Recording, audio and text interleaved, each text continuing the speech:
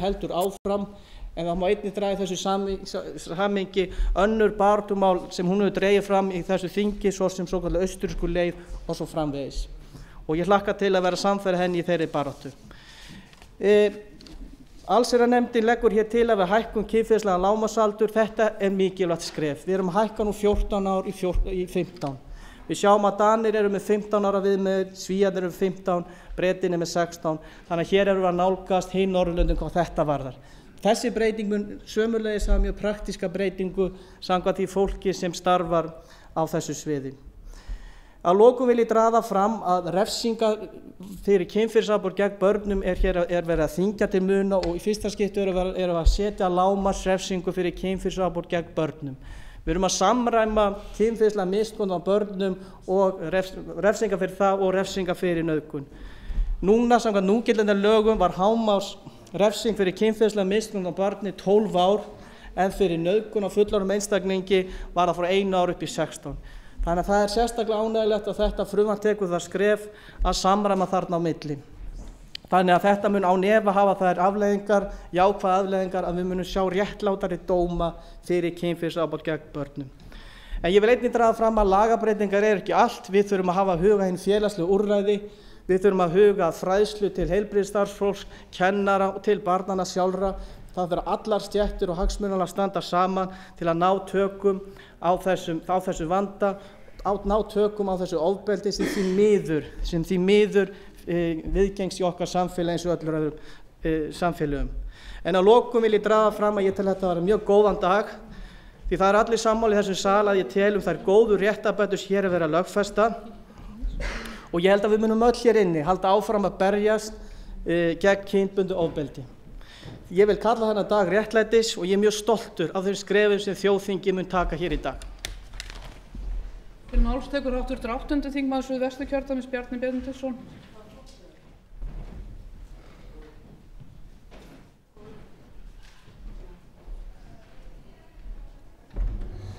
Já, virðulegi forseti, ég þakka hv. þingmanni fyrir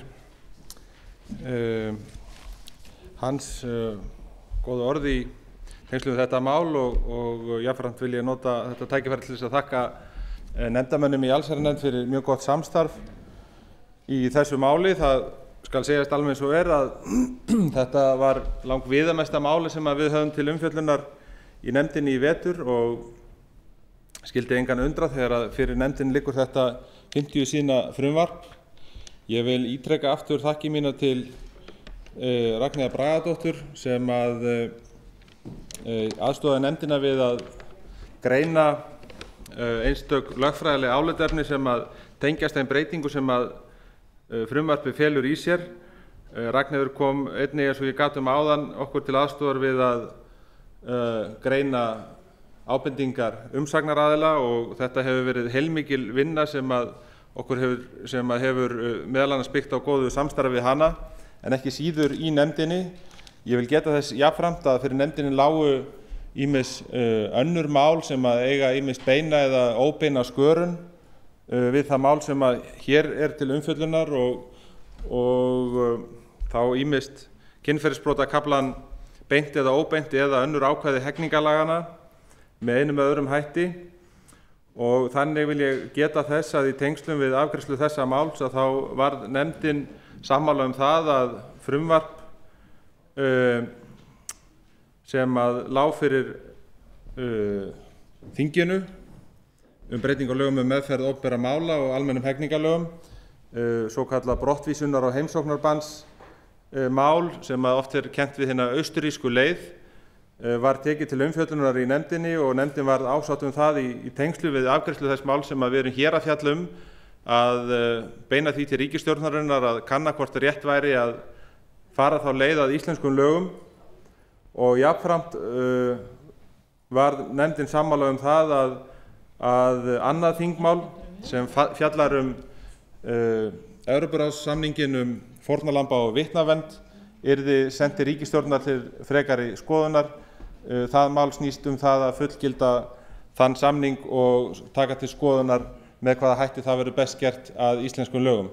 Í því tiltekna frumvarpi í sömu efni gengið yfir lengra heldur en að samningurinn áskilur, og það fer þá til skoðunar á vettvangi ríkisstjórnarinnar með hvaða hætti heppilegast þykir að innleiða þann samning.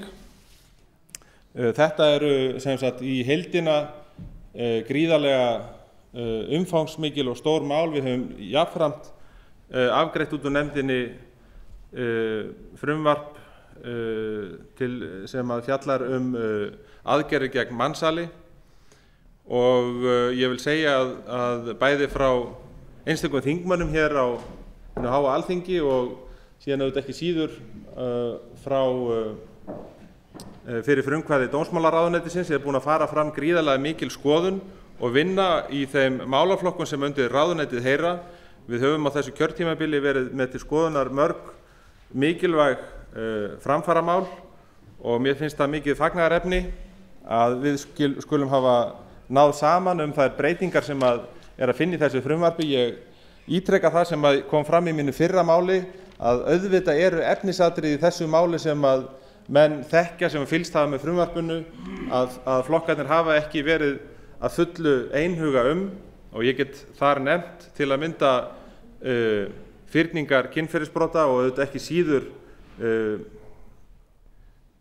það hvernig við eigum að taka á vændismálunum.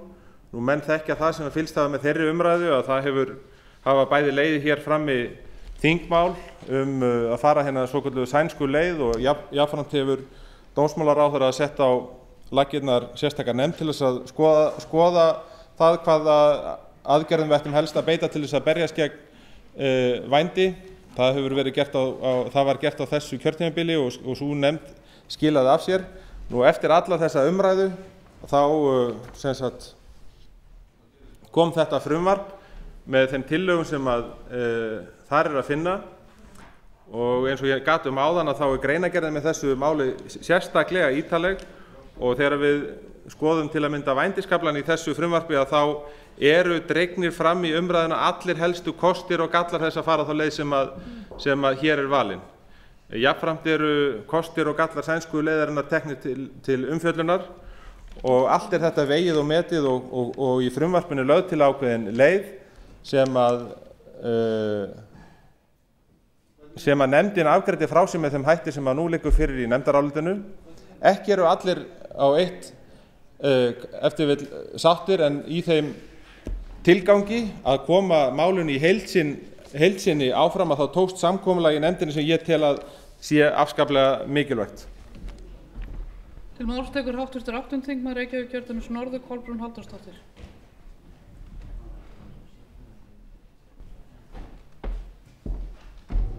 Hæstvirtur forseti. Það má vissulega taka undir það að hér sé ákveðin áfangasigur þegar þetta mál kemur hér út úr nefndinni með þeim breytingatillögum sem við það hafa verið gerðar og með þeim ákvæðum sem að horfa til framfara í því máli. Samkomulag það sem hv. þingmaður Bjarni Benediktsson sagði frá í sinni ræðu að hefði náðst hérna fram var þó ekki sársaukalaust. Því eins og glöggir áhugamenn þingstörf hafa tekið eftir að þá hefur verið dregin til baka breytingartillaga minnihlutans sem dreift var hér á þingskjali númer 1206 en hluti af þeirri breytingartillögu var breytingartillaga sem á rætur sínar að rekja til vændisfrumvarpsins svokallaða. Það er að segja breytingartillaga sem gerir ráð fyrir því að hver sem lætur af hendi eða heiti greiðslu eða öðrum ávinningi fyrir vændi skuli sæta sektum eða fangelsi allt að 1 ári og sú tillaga hefur nú verið dregin til baka en í staðinn náðist inn samkomulag það að setja inn breytingartillögu sameiginlega frá allri nefndinni það að fyrningarfresturinn í allra alvarlegustu málunum ofbeldismálunum gegn börnum félli niður. Því ber auðvitað að fagna. En eins og ég segi, þetta samkomulag var knúið fram með vilja meirihluta nefndarinnar. Ég er ekki alls kostar sátt við þessar málalyktir. Hefði kosið að tillagan sem gerir kaup á vændi refsivert fengi að ganga hér til atkvæða en hafði ekki stuðning fyrir því sjónarmiði mínu inn í nefndinni. Það verður því að bíða betri tíma að sú tillaga komi hér til afgreiðslu, en ég er algerlega sannfærð um það að fylgi við þá tillögu hefur aukist verulega á þeim árum sem ég hef flutt hana hér og á þeim tíma sem að kvennasamtök á Íslandi hafa barist fyrir því að þessi leið verði farin, því að við höfum hér í fórum okkar áskorun til alþingismanna frá 14 kvennahreyfingum á Íslandi sem skora á okkur að hvetja til þess að þessi leið verði farin. Það er að segja að ábyrgðin af vændinu sé sett á herðar þeim sem að ber ábyrgðina, á herðar þeim sem býr til eftirspurnina, á herðar kúnnanum sem kaupir vændiskonuna. Þetta er mannréttindamál í mínum huga og mér finnst rétt í þessari umræðu að benda fólki á það að veruleikinn sem við horfum á í vændismálum á Íslandi í dag er fréttaefni á síðum blaðanna í dag. Krónikan, nýtt vikutímarit, er með stóra og mikla úttekt á vændi á Íslandi. Hún segir það skipulagt og hún segir það útbreitt og það er athyglisvert þegar að málið er skoðað að þau rök sem við höfum fært fram sem höfum verið að berjast fyrir hinni sænsku leið, það er að segja að ekki sé unnt að gera neitt greinamun á vændi annars vegar og mansali hins vegar, þau rök eru algerlega staðfest í þessari úttekt Krónikunar. Það verður aldrei dregin nein vitræn lína á milli vændis og mansals. Þess vegna er það svo að vilji þingmenn hér á Alþingi Íslendinga og ríkisstjórnin í alvöru berjast gegn mansali, eins og menn segja í orðikveðnu, þá verða menn að leggja til atlögu við vændið. Til þess er til ákveðin aðferð sem hefur reynst öflug í Svíþjóð og tregðan við að innleiða hana hér er mér áhyggjuefni og ég lýsi yfir því að baráttan fyrir því að hún nái hér fram að ganga, hún er ekki búin, henni er ekki lokið. Ekki á meðan að við lesum um það að hér á Íslandi starfi klúbbar sem að þykir með því allra harðasta í vændisheiminum í dag og að vita sé til þess að þar séu kynlífsathafnir teknar upp á myndbönd og oftar en ekki séu fíkniefni höfð þar við hönd og einn viðmælandi Krónikunnar sem þekkir til þessa heims, hann segir að stundum sé stofna til klúbbanna í kringum 1 eða 2 vændiskonur, oftast erlendar sem komi hingað til lands í stuttan tíma í senn og þá í boði þess sem heldur utan rekstur klúbbsins. Reglulega komi svo nýjar vændiskonur og er þá boðað til nýrra samkomu klúbbmeðlima. Hæstvirtur forseti, ef þetta er ekki mansal, þá má ég hundur heita. Hér er lýst mansali í miðbæ Reykjavíkurborgar. Við sem höfum tök á því að reisa hér lagaskorður við því að þetta haldi áfram, við hlaupum undan sem gungur værum. Það er mjög miður. En eins og ég segi, baráttunni er ekki lokið. Vændisheimurinn á Íslandi hefur fengið, ég veit ekki hvort ég á að segja byr undir báða vængi, það er kannski ekki rétt eða gott að nota það hugtak, en hann fer vaxandi, hætturnar í honum aukast, hann verður viðbjóðslegri með hverjum deginu sem líður og ábyrgðin á því að skyggnast inn í þennan heim og uppræta það sem þar fer fram er á okkar herðum. Hæstvirtur forseti, í þessu máli öllu sem að ég viðurkenni og tek undir að hefur verið nokkuð vel unnið í nefndinni og ekki bara nokkuð vel, það hefur auðvitað tekið langan tíma, það hefur verið afar vel unnið í nefndinni og þó ég sé ekki sátt við háttvirtan formann allsherjarnefndar akkúrat núna á lokasprettinum, þá er ég búin að vera mjög sátt við vinnuna og vinnulagið í nefndinni því það hefur verið vandað og það hefur verið mjög vel farið ofan í hvert einasta atriði sem hefur valdið svona hugarangri eða áhyggjum og hefur verið tilefni til að skoða vel. Þess vegna vil ég líka meina að hér sé tilefni til langrar umræðu og ég lýsi því yfir hér að mér finnst það óviðunandi hvernig við þingmenn sem að erum kosin lýðræðislegri kosningu til þess að standa hér vörðum ákveðnar hugsjónir og ákveðin sjónarmið skulum ofan í vera rekin inn í það þá kró að geta ekki talað okkar hjartansmál á með eðlilegum hætti vegna þess að hæstvirtur meirihluti hér á Alþingi kýs að láta megnið af málunum bíða til síðustu 2 dagana og gubba þeim svo hér í gegn í afar óvandaðri vinnu. Þetta er auðvitað ekki líðandi og skömm að því að svona skuli gerast ár eftir ár eftir ár. Ég lít svo á að við eigum að fá notið okkar lýðræðislega réttar til þess að ræða hérna þau mál sem að okkur liggja á hjarta, en eins og ég segi, hér verð ég að stytta mál mitt mjög í ljósi þess sem að liggur fyrir með samningum að þinghaldi skuli nú ljúka í dag. Ég fagna þeirri rýmkun sem að hér er verið að leggja til í þessu frumvarpi varðandi sérstaklega 2. málsgrein 2. greinar. Það er að segja að það skuli nú einnig teljast nauðgun og varða við sömu refsingu og mælt er fyrir í 1. málsgrein greinarinnar að notfæra sér geðsjúkdóm eða aðra andlega fötlun manns til þess að hafa við hann samræði eða önnur kynferðismök eða þannig er ástatt hann að öðru leyti að hann getur ekki spornað við verknaðinum eða skilið þýðingans. Þetta er gríðarleg bót. Ég þakka sömuleiðis fyrir og fagna fyrningarfresturinn í alvarlegustu brotunum gegn börnum skuli vera afnumin og þau fyrnist ekki, þau brot. Ég fagna hækkuðum lögaldri og tek undir það sem hv. þingmaður Bjarni Benediktsson sagði hér í sínu máli þegar hann skýrði þá breytingu og ég fagna því að fellt skuli niður refsinæmi þess að stunda vændi sér til framfærslu. Þó tel ég að með því að gera það einhliða og innleiða ekki leið ábyrgð kaupandans að þá séum við að skapa okkur ákveðna hættu.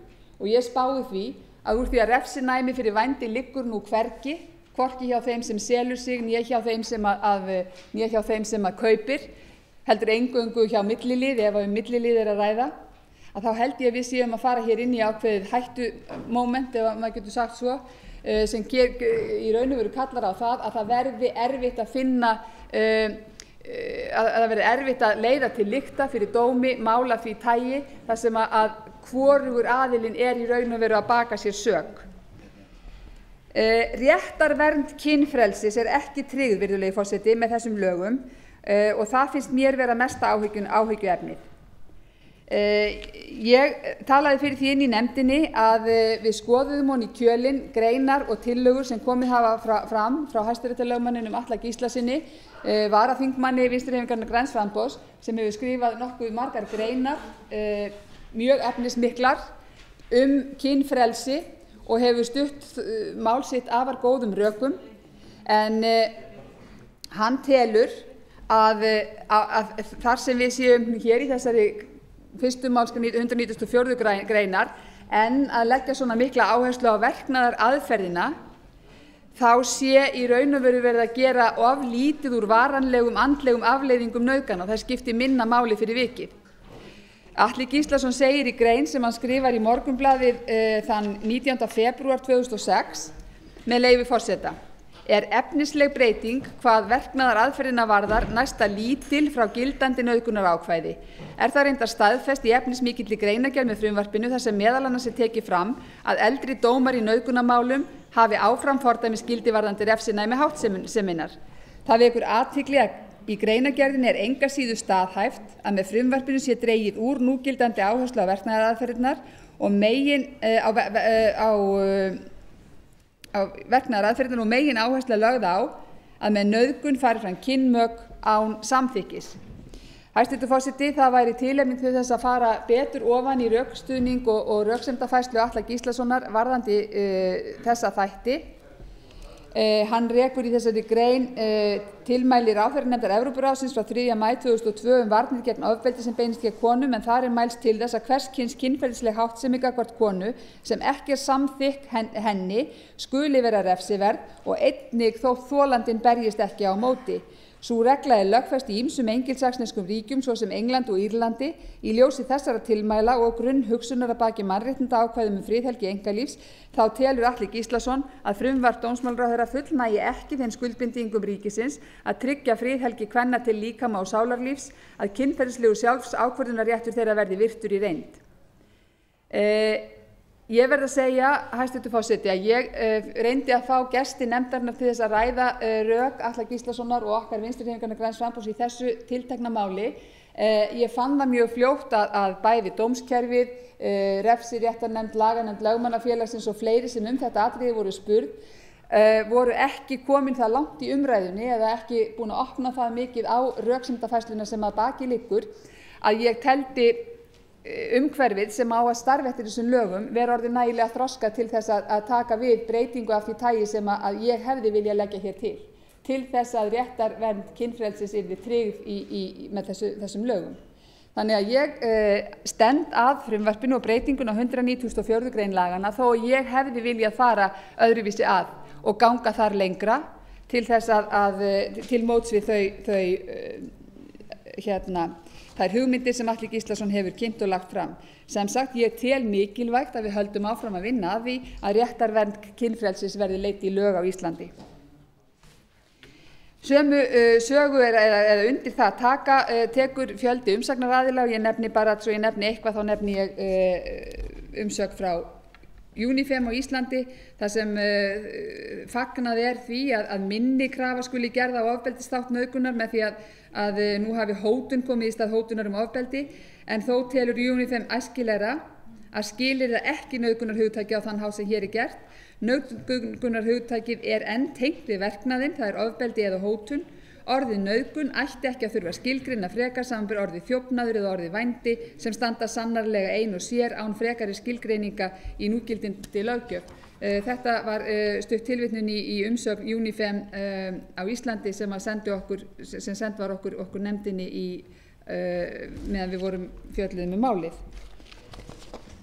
Nú, hæstvirtur forseti, í lok míns máls þá langar mig aðeins til þess að fara örfáum fleiri orðum það sem að ég tel að heyri til okkar friðarvarðandi baráttuna gegn mansali, en við höfum tekið þátt í orði kveðnu baráttunni sem að ríkisstjórnir Norðurlandanna hafa háð á þessum vettvangi.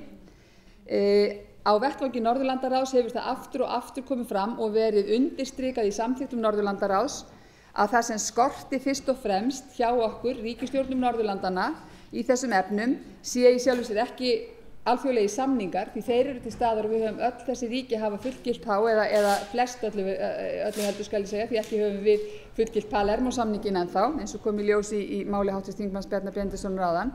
En það sem skortir til þess að við getum borið höfuðið hátt, allar Norðurlandaþjóðirnar í þessum efnum, fjármagn og pólitískur vilji, segja samþykktir og ábendingar frá Norðurlandaráði aftur og aftur. Ríkisstjórnir Norðurlandanna hafa reynt að standa upp og reka af sér þetta slíðruorð og ríkisstjórnir Danmerkur og Noregs, Finnlands og ég held Svíþjóðar líka hafa allar gefið út aðgerðaráætlanir gegn mansali og ég veit að Danir eru að minnsta kosti núna komnir með áætlun númer 2 í gildi, en í dönsku áætluninni sem gilti frá 2003 til 2006 þá voru lagðar á ári hverju á þessu 4 ára tímabili á þessu 3 ára tímabili 10 milljónir danskar krónur í baráttuna gegn mansali.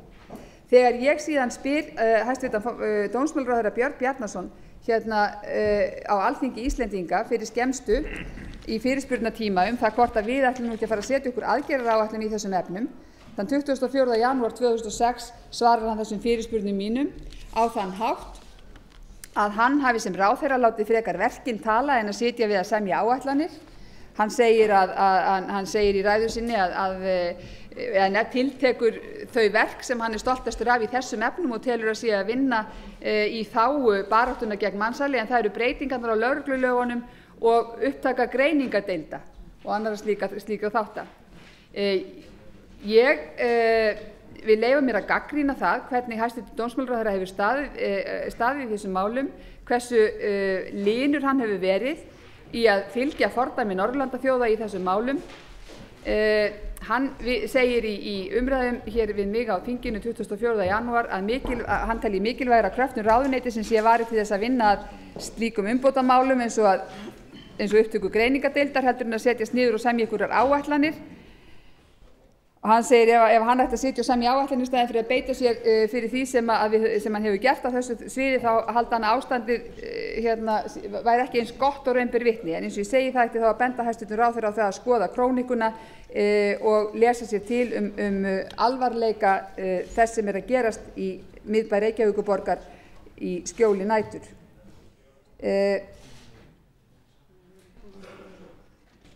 Nú, hæstv. Forseti, þar sem að liðið hefur á tíma minn og þingmenn eru að ókyrrast vegna þess að hér átti að vera atkvæðagreiðsla klukkan 5, að þá segi ég það einungis hér að lokum að ég vildi að þessu máli hefði lyktað öðruvísi heldur en því að lykka, heldur en því að lykta, og ég harma það að ekki skyldi hafa náðst samkomulag um það að setja breytingatillögu okkar minnihluta allsherjarnefndar í atkvæðagreiðslu hér á þinginu til að kanna eða leiða það til lykta hversu mikið fylgi er við þá tillögu, en með það sit ég uppi með þann harm í brjósti og þá ákvörðun að ég muni auðvitað halda áfram að berjast fyrir þessum málum á þessum vettvangi sem öðrum hér eftir sem hingað til. Háttvirtur 8. þingmaður Suðvesturkjördæmis Bjarni Benediktsson veitir andsvar við ræðu háttvirts 8. þingmanns Reykjavíkur norður. Forseti, einungis örstutt athugasemd. Ég ætla ekki að fara hér í mikla umræðu vændismálin, en í tilefni af því að háttvirtur þingmaður lét þess getið að refsinæmið vegna vændis lægi í raun og veru hvergi, að þá hlýt ég að þurfa að benda sérstaklega á 12. grein frumvarpsins sem að tekur auðvitað á vændismálunum, en þó ekki með þeim hætti sem að háttvirtum þingmanni þóknast best. Og til að mynda í samhengi við þá blaðagrein sem að háttvirtur þingmaður tók hér til sem dæmi vændi sem að ætti sér stað á Íslandi, að þá tilvitnuð lagagrein 12. grein frumvarpsins sérstaklega beint gegn slíkri milligöngu vændi í raun og veru. Jafnframt eru ákvæði frumvarpsins bann gegn opinberri auglýsingu ætlað að taka á bæði kaupenda og seljenda hliðinni. Þannig skiptir það ekki máli hvar auglýsing birtist og hvort hún stafar frá þeim sem býður fram vændið, sækist eftir vændinu eða hefur milligöngu birtingu vændisins. Allt þetta refsivert. Þannig að ég vek athygli á þessu tilefni af orðum háttvirts þingmanns að hvergi sé tekið á refsinæmi vændis í frumvarpinu. Háttvirtur 8. þingmaður Reykjavíkur norður svarar andsvari. Hæstv. Forseti, refsinæmið hvílir á milliliðnum eins og kom fram í máli háttvirts þingmanns. Það hvílir ekki á kaupandanum og það hvílir ekki á seljandanum. Ég afar sátt við það að þeir og þær sem leiðast út í vændi skuli ekki þurfa að sitja undir því að íslensk lög telji þær eða þau þar með sek að lögum. Það bráðnauðsynleg réttarbót og henni fagnaði ég í minni ræðu. En ég tel bráðnauðsynlegt að í staðinn verði refsinæmi sett á herðar þess sem kaupir, sem býr til eftirspurnina, því það ekkert alltaf milliliður. Sannleikurinn auðvitað sá að það eru karlarnir sem í krafti stöðu sinnar og peninga hafa val en ekki þeir eða þær sem leiðast út í vændi. Og ábyrgðin á að vera á herðum þess sterka, þess sem hefur valið til að kaupa ekki aðgang að líkama annars fólks. Það þetta sem ég gagnrýni. Háttvirtur 8. þingmaður Suðvesturkjördæmis veitir andsvar öðru sinni. Virðulegi forseti, örstutt athugasemd á þessu tilefni. Ég veit að við þingmaður verðum seint sammála einmitt þetta, en ég vek bara athygli á því að sænska leiðin, sú leið sem að háttvirtur þingmaður vill að verði farin hér á landi, hún tekin til rækilegrar skoðunar í þessu þingmáli. Það ekki eins og hafi verið skautað fram hjá þeim álitaefnum sem að hún hefur hér rakið í sínu máli, og niðurstaðan í frumvarpinu sú að það sé nauðsynlegt að gera frekari rannsóknir á vændi áður heldur en að lagabreyting áttu það sem í samræmi við það sem gert í Svíþjóð verði innleidd á Íslandi. Og það kemur líka fram í frumvarpinu, og ég vil taka undir það sem þar segir, að það eru til önnur úrræði og væntanlega mun áhrifaríkari til að draga úr vændi en að refsa kaupendum þess. Þetta nú kjarni málsins. Spurningin sem við stöndum frammi fyrir þegar við ræðum sænskuleiðina auðvitað fyrst og fremst sú breyting á lögum að gera kaupin refsiverð líkleg og betri heldur en aðrar leiðir sem við getum mögulega farið til þess að draga úr vændi. Háttvirtur 8. þingmaður Reykjavíkurkjördæmis norður svarar andsvari öðru sinni. Ég er sammála háttvirtum þingmanni að þetta spurningi sem við stöndum frammi fyrir og ég veit að við erum ósammála hana, en ég finn samt sem áður eins og ég sagði í ræðu minni á öllum mínum beinum að fylgi við þessa aðferð þó að aukast og ég sannfærð það að við eigum eftir að koma til fylgis við þessa leið. Breytum þessi næstu ríkisstjórn, segir háttvirtur þingmaður Rannveig Guðmundsdóttir og ég auðvitað tek undir það. Auðvitað sammála háttvirtur þingmanni, það hefur ekki verið skautað fram hjá röksemdafærslunni. Við tókum umræðuna þetta í fyrra og við tókum hana aftur núna í vetur, þannig að við höfum farið í gegnum það aftur og aftur inn í nefndinni hver rökin eru með og hver rökin eru á móti. Það sem ég hins vegar andmæli hér það að það skuli ekki vera sá dugur í háttvirtum þingmönnum meirihluta allsherjarnefndar að senda þessa tillögu hingað inn í Alþingi og leyfa þingheim að greiða hana atkvæði. Það það sem við ættum auðvitað að fá að gera hér. Varðandi síðan hitt sem ég vil kalla svona skynhelgis ákvæði meirihlutans þegar að það bannað að auglýsa blíðu sína. Það bannað að auglýsa vændi.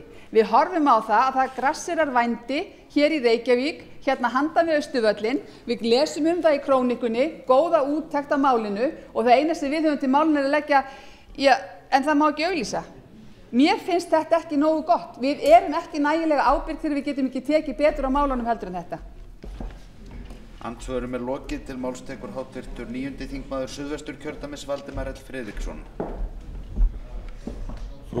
Herra forseti, ég vil lýsa yfir ánægju með þetta frumvarp og sérstaklega breytingartillögurnar og þakka hæstvirti allsherjarnefnd fyrir. Til að stytta mál mitt þá lýsi yfir stuðningi við ræðu háttvirts þingmanns Ágústs Ólafs Ágústssonar. Útbýttir á fundinum þingskjali 1338 almenn hegningarlög og fleira, nefndarálit frá allsherjarnefnd. Fleiri hafa ekki kvað sér hljóðs. Háttvirtur 7. þingmaður Reykjavíkurkjördæmis suður tekur til máls. Forseti, með þessu frumvarpi á að vera bannað að auglýsa vændi og ég spyr, ekki bannað að auglýsa bjór? Fleiri hafa ekki kvað sér hljóðs og umræðu lokið en atkvæðagreiðslu frestað sinn.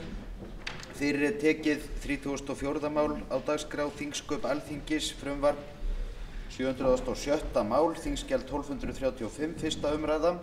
Til máls tekur háttvirtur 5. þingmaður Reykjavíkurkjördæmis suður, Sólveig Pétursdóttir, hæstvirtur forseti þingsins.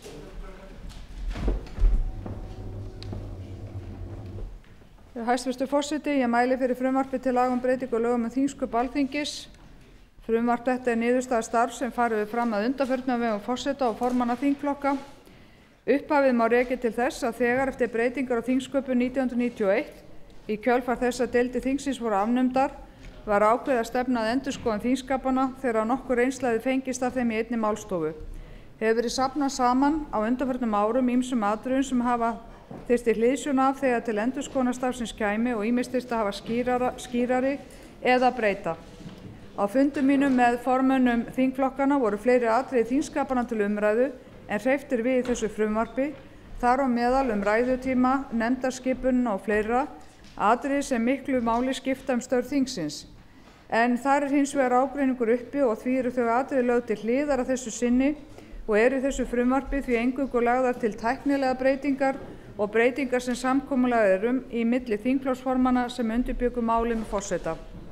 Ég skal ekki leyna því að ég hefði kosið róttækari breytingar en eru í þessu frumvarpi í þá átt sem ég hef gert að umtalsefni nokkru sinnum í ræðum hér á þinginu.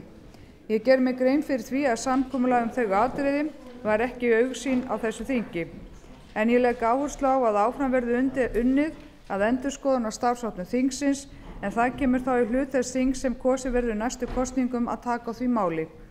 Ég tel brýnt að það leggist allir á eitt, stjórnarmeirihlutinn, hverjir sem hann skipa, stjórnarandstaðan og líka ríkisstjórnin. Markmið okkar á að vera að bæta starfshætti hér á þinginu og treysta stöðu Alþingis og virðingu meðal þjóðarinnar. Ég vil geta þess sérstaklega að rætt var í hópi okkar flutningsmanna starfstíma Alþingis og þær hugmyndir sem fram hafa komið hér í þinginu, meðal annars á þingskjölum, að lengja hann. Samstaða varð ekki annan þingsetningardag að hausti en nú til dæmis að flýta honum og hann yrði miðjan september, en áfram verður kannað hvort lengja megi starfstíma þingsins með öðrum hætti. Ég sé ekki ástæðu til að fjalla frekar efnisatriði þessa frumvarps, með því eru ágætar skýringar á einstökum ákvæðum. Eins og þetta mál vaxið og það samkomulagsmál milli þingflokkanna og efni þessi kunnugt þingmönnum, legg ég ekki til að máli fari til nefndar. Fleiri hafa ekki kvatt sér hljóðs og umræðu lokið en atkvæðagreiðslu frestað sinn.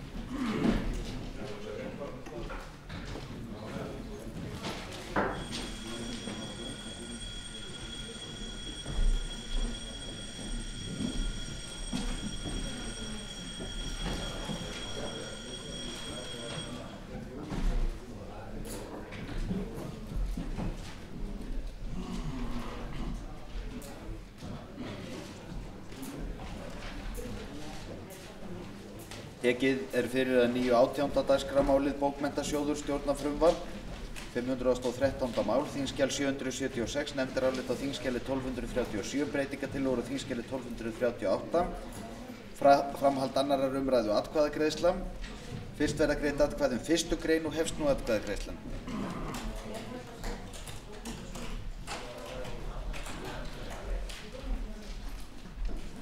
Fyrsta grein samþykkt með 49 atkvæðum. Næst verða greidd atkvæði aðra til 3. grein og hefst nú atkvæðagreiðslan.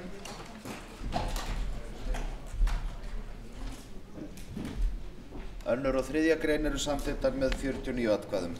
Á þingskjali 1238 fyrsti töluliður breytingartillaga frá menntamálanefnd við 4. grein frumvarpsins og hefst nú atkvæðagreiðslan.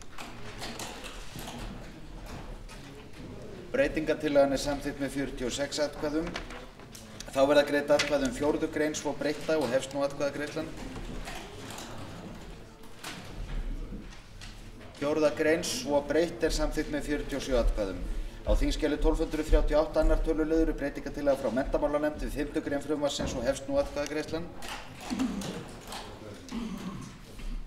Breytingartillagan samþykkt með 50 atkvæðum. Þá verða greidd atkvæði 5. grein svo breytta og hefst nú atkvæðagreiðslan. 5. grein svo breytt samþykkt með 48 atkvæðum. Næst verða greidd atkvæði 7. til 7. grein og hefst nú atkvæðagreiðslan. 7. og 7. grein samþykkt með 50 atkvæðum. Fyrirsögn frumvarpsins skoðað samþykkt án atkvæðagreiðslu, þá verða greidd atkvæði hvort frumvarpið eigi að ganga til 3. umræðu. Það samþykkt með 48 atkvæðum að vísa málinu til 3. umræðu. Tekið er fyrir 19. dagskrármálið sameining Kennaraháskóla Íslands og Háskóla Íslands stjórnarfrumvarp 431. mál þingskjal 519 nefndarálit á þingskjali 1030 og 1041. Framhald annarrar umræðu atkvæðagreiðsla. Fyrst verða greidd atkvæði fyrstu grein og hefst nú atkvæðagreiðslan. Fyrsta grein er samþykkt með 51 atkvæði, 2 greiða ekki atkvæði. Næst verða greidd atkvæði aðra til 4. grein frumvarpsins og hefst nú atkvæðagreiðslan.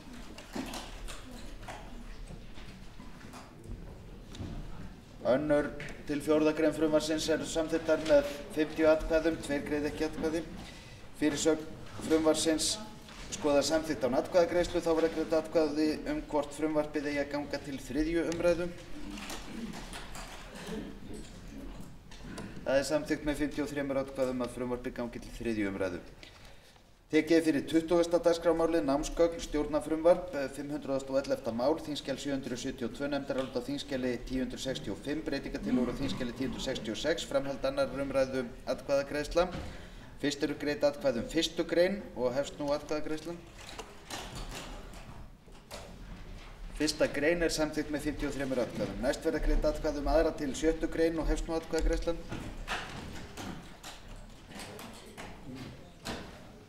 Önnur til 7. grein er samþykkt með 52 atkvæðum á þingskjali 1066 er breytingartillaga frá menntamálanefnd í 7. grein frumvarpsins og hefst nú atkvæðagreiðslan. Breytingartillagan er samþykkt með 53 atkvæðum. Þá verða greidd atkvæði 7. grein svo breytta og hefst nú atkvæðagreiðslan. 7. grein er samþykkt með 53 atkvæðum. Næst verða greidd atkvæði 8. til 10. grein og ákvæði til bráðabirgða og hefst nú atkvæðagreiðslan. 8. til og með 10. grein og ákvæði til bráðabirgða eru samþykktar með 53 atkvæðum. Fyrirsögn frumvarpsins skoðar samþykkt án atkvæðagreiðslu, þá verða greidd atkvæði hvort frumvarpið eigi að ganga til 3. umræðu. Það er samþykkt með 53 atkvæðum að vísa málinu til 3. umræðu. Tekið fyrir 21. dagskrármálið æskulýðslög stjórnarfrumvarp 409. mál þingskjal 460 nefndarálit á þingskjali 1074 og 1315. Breytingartillögur á þingskjölum 1075 og 1160 framhald annarrar umræðu atkvæðagreiðsla. Fyrst verða greidd atkvæði fyrstu grein og hefst nú atkvæðagreiðslan. Fyrsta grein er samþykkt með 47 atkvæðum. 3 hv. þingmenn greiða ekki atkvæði. Næst verða greidd atkvæði aðra til 9. grein frumvarpsins og hefst nú atkvæðagreiðslan.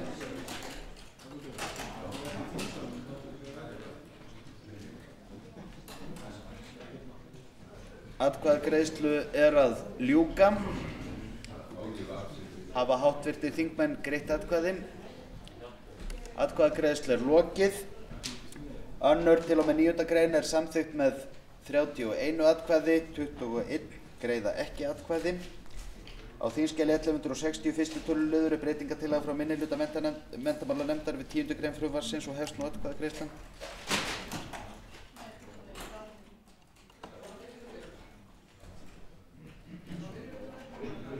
Frá minnihluta menntamálanefndar.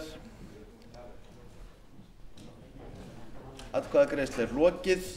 Breytingartillagan er felld með 27 atkvæðum gegn 24.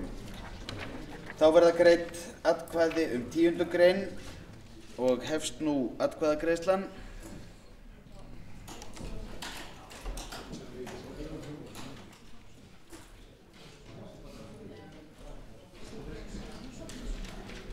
Tíunda grein er samþykkt með 31 atkvæði, 21 greiða ekki atkvæði. Á þingskjali 1160 annar töluliður er breytingartillaga frá minnihluta menntamálanefndar við 12. grein frumvarpsins og hefst nú atkvæðagreiðslan.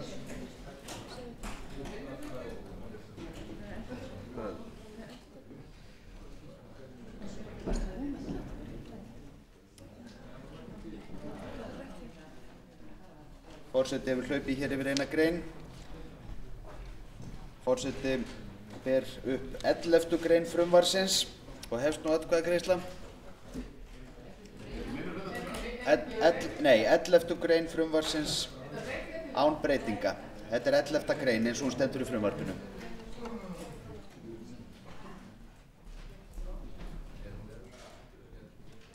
Grein er samþykkt með 28 atkvæðum, 22 greiða ekki atkvæði.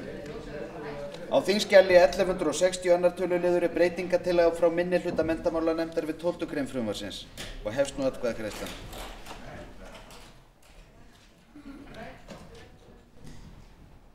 Breytingatillagan er felld með 26 atkvæðum gegn 25.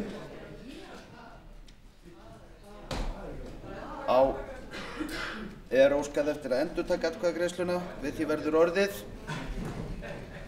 verður orðið og hefst nú atkvæðagreiðslan.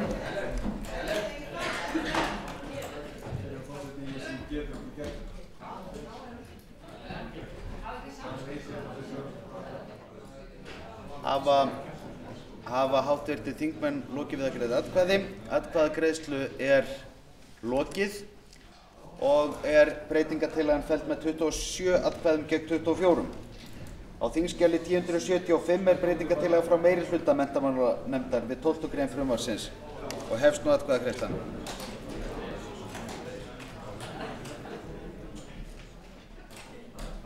Breytingatillagan er samþykkt með 52 atkvæðum. Þá verða greidd atkvæði 12. grein svo breytta og hefst nú atkvæðagreiðslan.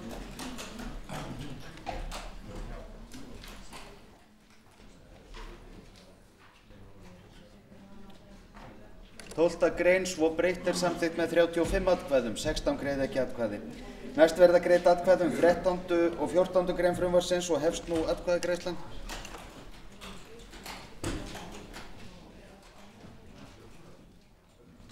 13. og 14. grein eru samþykktar með 33 atkvæðum, 19 greiða ekki atkvæði. Fyrirsögn frumvarpsins skoðast samþykkt án atkvæðagreiðslu. Þá verða greidd atkvæði hvort frumvarpið eigi að ganga til 3. umræðu. Það er samþykkt með 51 atkvæði að frumvarpið gangi til 3. umræðu. Tekið er fyrir 22. dagskrármálið, málefni aldraðra stjórnarfrumvarp, 560. mál, þingskjal 835, nefndarálit á þingskjali 1046, framhald annarrar umræðu atkvæðagreiðsla. Fyrst verða greidd atkvæði 1. grein frumvarpsins og hefst nú atkvæðagreiðsla. 1. grein er samþykkt með 51 atkvæði. Næst verða greidd atkvæði 2. til 4. grein frumvarpsins og hefst nú atkvæðagreiðslan. 2. til og með 4. grein eru samþykktar með 50 atkvæðum. Fyrirsögn frumvarpsins skoðast samþykkt án atkvæðagreiðslu. Þá verða greidd atkvæði hvort frumvarpið eigi að ganga til 3. umræðu.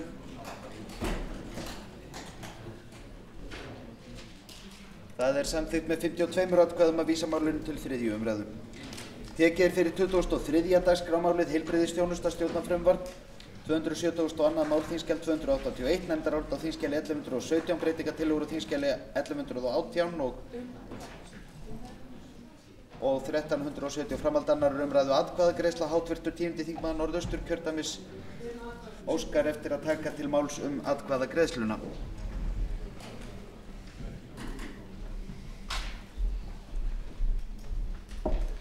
Hæstvirtur forseti, við greiðum nú atkvæði frumvarp til laga heilbrigðisþjónustu. Með frumvarpinu er verið að setja ramma stjórnsýslu heilbrigðisþjónustunnar og ætti því að bera nafn samkvæmt því. Að undirbúningi þessa frumvarps hafa margir komið og við afgreiðslu heilbrigðis- og trygginganefndar var málið sent út til fjöldafélaga og hagsmunaaðila og bárust nefndinni umsagnir og athugasemdir við nær flestar greinar frumvarpsins. Nefndin fór vandlega yfir umsagnirnar og var góð samvinna allra í nefndinni við að yfirferð og lagfæringar á frumvarpstextanum. Í frumvarpinu er vald ráðherra mikið, en nær öllum ákvæðum sjálfa þjónustuna er vísað í reglugerðir sem að ráðherra setur. Þar til viðbótar sjálf stefnumörkun heilbrigðisþjónustunnar einnig í höndum ráðherra, ekki einu sinni vísað til heilbrigðisáætlana sem Alþingi samþykkir á hverjum tíma. Það fer því eftir pólitískum áherslum hvers ráðherra að ákveða hvort miðstýringu eða valddreifingu verður að ræða í heilbrigðisþjónustunni. Það fer einnig eftir hverjum og einum heilbrigðisráðherra hvort að rannsóknir og þróunarstarf verður eflt innan hverrar stofnunar og þar með lagður grunnur að nýbreytni, markvissari þjónustu og síðast en ekki síst góðri þjónustu við skjólstæðinga hverrar stofnunar. Eða hvort að stuðlað sé að enn frekari einkavæðingu í allri heilbrigðisþjónustunni en með frumvarpinu er greinilega verið að verða við kröfum ýmissa aðila einkarekstur á heilbrigðissviði, eða hvort að stefna eigi að stærri þjónustueiningum og stofnunum til að ná fram hagræðingu í rekstri. En það eru margir jákvæðir þættir í frumvarpinu og þá vil ég helst nefna að kveðið er á að heilsugæslan verði fyrsti viðkomustaður, að heimild á vistun yngri en 67 ára á hjúkrunarheimilum verði leyfður og þetta á þá einkum við unga Alzheimersjúklinga og skráning óvæntra atvika er komið á. En þrátt fyrir það þá teljum við þingmenn Vinstri-hreyfingarinnar græns framboðs að við svo veigamiklar skipulagsbreytingar á viðkvæmri þjónustu að Alþingi verði að gefa málinu tíma, bæði í vinnslu og ekki síður í umræðu hér í sal og möguleika á að vinna að frumvarpinu á milli 2. og 3. umræðu. Til þess gefst ekki tími á síðasta degi stutts vorþings og vísum við því allri ábyrgð á afgreiðslu málsins á hæstvirta ríkisstjórn. Hröð afgreiðsla heildarlaga heilbrigðisþjónustu og 2 frumvarpa sem að henni fylgir finnst mér hneisa fyrir Alþingi og virðingarleysi við viðkvæma þjónustu sem okkar mati á að styrkja með sérlögum enda er hún undanþegin samkeppnislögum. Við í Vinstri-hreyfingunni grænu framboði erum tilbúin til að axla ábyrgð í þessum málaflokki og við hefðum samfélagslega ábyrgð, þverfaglegt starf í þágu sjúklinga að leiðarljósi. Fyrir hönd Vinstri-hreyfingarinnar græns framboðs hef ég lagt fram 4 breytingartillögur til að styrkja faglega stjórnun og til að styrkja lýðræðislega stjórn Landspítalans. Til máls tekur hv. 4. þingmaður Reykjavíkurkjördæmis suður og talar atkvæðagreiðslu. Virðulegi forseti, við erum að setja hér rammalöggjöf heilbrigðisþjónustuna og er búið að leggja mikla vinnu í þetta frumvarp eins og komið fram hér í umræðunni. Það er ýmis góð nýbreytni í þeim eins og til dæmis það að ungir hjúkrunarsjúklingar eiga sama aðgang að hjúkrunarrýmum eins og aðrir og ýmislegt fleira. Við höfum tekið þátt í vinnslu þessa máls og við samfylkingarmenn í heilbrigðis- og trygginganefnd skrifum undir máli með fyrirvara en við munum styðja öll ákvæði frumvarpsins en breytingartillögur frá Þuríði Backman mættu auðvitað skoða nánar, það hefur ekki gefist tími til þess og var ekki rætt í nefndinni neitt frekar þau efni, þannig að við munum sitja hjá við þau atriði en ég tel full ástæðu til þess að við skoðum þessi lög þegar komin einhver reynsla á þau og þá förum við yfir fleiri þætti sem snúa málinu en reynslan verður auðvitað að leiða það í ljós hvað þarf að taka frekar á þessum lögum. Hæstvirtur heilbrigðisráðherra tekur til máls atkvæðagreiðslu. Virðulegur forseti, málið sem við erum nú að greiða atkvæði er eitt best unna mál sem við höfum komið inn í þingið hér í langan tíma. Það var unnið í stórri nefnd þar sem voru fulltrúar allra stjórnmálaflokka, fagaðilar og hagsmunaaðilar. Það var sent til umsagnar í sumar og það kom 101 umsögn inn og málið var unnið frekar og það kom síðan hér inn í þingið og hefur fengið afar góða og faglega umfjöllun í háttvirtri heilbrigðisnefnd. Þaðan kemur það út á einu nefndaráliti, það er að segja það er ekki nefndarálit meirihluta og svo annað nefndarálit minnihluta. Það er eitt nefndarálit, þannig að mér finnst hafa tekist afar vel til í vinnslu málsins í þinginu. Málið er mikilvægt, við erum að setja rammalöggjöf heilbrigðisþjónustuna, við erum að skýra mjög leikreglur innan þjónustunnar, þannig að hér afar mikið framfaraskref að ræða í okkar þjónustu sem reyndar meðal þeirrar bestu í heiminum eins og háttvirtir þingmenn þekkja. Þannig að ég vil sérstaklega þakka heilbrigðisnefnd fyrir vel unnin störf af því að þetta afar stórt mál og ég veit að því verður fagnað innan heilbrigðisþjónustunnar að þetta mál í höfn. Þannig að ég afar ánægð með að það skuli vera að fá afgreiðslu hér í lok þings.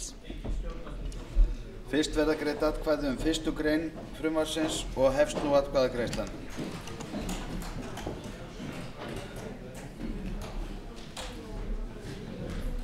Fyrsta grein samþykkt með 52 atkvæðum. Næst verða greidd atkvæði 2. grein og hefst nú atkvæðagreiðslan.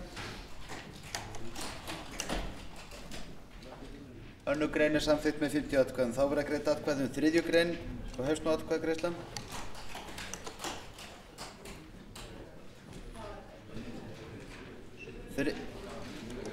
Þriðja grein er samþykkt með 43 atkvæðum, 9 háttvirtir þingmenn greiða ekki atkvæði.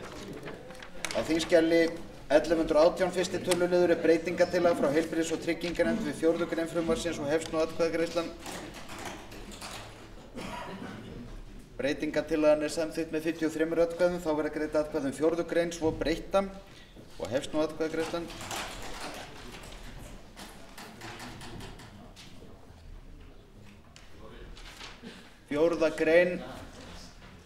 Fjórða grein svo breytt er samþykkt með 53 atkvæðum. Næst verða greidd atkvæði 5. og 6. grein og hefst nú atkvæðagreiðslan.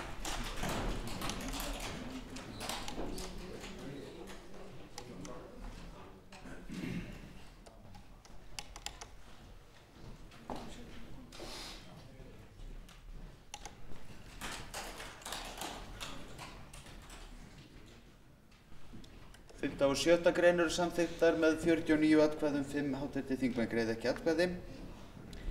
Á þingskjali 1118, 2. til 4. töluliður eru breytingatillögur frá heilbrigðis- og trygginganefnd við 7. til 9. grein frumvarpsins og hefst nú atkvæðagreiðslan. Breytingatillögurnar eru samþykktar með 54 atkvæðum. Það verða greidd atkvæði 7. til og með 9. grein svo breyttar og hefst nú atkvæðagreiðslan. 7. til 9. grein eru samþykktar með 54 atkvæðum. Á þingskjali 1317 fyrsti töluliður er breytingatillaga frá Þuríði Backman að 10. grein frumvarpsins ásamt fyrirsögn orðist eins og þar segir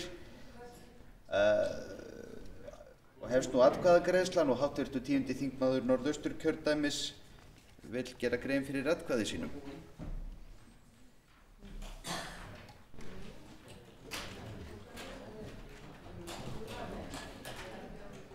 Óskar háttvirtur 10. þingmaður Norðausturkjördæmis ætlar að gera grein fyrir atkvæði sínu og breytingatillögunni.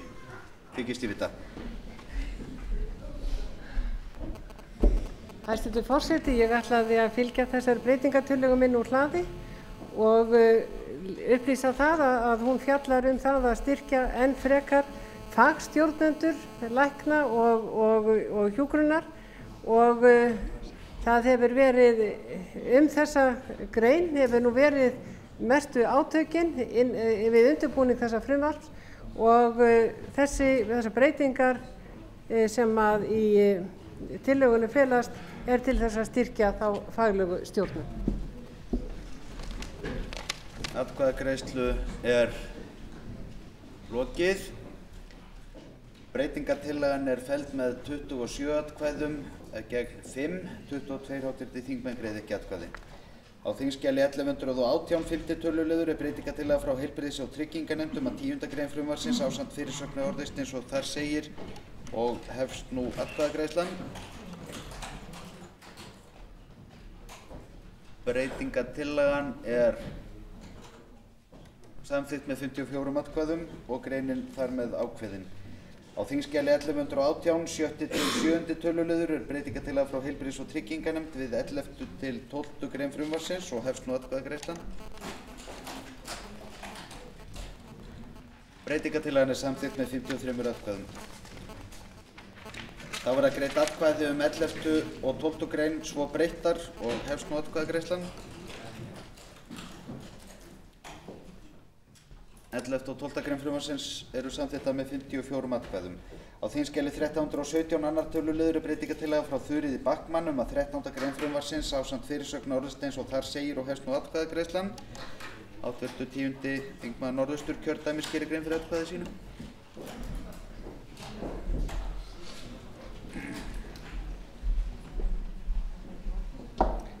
Hæstvirtur forseti, í frumvarpinu er gert ráð fyrir fagráðum til að styrkja framkvæmdastjóra stofnana og það er gert ráð fyrir að fagráðin séu við háskóla og kennslusjúkrahúsum. Ég legg til að því verði bætt við að það verði einnig á svæðisbundnum heilbrigðisstofnunum og heilsugæslu höfuðborgarsvæðisins. Þetta er ekki mismæltum nú áðan að þetta sé eingöngu fyrir stjórnendur. Þetta er til þess að efla faglegt starf á þessum sviðum inni á stofnunum og þessi breyting er til þess að styrkja það og hafa það á þessum stærstu heilbrigðisstofnunum landsins. Atkvæðagreiðslu er lokið og er breytingatillagan felld með 26 atkvæðum gegn 5. 21 þingmaður greiðir ekki atkvæði. Á þingskjali 1118 8. töluliður er breytingatillaga frá heilbrigðis- og trygginganefnd um að 13. grein frumvarpsins ásamt fyrirsögn orðist eins og þar segir og hefst nú atkvæðagreiðslan. Breytingatillagan er samþykkt með 53 atkvæðum og er greinin þar með ákveðin. Næst verða greidd atkvæði 14. grein og hefst nú atkvæðagreiðslan. 14. grein er samþykkt með 47 atkvæðum, 5 greiða ekki atkvæði. Á þingskjali 1118 9. töluliður er breytingatillaga frá heilbrigðis- og trygginganefnd við 15. grein frumvarpsins og hefst nú atkvæðagreiðslan. Breytingatillagan er samþykkt með 46 atkvæðum, 5 greiða ekki atkvæði. Þá verða greidd atkvæði 15. grein svo breytta og hefst nú atkvæðagreiðslan. 15. grein svo breytt er samþykkt með 46 atkvæðum, 5 greiða ekki atkvæði. Næst verða greidd atkvæði 16. grein og hefst nú atkvæðagreiðslan. 16. grein er samþykkt með 51 atkvæði. Á þingskjali 1118 10. til 11. töluliður er breytingatillaga frá heilbrigðis- og trygginganefnd við 17. til 18. grein frumvarpsins og hefst nú atkvæðagreiðslan.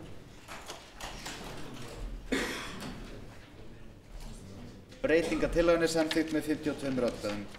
Þá verða greidd atkvæði 17. til 19. grein svo breyttar og hefst nú atkvæðagreiðslan.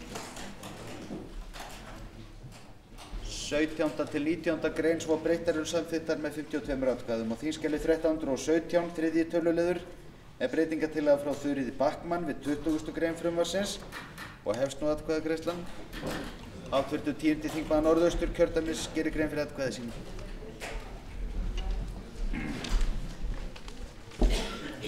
Hæstvirtur forseti, í frumvarpinu er gert ráð fyrir því að til styrktar forstjóra Landspítala Háskólasjúkrahúss að þá skipi ráðherra 9 manna stjórn í 9 manna ráðgjafarnefnd.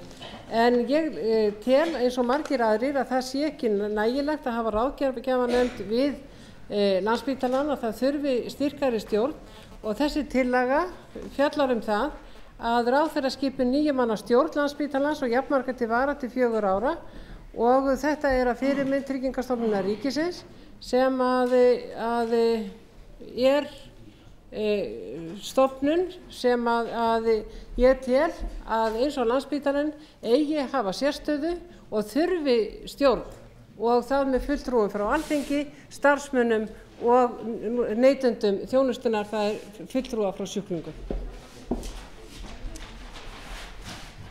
Atkvæðagreiðslu er lokið og er breytingatillagan felld með 28 atkvæðum gegn 5, 20 greiða ekki atkvæði. Á þingskjali 1118 12. töluliður er breytingatillaga frá heilbrigðis- og trygginganefnd við 20. grein frumvarpsins og hefst nú atkvæðagreiðslan.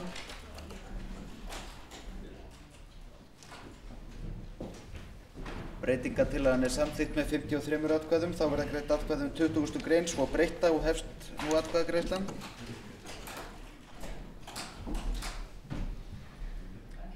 20. grein svo breytt er samþykkt með 49 atkvæðum, 5 hv. þingmenn greiða ekki atkvæði. Á þingskjali 1118 13. til 17. töluliður er breytingatillaga frá heilbrigðis- og trygginganefnd við 21. til 28. grein frumvarpsins og hefst nú atkvæðagreiðslan. Breytingatillagan er samþykkt með 54 atkvæðum. Þá verða greidd atkvæði 21. til 28. grein frumvarpsins svo breyttar og hefst nú atkvæðagreiðslan. 21. til 28. grein svo breyttar eru samþykktar með 54 atkvæðum. Næst verða greidd atkvæði 29. grein og hefst nú atkvæðagreiðslan. 29. grein er samþykkt með 48 atkvæðum, 5 greiða ekki atkvæði. Þá Þá verða greidd atkvæði 30. grein og hefst nú atkvæðagreiðslan.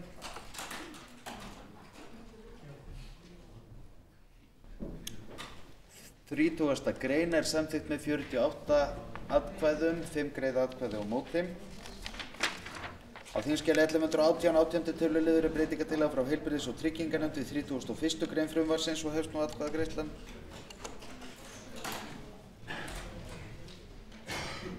Breytingartillagan samþykkt með 49 atkvæðum, 4 greidd ekki atkvæði.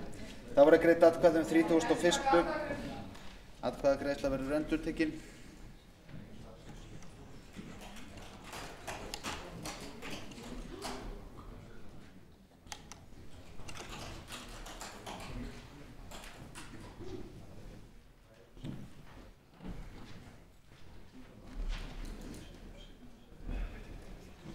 Breytingartillaga við 31. grein samþykkt með 52 atkvæðum. Þá verða greidd atkvæði 31. til 32. grein svo breyttar og hefst nú atkvæðagreiðslan.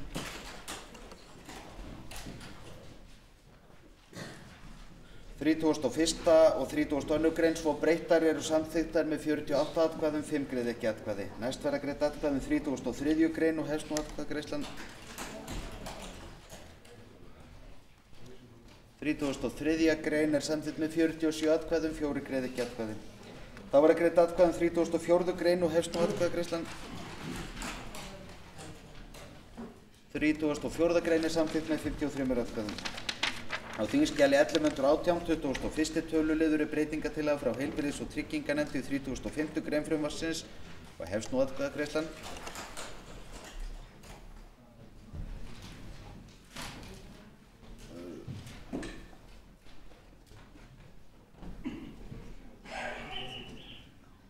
Breytingartillagan samþykkt með 53 atkvæðum. Þá verða greidd atkvæði 35. til 37. grein svo breyttar og hefst nú atkvæðagreiðslan. 35. og 37. grein svo breyttar eru samþykktar með 52 atkvæðum. Á þingskjali 1317 4. töluliður breytingartillaga frá Þuríði Backman við 37. grein frumvarpsins og hefst nú atkvæðagreiðslan og háttvirtur 10. þingmaður Norðausturkjördæmis gerir grein fyrir atkvæði sínu.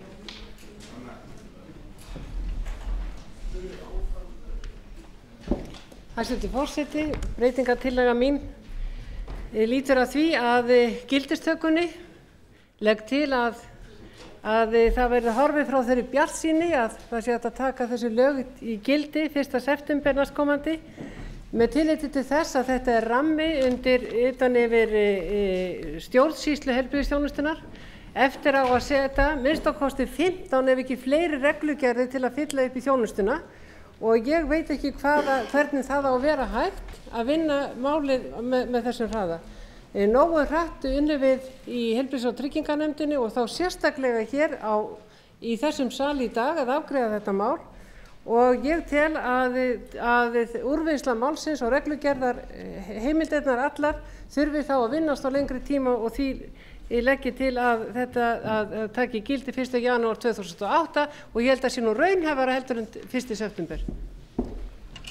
Atkvæðagreiðsla er lokið. Breytingartillagan er felld með 27 atkvæðum gegn 5, 20 greidd ekki atkvæði. Á þingskjali 1118 22. töluliður breytingartillaga frá heilbrigðis- og trygginganefnd við 37. grein frumvarpsins og hefst nú atkvæðagreiðslan.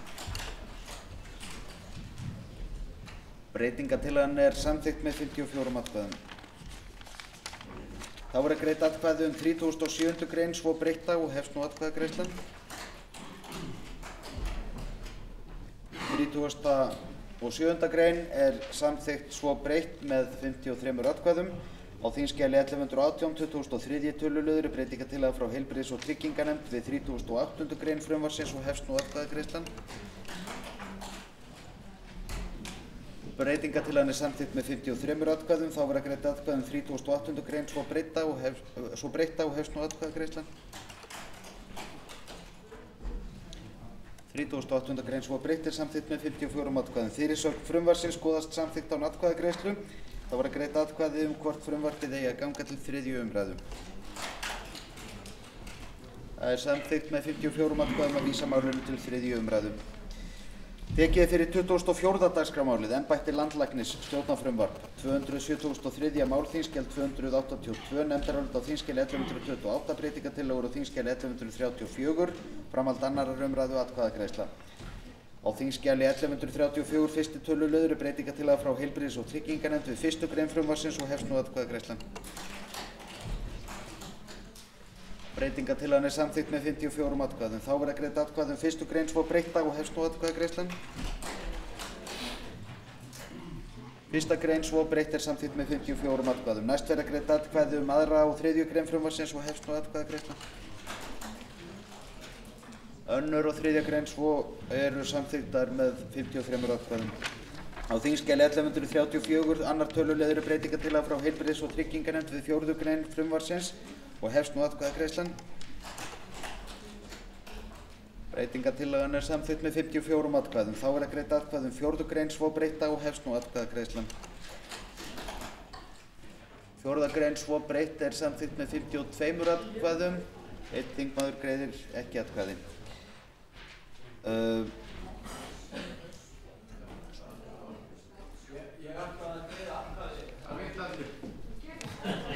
Það verður hægt að færa það til bókar ef óskað er.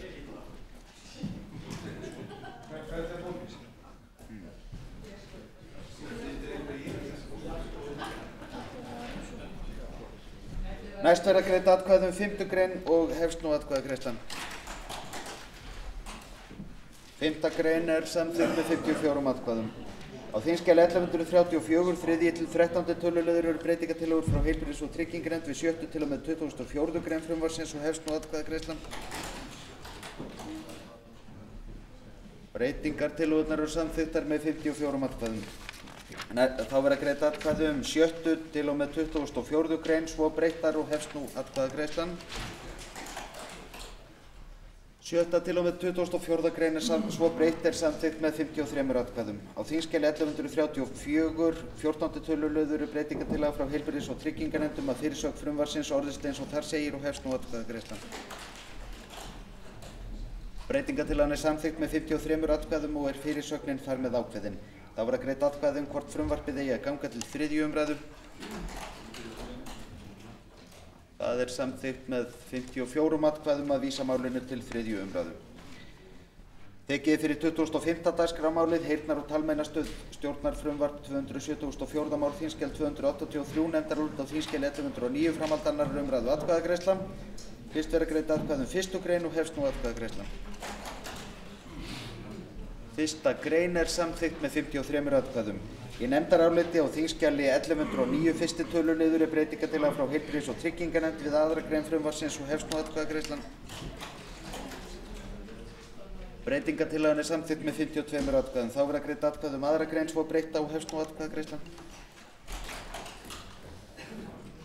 2. grein svo breytt er samþykkt með 52 atkvæðum. Næst verða greidd atkvæði um 3. til og með 8. grein frumvarpsins og hefst nú atkvæðagreiðslan. 3. til 8. grein eru samþykktar með 51 atkvæði. Í nefndaráliti á þingskjali 1109 annar töluliður er breytingartillaga frá heilbrigðis- og trygginganefnd að 9. grein frumvarpsins orðist eins og þar segir og hefst nú atkvæðagreiðslan. Breytingartillagan er samþykkt með 52 atkvæðum og greinin þar með ákveðin. Fyrirsögn frumvarpsins skoðað samþykkt án atkvæðagreiðslu. Þá verða greidd atkvæði um hvort frumvarpið eigi að ganga til 3. umræðu. Það er samþykkt með 53 atkvæðum að vísa málinu til 3. umræðu. Tekið er fyrir 27. dagskrármálið sóttvarnalög stjórnarfrumvarp 638. mál þingskjal 946 nefndarálit á þingskjali 1145 breytingartillögur á þingskjali 1146 framhald annarrar umræðu atkvæðagreiðsla. Fyrst verða greidd atkvæði um 1. grein og hefst nú atkvæðagreiðsla. 5. grein er samþykkt með 52 atkvæðum. Næst verða greidd atkvæði um 2. grein og hefst nú atkvæðagreiðslan. 2. grein er samþykkt með 53 atkvæðum. Á þingskjali 1146 fyrsti töluliður er breytingartillaga frá heilbrigðis- og trygginganefnd að 3. grein frumvarpsins falli brott og hefst nú atkvæðagreiðslan.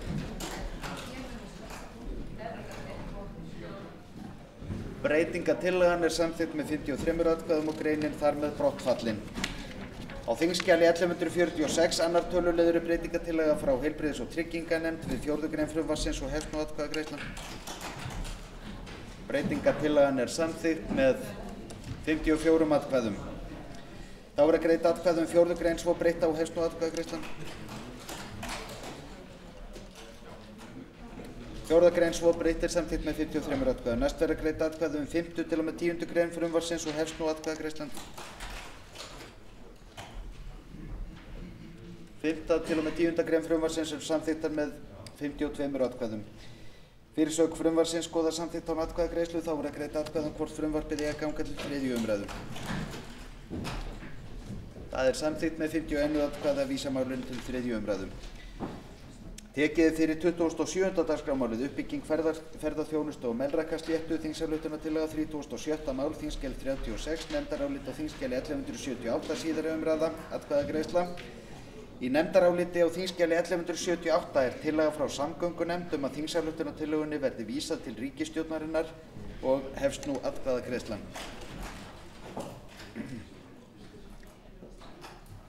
Það er samþykkt með 50 atkvæðum að vísa tillögunni til hæstvirtrar ríkisstjórnar. Tekið fyrir 28. dagskrármálið fjarskiptastjórnarfrumvarp 437. mál, þingskjal 547, nefndarálit á þingskjali 1039, breytingartillögur á þingskjali 1040, framhald 2. umræðu atkvæðagreiðsla. Fyrst verður greidd atkvæði um 1. grein og hefst nú atkvæðagreiðsla. 1. grein er samþykkt með 47 atkvæðum. Næst verður greidd atkvæði um 2. til 7. grein frumvarpsins og hefst nú atkvæðagreiðslan. 2. til 7. grein eru samþykktar með 49 atkvæðum. Á þingskjali 1040 fyrsti töluliður er breytingartillaga frá samgöngunefnd við 8. grein frumvarpsins og hefst nú atkvæðagreiðslan. Breytingartillagan er samþykkt með 51 atkvæði. Þá verður greidd atkvæði um 8. grein svo breytta og hefst nú atkvæðagreiðslan. 8. grein svo breytt er samþykkt með 51 atkvæði. Á þingskjali 1040 annar töluliður er breytingartillaga frá samgöngunefnd við 9. grein frumvarpsins og hefst nú atkvæðagreiðslan. Breytingartillagan er samþykkt með 51 atkvæði. Þá verður greidd atkvæði um 9. grein svo breytta og hefst nú atkvæðagreiðslan. 9. grein svo breytt er samþykkt með 52 atkvæðum. Næst verður greidd atkvæði um 10. til 12. grein frumvarpsins og hefst nú atkvæðagreiðslan. 10. til og með 12. grein frumvarpsins er samþykkt með 52 atkvæðum. Fyrirsögn frumvarpsins skoðar samþykkt án atkvæðagreiðslu. Þá verður greidd atkvæði um hvort frumvarpið eigi að ganga til 3. umræðu. Það er samþykkt með 52 atkvæðum að vísa málinu til 3. umræðu. Tekið er fyrir 29. dagskrármálið umferðarlögstjórnarfrumvarp 388. mál, þingskjal 430, nefndarálit á þingskjali 1047, breytingartillögur á þingskjali 1048, framhald 2. umræðu atkvæðagreiðsla. Á þingskjali 1048 fyrsti töluliður er breytingartillaga frá samgöngunefnd um að við bætist ný grein, 1. grein og hefst nú atkvæðagreiðsla. Breytingartillagan er samþykkt með 53 atkvæðum og greinin þar með ákveðin. Á þingskjali 1048 annar töluliður er breytingartillaga frá samgöngunefnd við 1. grein frumvarpsins og hefst nú atkvæðagreiðsla. Breytingartillagan er samþykkt með 51 atkvæði. Þá verður greidd atkvæði um 1. grein svo breytta og hefst þá atkvæðagreiðslan. 1. grein svo breytt er samþykkt með 53 atkvæðum. Næst verður greidd atkvæði um 2. grein frumvarpsins og hefst nú atkvæðagreiðslan. 2. grein er samþykkt með 52 atkvæðum og þingskjali 1048 3. töluliður er breytingartillaga frá samgöngunefnd um að við bætist ný grein á eftir 2. grein frumvarpsins og hefst nú atkvæðagreiðslan. Breytingartillagan er samþykkt með 52 atkvæðum og er greinin þar með ákveðin. Á þingskjali 1048 4. töluliður er breytingartillaga frá samgöngunefnd um að efnismálsgrein 3. greinar orðist eins og þar segir og hefst nú atkvæðagreiðslan. Breytingartillaga hefst nú atkvæðagreiðslan.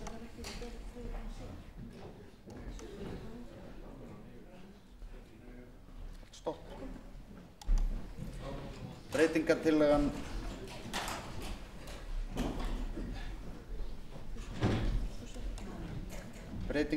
er samþykkt með 51 atkvæði og telst greinin þar með ákveðin.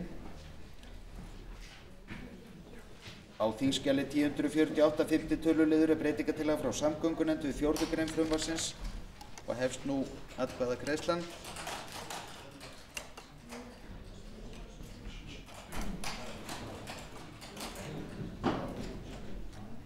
Breytingartillagan er samþykkt með 51 atkvæði. Þá verður greidd atkvæði um 4. grein svo breytta og hefst nú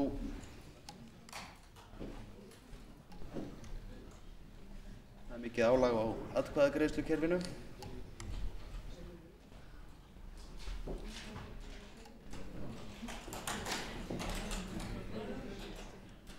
Fjórða grein svo breytt er samþykkt með 53 atkvæðum. Á þingskjali 1048 sjötti töluliður er breytingartillaga frá samgöngunefnd við 5. grein frumvarpsins og hefst nú atkvæðagreiðslan innan skamms.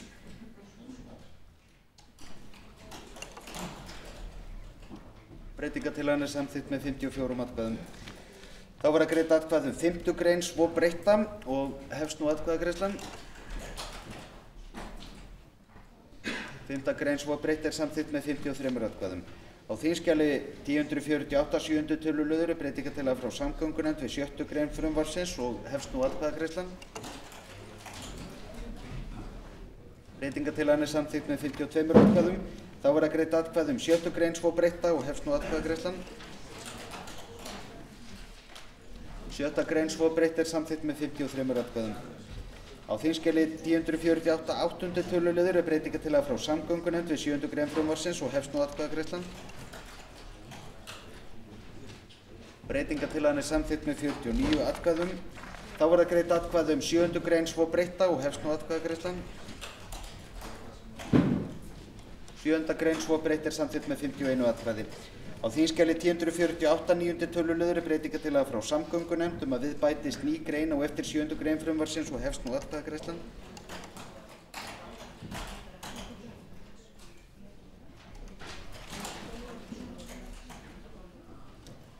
Breytingartillagan er samþykkt með 54 atkvæðum og er greinin þar með ákveðin. Næst verða greidd atkvæði um 8. grein frumvarpsins og hefst nú atkvæðagreiðslan. 8. grein er samþykkt með 53 atkvæðum. Fyrirsögn frumvarpsins skoðast samþykkt án atkvæðagreiðslu. Þá verða greidd atkvæði um hvort frumvarpið eigi að ganga til 3. umræðu. Það er samþykkt með 52 atkvæðum að vísa málinu til 3. umræðu. Tekið er fyrir 30. dagskrármálið veitingastaðir, gististaðir og skemmtanahald stjórnarfrumvarp 588. mál þingskjal 873 nefndarálit á þingskjali 1158. Breytingartillögur á þingskjali 1159 framhald 2. umræðu atkvæðagreiðsla. Fyrst verða greidd atkvæði um 1. grein og hefst nú atkvæðagreiðslan. 1. grein er samþykkt með 53 atkvæðum. Næst verða greidd atkvæði um 2. grein og hefst nú atkvæðagreiðslan. 2. grein er samþykkt með 49 atkvæðum. Á þingskjali 1159 fyrsti töluliður er breytingartillaga frá samgöngunefnd við 3. grein frumvarpsins og hefst nú atkvæðagreiðslan. Breytingartillagan er samþykkt með 51 atkvæði. Þá er greidd atkvæði um 3. grein svo breytta og hefst nú atkvæðagreiðslan. 3. grein svo breytt er samþykkt með 53 atkvæðum. Næst verða greidd atkvæði um 4. til 7. grein frumvarpsins og hefst nú atkvæðagreiðslan. Sér um 4. Við hefjum þá atkvæðagreiðslu sérstaklega um 4. grein frumvarpsins.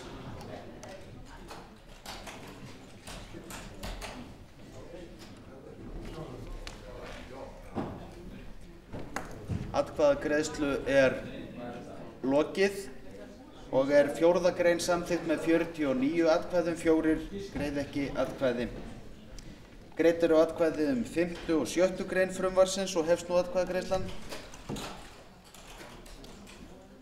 5. og 7. grein eru samþykktar með 53 atkvæðum. Á þingskjali 1159 2. til 9. töluliður eru breytingartillögur frá samgöngunefnd við 7. til og með 22. grein frumvarpsins og ákvæði til bráðabirgða 1 og 2 og hefst nú atkvæðagreiðslan. Breytingartillagan er samþykkt með 52 atkvæðum. Þá verða greidd atkvæði um 7. til og með 28. grein og ákvæði til bráðabirgða 1 og 2 svo breytt og hefst nú atkvæðagreiðslan. 7. til 28. grein og ákvæði til bráðabirgða 1 og 2 svo breytt eru samþykkt með 53 atkvæðum. Fyrirsögn frumvarpsins skoðast samþykkt án atkvæðagreiðslu. Þá verða greidd atkvæði um hvort frumvarpið eigi að ganga til 3. umræðu. Það er samþykkt með 51 atkvæða að vísa málinu til 3. umræðu.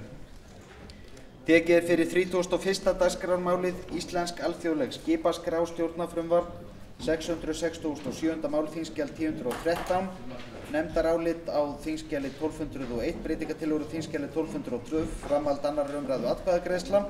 Háttvirtur 9. þingmaður Reykjavíkurkjördæmis suður Ögmundur Jónasson tekur til máls atkvæðagreiðslu.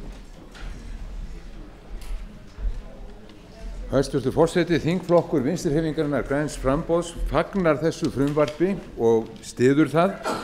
Nú er verið að stíga mjög mikilvægt skref til þess að fá íslenska kaupskipaflotann heim. Og ég vil þakka samgöngunefnd þingsins og þá formanni nefndarinnar fyrir að vinna ötullega að þessu. Þetta er tengt öðru máli sem er einnig á dagskrá í dag. Það er að segja skattlagningu skipa útgerðar, en það er gert ráð fyrir ívilnandi þáttum útgerðinni í hag. Nú ríður á að við styrkjum samtök sjómanna og verkalýðsfélögin í þá veru að þau fylgi því eftir að kjör sjómanna og farmanna borð í þessum skipum hlíti eða séu samræmi við íslensk lög og íslenska kjarasamninga. Fyrst verða greidd atkvæði 1. grein og hefst nú atkvæðagreiðslan. 1. grein er samþykkt með 51 atkvæði. Næst verða greidd atkvæði 2. til 3. grein og hefst nú atkvæðagreiðslan. Önnur til og með 3. grein er samþykkt með 52 atkvæðum. Á þingskjali 1202 fyrsti töluliður er breytingatillaga frá samgöngunefnd við 4. grein frumvarpsins og hefst nú atkvæðagreiðslan. Breytingatillagan er samþykkt með 53 atkvæðum. Þá verða greidd atkvæði 4. grein svo breytta og hefst nú atkvæðagreiðslan. 4. grein svo breytt er samþykkt með 51 atkvæði. Á þingskjali 1202 annar töluliður er breytingatillaga frá samgöngunefnd við 5. grein frumvarpsins og hefst nú atkvæðagreiðslan. Breytingatillagan er samþykkt með 52 atkvæðum. Þá verða greidd atkvæði 5. grein svo breytta og hefst nú atkvæðagreiðslan. 5. grein svo breytt er samþykkt með 53 atkvæðum. Næst verða greidd atkvæði 7. til og með 10. grein og hefst nú atkvæðagreiðslan. 7. til 10. grein eru samþykktar með 53 atkvæðum. Á þingskjali 1202 3. töluliður er breytingatillaga frá samgöngunefnd við 11. grein frumvarpsins og hefst nú atkvæðagreiðslan. Breytingatillagan er samþykkt með 53 atkvæðum. Þá verða greidd atkvæði 11. grein svo breytta og hefst nú atkvæðagreiðslan. 11. grein svo breytt er samþykkt með 52 atkvæðum. 1 háttvirtur þingmaður greiðir ekki atkvæði. Næst verða greidd atkvæði 12. til og með 15. grein og hefst nú atkvæðagreiðslan.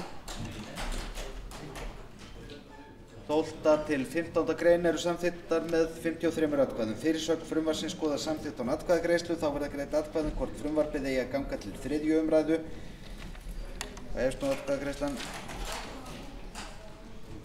Það er samþykkt með 52 atkvæðum að vísa málinu til 3. umræðu. 1 háttvirtur þingmaður greiðir ekki atkvæði.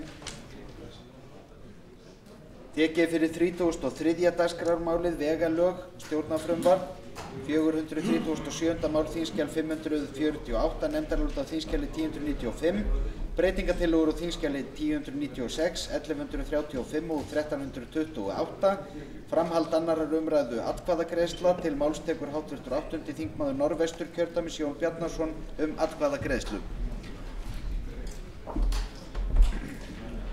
Já, herra forseti. Hér er frumvarp til vegalaga að koma til 2. umræðu. Eitt af markmiðum sem tilgreind voru í þessu frumvarpi var að þar sem lagt var að vegamálastjóri hefði skýra heimild til þess að framselja veghald til 3. aðila.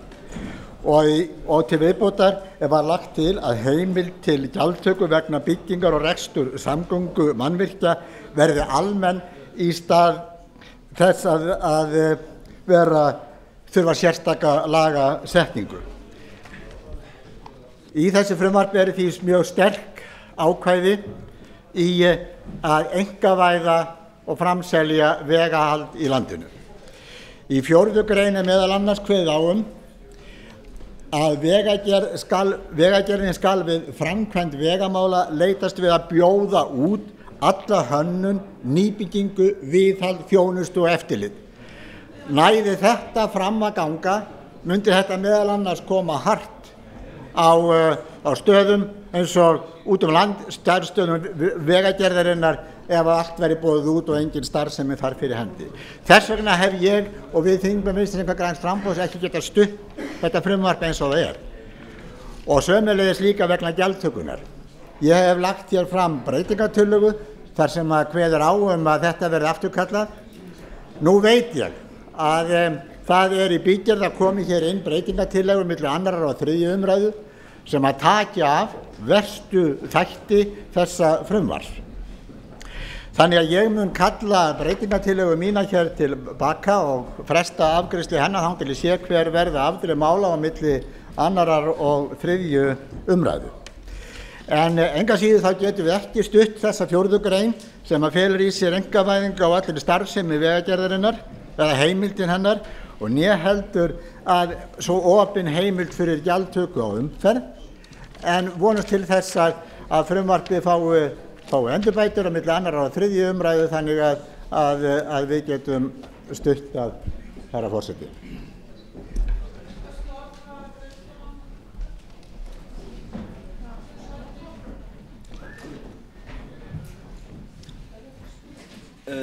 Tók háttvirtur þingmaður báðar breytingartillögur sínar til baka?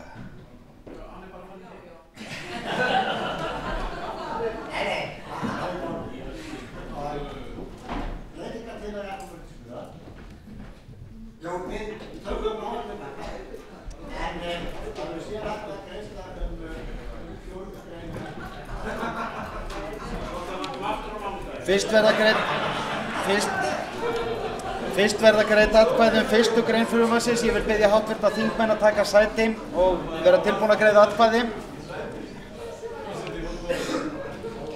Fyrst verða greidd atkvæði 1. grein frumvarpsins og hefst nú atkvæðagreiðslan. 1. grein er samþykkt með 52 atkvæðum.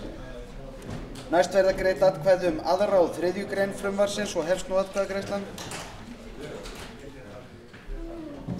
2. og 3. grein eru samþykktar með 51 atkvæði. Á þingskjali 1328 1. töluliður er breytingartillaga frá Guðmundi Hallvarðssyni við 4. grein frumvarpsins og hefst nú atkvæðagreiðslan. Breytingartillagan er samþykkt með 51 atkvæði, 1 háttvirtur þingmaður greiðir ekki atkvæði. Þá verða greidd atkvæði 4. grein svo breytta.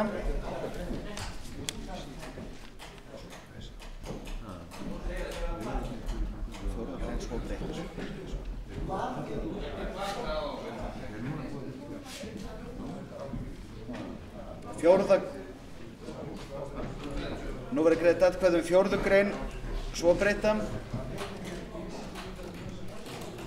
4. grein svo breytt er samþykkt með 52 atkvæðum.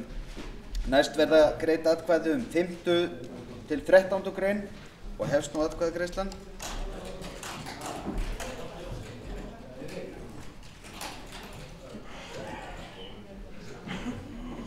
5. til 13. grein eru samþykktar með 43 atkvæðum. Á þingskjali 1100, tillaga Jóns Bjarnasonar er dregin tilbaka til 3. Á þingskjali 1096 1. töluliður er breytingartillaga frá samgöngunefnd við 14. grein frumvarpsins og hefst nú atkvæðagreiðsla innan skamms. Breytingartillagan er samþykkt með 53 atkvæðum. Á þingskjali 1328 2. töluliður er breytingartillaga frá Á þingskjali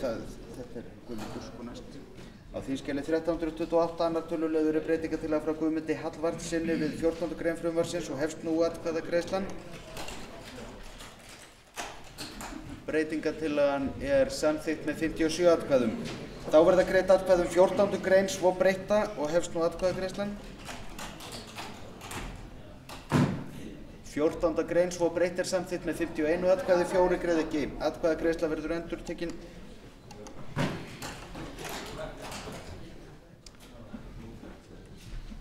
14. grein svo breytt er samþykkt með 52 atkvæðum, 5 greiða ekki atkvæði. Næst verða greidd atkvæði 15. og 16. grein frumvarpsins og hefst nú atkvæðagreiðslan. 15. og 16. grein eru samþykkt með 55 atkvæðum. Á þingskjali 1135 var breytingartillaga frá Jóni Bjarnasyni sem dregin til baka til 3. og verða þá greidd atkvæði 17. grein frumvarpsins og hefst nú atkvæðagreiðslan. 17. grein er samþykkt með 51 atkvæði, 5 greiða ekki atkvæði. Á þingskjali 1096 2. til 9. töluliður eru breytingartillögur frá samgöngunefnd við 18. til 59. grein frumvarpsins og hefst nú atkvæðagreiðslan. Breytingartillögurnar eru samþykktar með 58 atkvæðum. Þá verða greidd atkvæði 18. til 60. grein svo breyttar og hefst nú atkvæðagreiðslan. 18. til og með 60. grein svo breyttar eru samþykktar með 58 atkvæðum. Fyrirsögn frumvarpsins skoðar samþykkt án atkvæðagreiðslu, þá verða greidd atkvæði hvort frumvarpið eigi að ganga til 3. umræðu. Það er samþykkt með 58 atkvæðum að vísa málinu til 3. umræðu. Fyrir er tekið 34. dagskrármálið þingsköp Alþingis frumvarp 707. mál þingskjal 1235 framhald 1. umræðu atkvæðagreiðsla. Greitt er á atkvæðum hvort frumvarpið eigi að ganga til 2. umræðu og hefst nú atkvæðagreiðslan. Það er samþykkt með 58 samhljóða atkvæðum að frumvarpið gangi til 2. umræðu. Ekki er gerð tillaga vísun til nefndar til 2. umræðu. Tekið er fyrir 38. dagskrármálið almenn hegningarlög stjórnarfrumvarp 20. mál þingskjal 20 nefndarálit á þingskjali 1151 breytingartillögur á þingskjali 1152 og 1206 framhald 2. umræðu atkvæðagreiðsla. Til máls tekur háttvirtur 8. þingmaður Suðvesturkjördæmis Bjarni Benediktsson atkvæðagreiðslu.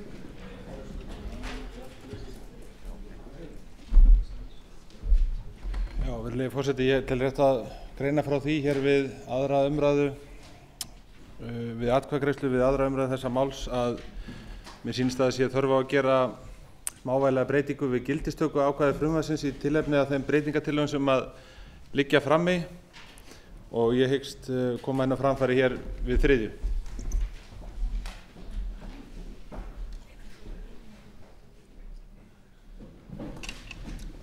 Til máls tekur hæstvirtur umhverfisráðherra atkvæðagreiðslu.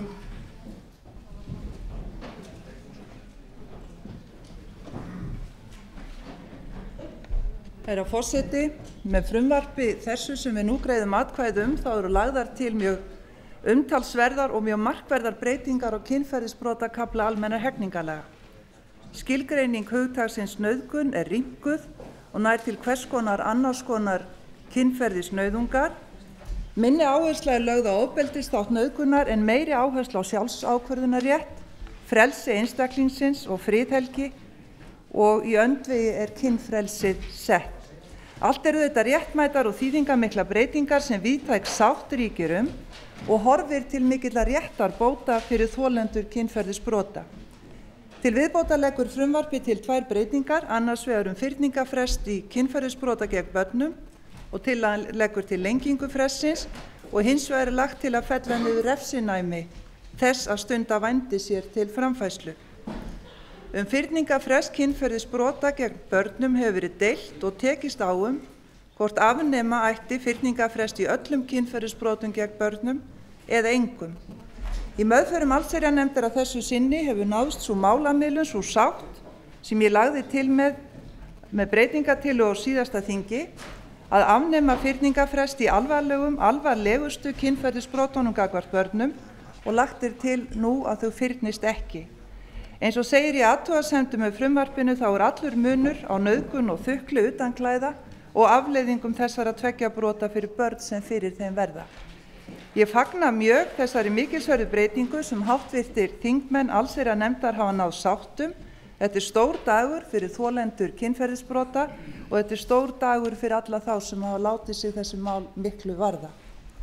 Það er jafnframt löngu tímabært að afnema refsinæmi þess að stunda vændi sér til framfærslu og það er víðtæk sátt jafnframt þá breytingu sem hér er lögð til.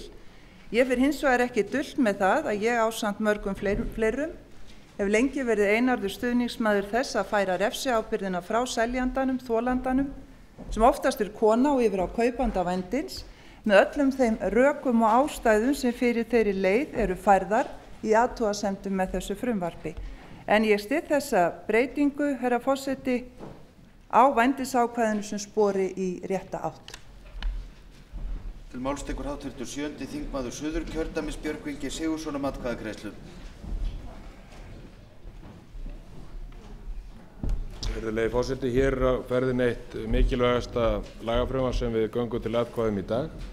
Hér eru lagðar til margar nauðsynlegar breytingar á kynferðisafbrotakafla íslenskra laga og til stórtíðinda telst að hér myndast þverpólitísk samstaða afnám fyrningarfrestar við alvarlegustu kynferðisafbrotum gegn börnum.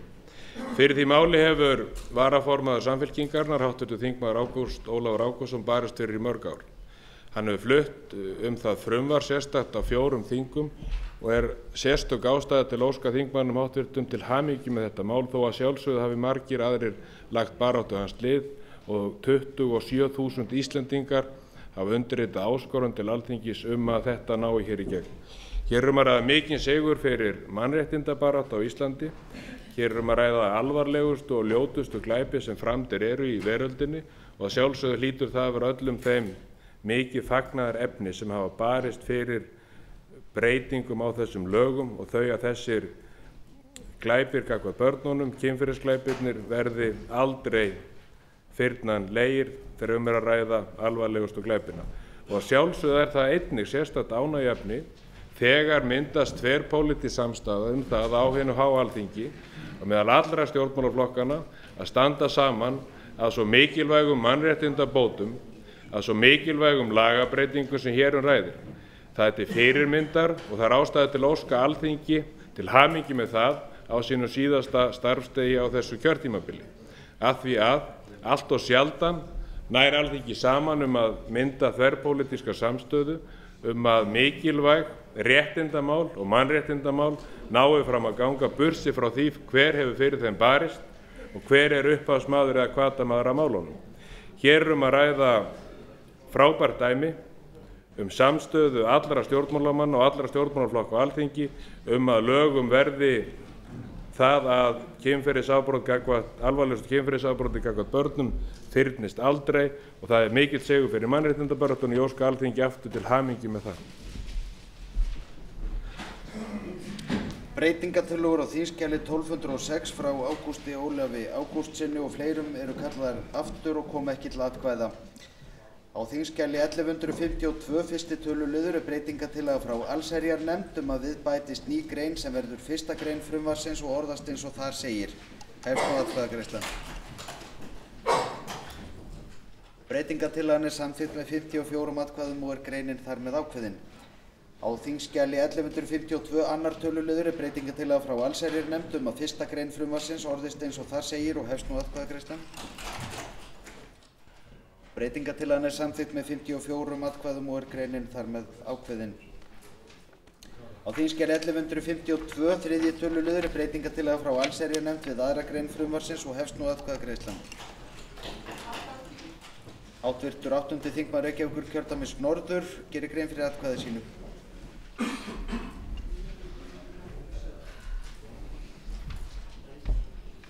Hæstvirtur forseti, eins og ég lýsti í ræðu minni áðan þá hef ég ákveðnar efasemdir þessa orðun þessa fyrsta málsliðar í 194. grein almennra hegningarlaga. Mínar athugasemdir lúta í fyrsta lagi að því að ég tel að hér hefði verið hægt að taka veigameira skref og stærra skref í átt til þess að tryggja verndarhagsmuni og réttarstöðu kynfrelsis kvenna. Ég sömuleiðis efins það að nefndin bæti þarna inn aftur orðalaginu annars konar ólögmætri nauðung og vísaði þar í minni ræðu áðan til efasemda sem við fengum frá umsagnaraðilum. Ég vil sitja hjá og við gerum það, þingmenn Vinstri-hreyfingarinnar græns framboðs, við þessa breytingartillögu, en vegna þess að ég tel að við náum ekki lengra í þessu máli hér og nú, þá ætlum við samt að styðja greinina þegar hún kemur síðan, þegar hún verður síðan borin upp svo breytt til atkvæða. Atkvæðagreiðslu er lokið. Breytingartillagan er samþykkt með 50 atkvæðum, 5 háttvirtir þingmenn greiða ekki atkvæði. Þá verða greidd atkvæði aðra grein svo breytta og hefst nú atkvæðagreiðslan. Önnur grein svo breytt er samþykkt með 55 atkvæðum. Næst verða greidd atkvæði 3. til 8. grein frumvarpsins og hefst nú atkvæðagreiðslan. 3. til og með 8. grein eru samþykktar með 53 atkvæðum. Á þingskjali 1152 4. töluliður er breytingartillaga frá allsherjarnefnd við 9. grein frumvarpsins og hefst nú atkvæðagreiðslan. Breytingartillagan er samþykkt með 54 atkvæðum. Þá verða greidd atkvæði 9. grein svo breytta og hefst nú atkvæðagreiðslan. 9. grein svo breytt er samþykkt með 55 atkvæðum. Á þingskjali 1152 5. töluliður er breytingartillaga frá allsherjarnefnd við 10. grein frumvarpsins og hefst nú atkvæðagreiðslan. Breytingartillagan er samþykkt með 53 atkvæðum. Þá verða greidd atkvæði 10. grein svo breytta og hefst nú atkvæðagreiðslan. 10. grein svo breytt er samþykkt með 52 atkvæðum. Næst verða greidd atkvæði 11. til og með 13. grein frumvarpsins og hefst nú atkvæðagreiðslan. 11. til 13. grein eru samþykktar með 56 atkvæðum. Fyrirsögn frumvarpsins skoðast samþykkt án atkvæðagreiðslu, þá verða greidd atkvæði hvort frumvarpið eigi að ganga til 3. umræðu. Það er samþykkt með 56 atkvæðum að vísa málinu til 3. umræðu. Útbýtt er á fundinum. 1. þingskjal 1332, þingsköp Alþingis, breytingartillaga frá Sólveigu Pétursdóttur. 2. þingskjal 1339, íslenska friðargæslan, framhaldsnefndarálit frá utanríkismálanefnd. Og í 3. lagi þingskjal 1340, íslenska friðargæslan, breytingartillögur frá utanríkismálanefnd. Út af dagskrá þessa fundar eru tekin 32. málið, 35. til og með 37. málið og 39. til 51. mál. Fleira liggur ekki fyrir þessum fundi. Til næsta fundar er boðað þegar að loknum þessum fundi. Fundi er slitið.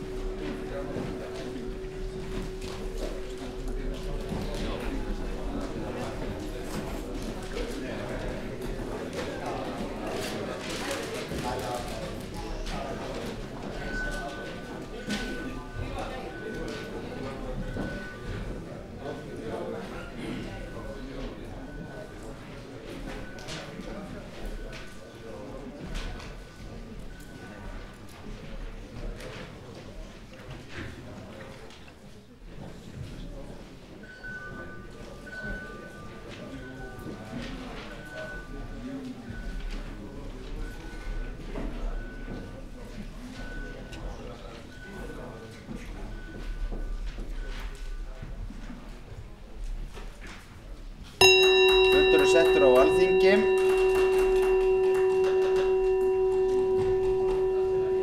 Forseti vill geta þess að þess má vænta að til atkvæðagreiðslu muni koma að nýju eftir það bil 20 mínútur. Háttvirtur 9. þingmaður Reykjavíkurkjördæmis suður, Ögmundur Jónasson, tekur til máls störf þingsins.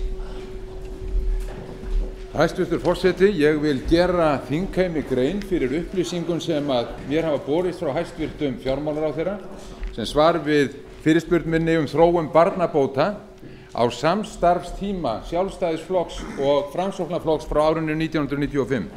En sem kunnugt er þá lofuðu þessir flokkar því að bæta verulega stöðu barnafólks og bæta í barnabæturnar. Þetta voru einhver sverustu kosningaloforðin sem Framsóknarflokkurinn gaf árið 1995, árið 1999 og fyrir kosningarnar 2003. En hver er niðurstaðan? Niðurstaðan er sú að ef miðað við fast verðlag árinu 2005, stöðu krónunnar þá námu barnabætur rúmum 6,6 milljörðum 1995, svipað 1996, orðið lægra 1997, 1998 enn lægra, 1999 enn lægra, 2000 enn lægra, orðið rúmum 2 milljörðum lægra, 2002 lægra, 2003 lægra, 2004 lægra, 2005 lægra. Það er síðan á árinu 2006 og 2007 sem farið að bæta í samræmi við gömlu trikkin að bæta í tengslum við kosningar, sem minnir okkur á að báðir þessir flokkar og ríkisstjórnin í heild sinni er farin að ávísa inn í framtíðina. Þar eru kosningaloforðin. Hæstvirtur forseti, ég vildi nota þetta tækifæri til að biðja Framsóknarflokkinn afsökunar á einu. Ég hafði heitið formanni flokksins því að taka upp umræðu einkavinavæðingu Framsóknarflokksins í tengslum við einkavæðinguna. En því miður þá getur ekki orðið að þessu. Við höfum samið þinglokin í dag, en ég heiti því að taka málið upp á komandi vikum í kosningabaráttunni. Til máls tekur hæstvirtur fjármálaráðherra. Já, herra forseti, ég vil nú viðurkenna það, ég er svona hálf aumur yfir þessu svari sem að hv. þingmaður var að vitna til.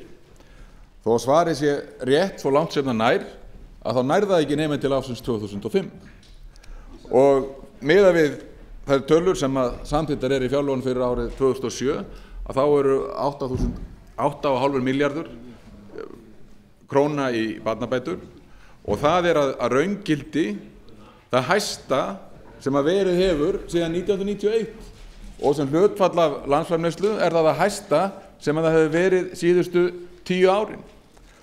Og það er búið að hækka barnabætur, ótekjutengdar barnabætur, 50% á 2 árum, og að hækka viðmiðunarmörk á tekjutengdum barnabótum 50% á 2 árum.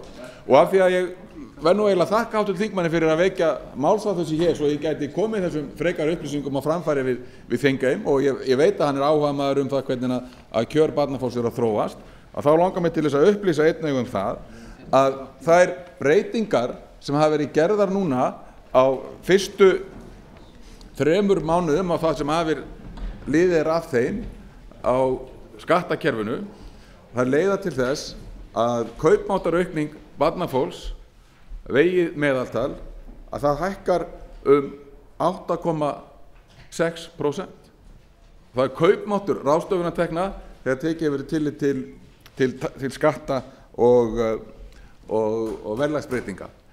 En fyrir þá hins vegar sem að telja að haglýsingar Fitch matsfyrirtækisins og þeirra mat á stöðunni hér sé það besta sem að hægt er að fá, að þá eru þetta auðvitað ekki vondar fréttir, því að það eru auðvitað þessir hlutir, þetta sem við höfum verið að gera núna á síðustu mánuðum til þess að bæta kjör þessa hóps, sem að þessir aðilar hafa verið að gera athugasemdir við, og sumir hv. þingmenn hafa tekið undir að undanförnu. Háttvirtur annar þingmaður Reykjavíkurkjördæmis suður, Jóhanna Sigurðardóttir, tekur til máls.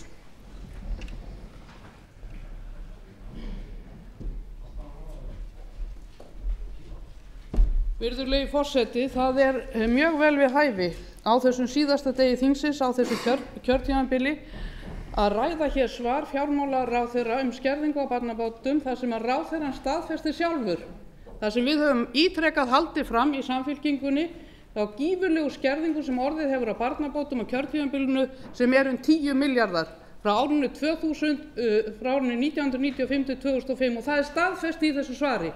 Og þó að sé verið að bæta þetta á síðasta ári og þessu ári, þá er eingöngu verið að skila litlu tilbaka af þessum 10 milljörðum sem hefur verið teknir af barnafólki, kannski innan við 20%.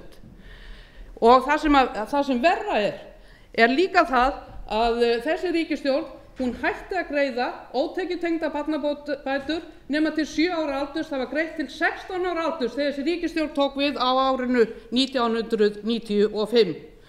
Og það er auðvitað hrein skömm vegna þess að þeir sem eru með börn í grunnskóla, þeir vita það að kostnaðurinn við börn í grunnskóla er ekkert minni en við börn á leikskóla aldri, en þá er hægt að greiða barnabætur. Þetta er auðvitað hrein skömm fyrir þessa ríkisstjórn, og þetta er minnismerki svik stjórnarflokkanna við barnafjölskyldur, ekki bara í þessu máli, heldur varðandi fæðingarorlofsgreiðslur sem hafa verið verulega skertar á þessu kjörtímabili og er ekki 80% af launum heldur 72–74%. Og þetta er líka svik við fjölskyldur að því leyti að því var heitið hér á þingi árið 1991 í samræmi við þingsályktunartillögu frá Alþingi að það yrði mótuð heildarstefna í málefnum barna og unglinga, og það hefur verið svikið þrátt fyrir það að það lægi fyrir vilja Alþingis í samþykkti þingsályktunartillögu að það verði gert. Þessi ríkisstjórn, hún hefur farið illa með barnafjölskyldur í þessu landi og það verður sannarlega bætt þegar þessi ríkisstjórn fer frá og við tekur ríkisstjórn okkar jafnaðarmanna. Til máls tekur háttvirtur 3. þingmaður Reykjavíkurkjördæmis suður, Pétur H. Blöndal.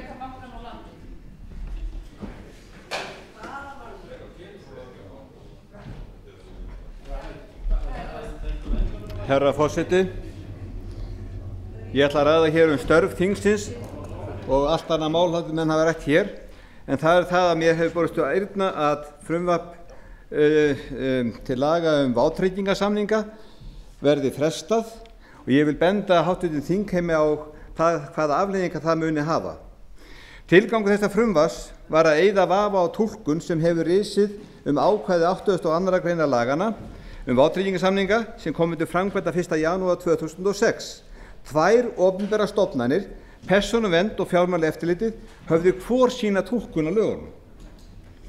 Mér sem formanni efnahags- og viðskiptanefndar barst þetta til eyrna og ég leitaðist eftir því að ráðuneytið ásamt með þessum 2 stofnunum kæmist að niðurstöðu, þannig ekki ríkti svo réttaróvissa í landinu sem er vegna túlkunar þessara 2 stofnana. Það barst til nefndar, hér var lagt fram frumvarp á þinginu og það var unnið mjög vel í nefndinni. Nefndinni fékk þessa 3 aðila, ráðuneytið og þessar 2 stofnanir, til að fara í gegnum málið ítarlega, og niðurstaðan er það frumvarp og það breytingar sem við höfum hér til vinnslu í þinginu. Ef að þetta verður ekki samþykkt núna, þá ríkir áfram réttaróvissa í landinu og það gilda núgildandi lög sem ég held að allir séu sammála að séu verri heldur en það hér er lagt til. Þannig ég skora á háttvirta þingmenn að taka sér tak og samþykkja þetta frumvarp og þær breytingar sem háttvirta efnahags- og viðskiptanefnd hefur gert á þessu frumvarpi. Til máls tekur að nýju háttvirtur 9. þingmaður Reykjavíkurkjördæmis suður, Ögmundur Jónasson. Hæstvirtur forseti, hæstvirtur fjármálaráðherra segir að menn hafi verið að bæta í ótekjutengdar barnabætur á undanförnum árum. Staðreyndin er sú að ef við lítum á ótekjutengdu barnabæturnar fyrir árið 1991, þá voru þær miðað við verðlag ársins 2003 5,3 milljarðar, en á árinu 2003 1 milljarður rúmur. Þannig að menn er að bæta í eitthvað sem hafði verið lækkað verulega. Menn geta deilt það hvernig samsetningin eigi að vera á milli tekjutengdra og ótekjutengdra barnabóta, en þetta er staðreyndin. Þetta er staðreyndin og ég tek undir orð háttvirts þingmanns Jóhönnu Sigurðardóttur hvað þetta snertir. Það er rétt. Síðan er náttúrulega athyglisvert þetta framíkall hæstvirts iðnaðarráðherra fyrrverandi og núverandi utanríkisráðherra Valgerðar Sverrisdóttur, sem væri stolt af því að taka þátt í einkavinarvæðingarumræðunni á komandi vikum og fagnaði því að það yrði gert. Ég skal svo sannarlega sjá til þess að fögnuður hennar geti orðið mikill hvað það snertir, en ég held að sé mjög mikilvægt að kjósendur átti sig á þeim stórfelldu svikum og blekkingum sem hér hafa verið í reynd afhjúpaðar að á samstarfstíma Sjálfstæðisflokks og Framsóknarflokks hafa barnabæturnar verið stórlækkaðar þótt núna undir kosningarnar sé verið að bæta örlítið í til þess að blekkja kjósendur til fylgilags við þessa flokka að nýju. Til máls tekur háttvirtur 5. þingmaður Norðausturkjördæmis Steingrímur J. Sigfússon.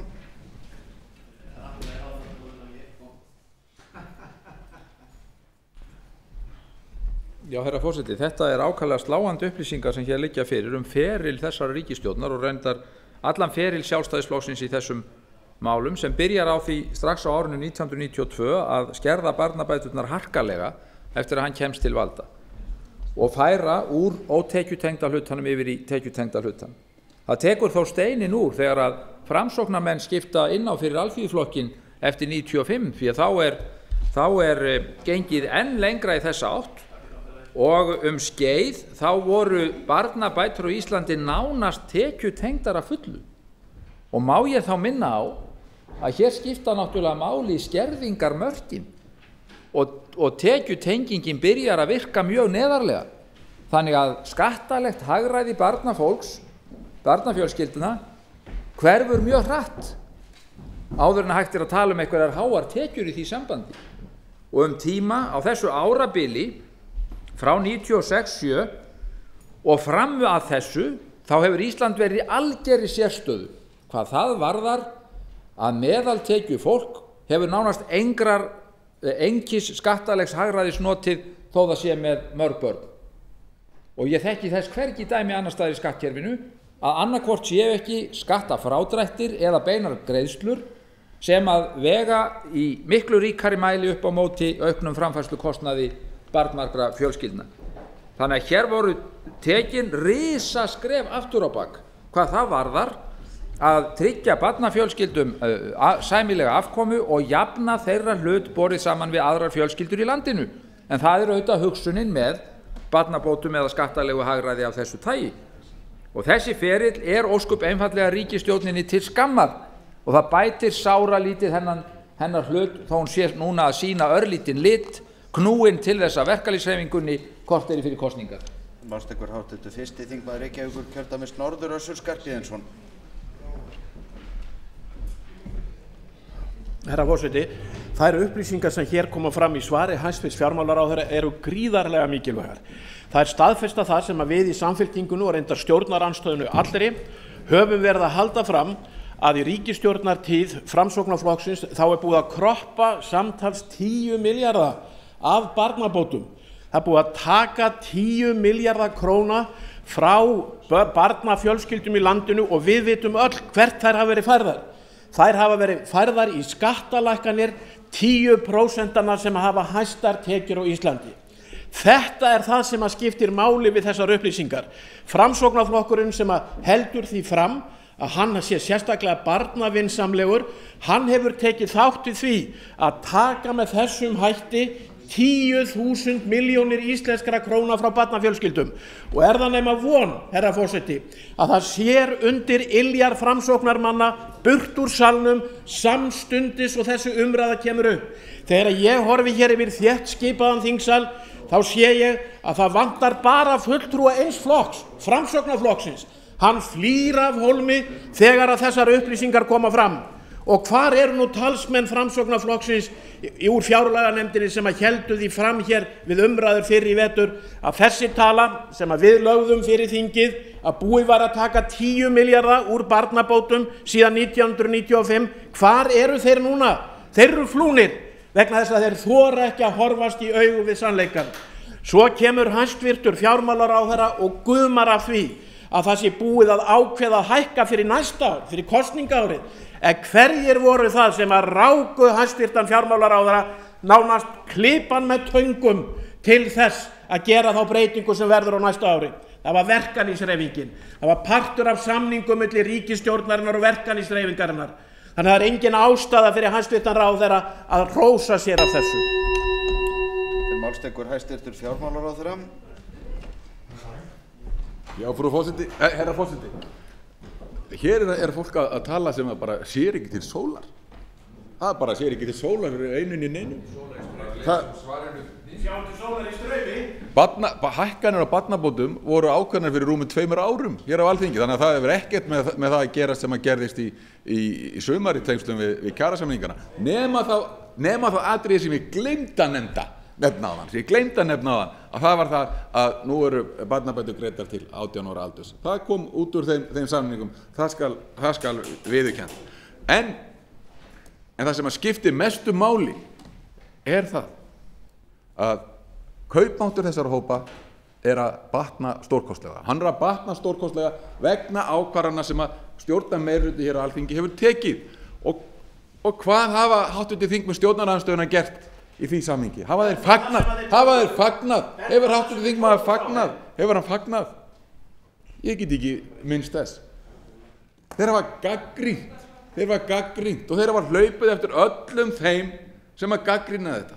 Og þeir voru að gera það síðast í gær.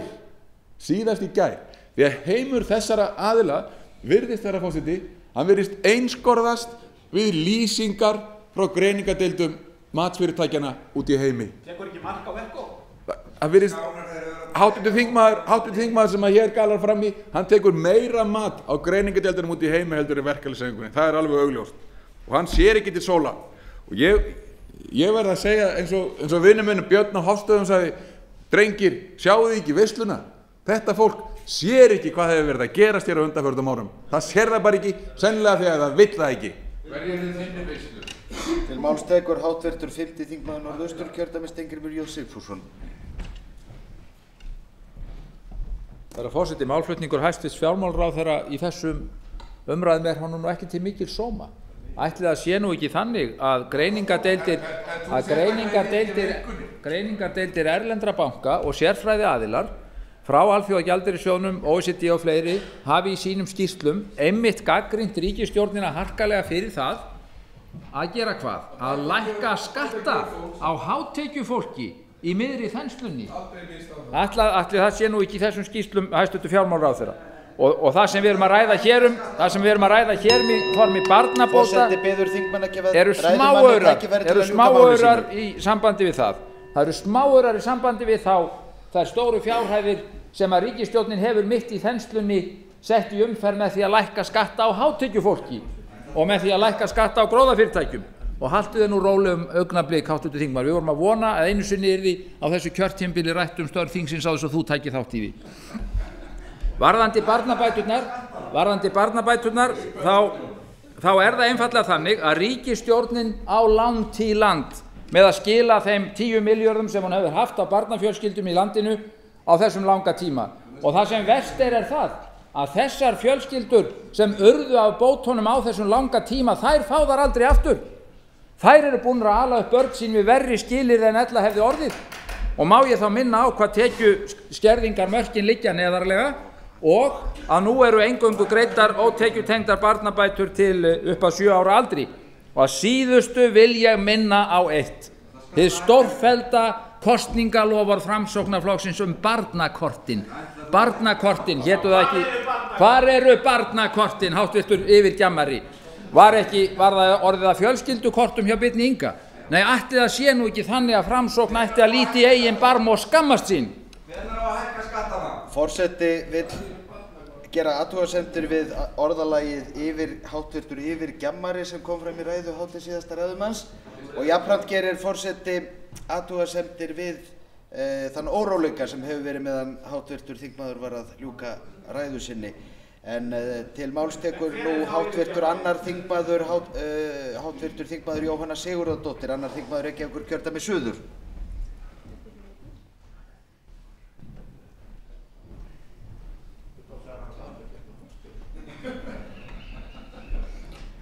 Virðulegi forseti, hæstvirtur fjármálaráðherra kemst ekkert undan því að viðurkenna það að það var verkalýðshreyfingin sem knúði hæstvirta ríkisstjórn til þess að skila örlitla því tilbaka sem að ríkisstjórnin hefur skert barnabæturnar á sínu kjörtímabili. Og þegar hæstvirtur ráðherra heldur því fram að það hafi verið breytt barnabótunum þannig að það séu nú greiddar til 18 ára aldurs barna, þá gleymir hæstvirtur ráðherra að skýra það út fyrir fólki sem kannski er að hlusta á þessar umræður að það er alls ekki til allra barna. heldur eingöngu til þeirra sem hafa tekjutengdar barnabætur. Hinir búa við það að barnabæturnar eru einungis greiddar til 7 ára aldurs barna. Og þó það þannig að kostnaður við grunnskólabörn áætlaður vera 250.000 krónur á ári, sem engu minna heldur en greitt fyrir börn í leikskóla. Og hæstvirtur ráðherra, ég viss það að hann hefur ekki hugmynd hvenær barnabætur byrja að skerðast hjá til dæmis einstæðum mæðrum. Það var við 77.000 krónur á síðasta ári og verkalýðshreyfingin knúði það upp í 90.000 krónur. Þá byrja barnabætur að skerðast og kannski tvöfalt meira hjá hjónafólki. Og veit hæstvirtur ráðherra það að Ísland eitt 3 landa innan OECD sem skerðir eða greiðir ekki barnabætur til allra heldur með þær tekjutengdar. Yfirleitt eru þær ótekjutengdar þessar barnabætur. Og minni mig rétt að landsfundur Sjálfstæðisflokksins hafi ályktað það að það ætti ekki að skerða barnabæturnar. Það misminni hjá mér, hæstvirtur ráðherra?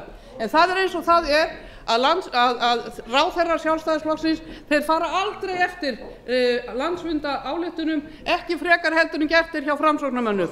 Og það var vel gert að minna framsóknarmenn á barnakortin sem þeir lofuðu 1999 og þeir hafa svikið, það ekki enn komið til framkvæmda barnakortin. Nú verður þessari umræðu störf þingsins lokið þótt allmargir þingmenn hafi sýnt á því áhuga að taka þátt í henni. Enda liðinn sá tími sem gefinn fyrir umræðu af þessu tagi, en háttvirtur 5. þingmaður Norðvesturkjördæmis Guðjón A. Kristjánsson tekur til máls fundarstjórn forseta. Hæstvirtur forseti, það nota þetta tækifæri til að vekja athygli hæstvirts forseta á því að ég hygg að hæstvirtur fjármálaráðherra hafi sagt eina sanna setningu hérna áðan.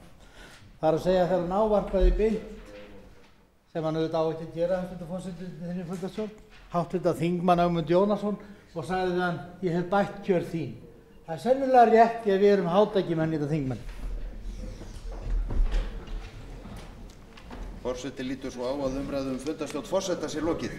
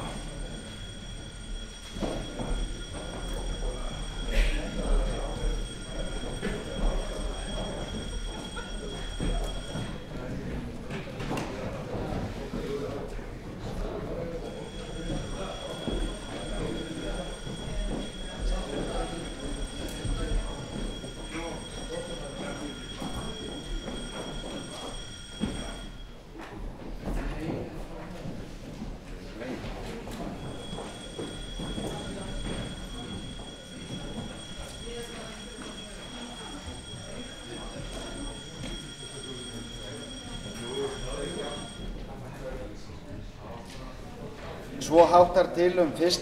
til 30. og 35., 49. til og með 55. dagskrármálið að ýmist of skemmt liðið frá fyrri eða annarri umræðu eða útbyttingu þingskjala og þarf því að leita samþykkis fyrir því að málin megi taka dagskrá. Fer nú fram atkvæðagreiðsla afbrigðin. Afbrigðin eru samþykkt með 47 atkvæðum. Útbýttir á fundinum þingskjali 1354 almenn hegningarlög breytingatillaga frá Bjarna Benediktssyni. Tekið fyrir 1. dagskrármálið verðlagsstofa skiptaverðs og fleira stjórnarfrumvarp 644. mál þingskjali 962 með áorðnum breytingum á þingskjali 1101 3. umræða. Enginn hefur kvatt sér hljóðs og verður nú gengið til atkvæða. Greidd eru atkvæði frumvarpið í heild og hefst nú atkvæðagreiðslan. Frumvarpið samþykkt með 45 atkvæðum og verður sent hæstvirtri ríkisstjórn sem lög frá Alþingi. Tekið fyrir annað dagskrármálið vextir og verðtrygging stjórnarfrumvarp 618. mál þingskjal 918 3. umræða. Enginn hefur kvatt sér hljóðs og umræðu lokið og verður nú gengið til atkvæða. Greidd eru atkvæði frumvarpið í heild og hefst nú atkvæðagreiðslan. Frumvarpið samþykkt með 49 atkvæðum og verður sent hæstvirtri ríkisstjórn sem lög frá Alþingi. Tekið fyrir þriðja dagskrármálið neytendavernd stjórnarfrumvarp 616. mál þingskjal 916 með óorðnum breytingum á þingskjal 1106 3. umræða. Enginn hefur kvatt sér hljóðs og verður nú gengið til atkvæða.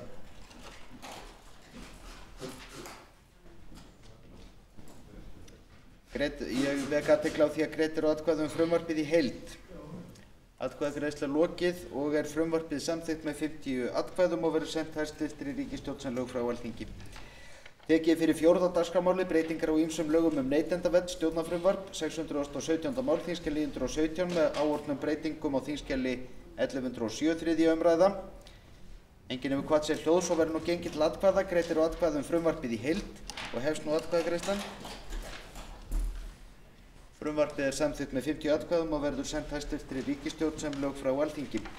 Tekið fyrir 5. dagskrármálið starfstengdir eftirlaunasjóðir stjórnarfrumvarp 568. mál þingskjal 844 með áorðnum breytingum á þingskjali 1131 3. umræða. Enginn hefur kvatt sér hljóðs og verður nú gengið til atkvæða. Greidd eru atkvæði frumvarpið í heild og hefst nú atkvæðagreiðslan. Frumvarpið samþykkt með 47 atkvæðum og verður sent hæstvirtri ríkisstjórn sem lög frá Alþingi. Tekið fyrir 7. dagskrármálið losun gróðurhúsalofttegunda stjórnarfrumvarp 641. mál þingskjal 957 breytingartillaga á þingskjali 1251 3. umræða. Það atkvæðagreiðslu? Já, enginn kvaddi sér hljóðs í umræðun og verður gengið til atkvæða en háttvirtur 7. þingmaður Reykjavíkurkjördæmis suður Mörður Árnason tekur til máls atkvæðagreiðslu. Forseti, hér erum við að greiða atkvæði frumvarp losun gróðurhúsalofttegunda, það er að segja að úthluta kvótum til stóriðjufyrirtækja. Við höfum borið fram við þetta frumvarp 3 breytingartillögur og í raun 4 og þær gera ráð fyrir því að laga frumvarpið með þeim hætti að gjald verði tekið fyrir losunarheimildirnar sem teljast vera takmarkuð verðmæti í þjóðareigu, þar með að ekki verði heimilt að fara yfir þær 1,6 milljónir tonna sem til úthlutunar eru á hverju ári, þannig að vígstaða Íslendinga og samningsstaða sé betri þegar kemur að næsta tímabili eftir það sem við erum að ganga núna inn í og að við stöndum með sóma og reisn við skuldbindingu okkar í baráttunni gegn loftslagsvánni og í þriðja lagi að gæta þess að svokölluð sveigjanleikaákvæði verði að þar verði gætt umhverfis og náttúruverndar sjónarmiða. Ef þessar tillögur eru samþykktar er hægt að kalla þetta frumvarp töluvert skref jákvætt í þann nýja heim sem blasir við í umhverfismálum og atvinnuháttum og í raun og veru inn í nýtt hagkerfi sem mótast af þeirri virðingu fyrir umhverfið sem að nú er ekki lengur aðeins pólitískur kostur, þannig ég vitni til ummæla Alls Gores á Óskarsverðlaunahátíðinni, heldur siðferðileg skylda. Til máls tekur háttvirtur 8. þingmaður Reykjavíkurkjördæmis norður Kolbrún Halldórsdóttir og fjallar atkvæðagreiðslu. Hæstvirtur forseti, það mál sem að hér til atkvæða núna er eitt af stóru átakamálum samtímans. Hæstvirt ríkisstjórn hefur sett sér markmið í losunarmálum og hefur kynnt þau, gerði það núna í febrúar síðastliðnum, nýjustu endurnýjun á stefnumörkun ríkisstjórnarinnar í loftslagsmálum og þar eru sett markmið sem gefa það til kynna að þessi ríkisstjórn ætli sér að draga umtalsvert úr losun gróðurhúsalofttegunda á næstu árum og alla þessa öld. Þessarar stefnu sér hins vegar engan stað í því frumvarpi sem hér kemur til atkvæða. Þvert á móti ætlar ríkisstjórnin að auka gríðarlega losun gróðurhúsalofttegunda frá stóriðju á þeim tíma sem að fyrsta skuldbindingatímabil Kyoto-bókunarinnar varir. Ofan í kaupið fékk íslenska ríkisstjórnin heimild til þess að bæta við almenna losun 10% miðað við viðmiðunarárið 1990 þegar samið var í Kyoto. Þannig að íslenska ríkisstjórnin er hér ekki bara að hlaupast undan merkjum alþjóðasamfélagsins sem að skuldbatt sig samkvæmt loftslagssamningnum að draga úr losun, heldur er hún einnig að gangast undan eigin merkjum því sem hún hefur reist í loftslagsstefnu sinni sem er nýkynnt. En eins og hv. þingmaður Mörður Árnason gat þá er enn tækifæri til að iðrast og breyta kúrs í þessum málum. Það verður best gert með því að greiða atkvæði þeim breytingatillögum sem við í stjórnarandstöðunni, hv. þingmaður Mörður Árnason og við Vinstri græn og Samfylkingarþingmennirnir flytjum hér. Þannig að ég bara hvet hv. þingmenn til þess að skoða nú hug sinn það hvort að þau ætli að leggjast hér á sveif með alþjóðasamfélaginu, með þeim sem lengst vilja ganga í þessum efnum. Það er að segja, til þess að vinna gegn hlýnun loftslagsins og neikvæðum áhrifum loftslagsbreytinga, þá er hér tækifæri. Til máls tekur hv. 10. þingmaður Norðvesturkjördæmis Sigurjón Þórðarson atkvæðagreiðslu. Er hv. 10. þingmaður Norðvesturkjördæmis?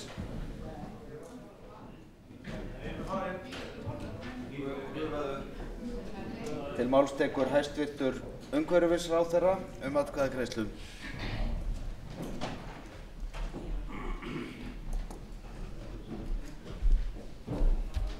Herra forseti, frumvarpið sem við greiðum nú atkvæði setur stóriðju skorður losun gróðurhúsalofttegunda vegna skuldbindinga okkar gagnvart Kyoto-bókuninni. Það er grunnur og tilgangur þessa frumvarps. Frumvarpið setur jafnframt skilaboð fyrir framtíðina að almennt megi búast við að þrengi heimildir til losunar gróðurhúsalofttegunda vegna nýrra alþjóðlegra skuldbindinga eftir skuldbindingatímabilið 2008 til 2012. Það er mikilvægt að senda þau skilaboð strax að ókeypis losun koldíoxíðs út í andrúmsloftið er takmörkunum háð á heimsvísu og hér á Íslandi. Frumvarpið getur ekki á nokkurn hátt talist hvetjandi til frekari uppbyggingar stóriðju hér á landi. Markmið stjórnvalda 50–75% minnkun losunar til 2050 eru sterk skilaboð til atvinnulífs og almennings að hefja markvissa þróun í átt að loftslagsvænni atvinnustarfsemi og frumvarpið geymir skýr skilaboð að stjórnvöldum er full alvara að taka þátt í alþjóðlegu átaki gegn loftslagsbreytingum og vera í fararbroddi ríkja heims í því átaki. Það er full ástæða til að fara með fyllstu gát varðandi virkjanir og stóriðju og það á sérstaklega við vegna náttúruverndarsjónarmiða. Við megum ekki rasa ráð fram við virkjun fallvatna og háhitasvæða og breyta ásýnd landsins meira og hraðar en við kærum okkur Margir eru eindregnir andstæðingar stóriðju af þessum sökum. Við megum hins vegar ekki láta slíka andstöðu blinda okkur gegn staðreyndum.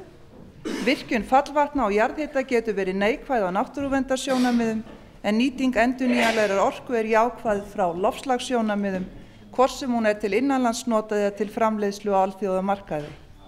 Til þessa dags, herra forseti, eru engar hömlur á losun koldíoxíðs frá stóriðju en með samþykkt þessa frumvarps eru fyrst settar slíkar hömlur. Stjórnarandstaðan hér á Alþingi tel ég að kjósi að styðja ekki þetta frumvarp sem ég ætla að verði mörgum umhverfisverndarsamtökum mikil vonbrigði. Á þingskjali 1251, töluliður 1–2, er breytingatillaga frá minnihluta umhverfisnefndar Merði Árnasyni, Ástheiði Jóhannesdóttur, Kolbrúnu Halldórsdóttur og Rannveigu Guðmundsdóttur við 9. og 14. grein frumvarpsins og hefst nú atkvæðagreiðslan.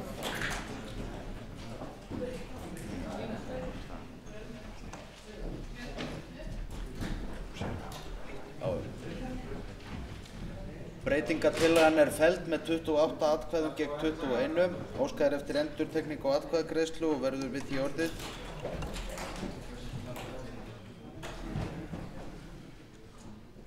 Breytingartillagan er felld með 29 atkvæðum gegn 19. Greitt eru atkvæði frumvarpið í heild og hefst nú atkvæðagreiðslan.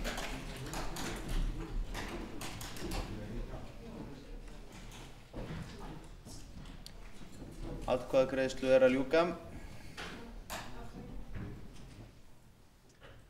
Atkvæðagreiðslu er lokið og er frumvarpið samþykkt með 31 atkvæði. 19 greiða ekki atkvæði. Frumvarpið verður því sent hæstvirtri ríkisstjórn sem lög frá Alþingi. Tekið fyrir 7. dagskrármálið Náttúruminjasafn Íslands stjórnarfrumvarp 281. mál þingskjal 294 með áorðnum breytingum á þingskjali 1058 3. umræða. Enginn hefur kvatt sér hljóðs og verður nú gengið til atkvæða. Greitt eru atkvæði frumvarpið í heild og hefst nú atkvæðagreiðslan.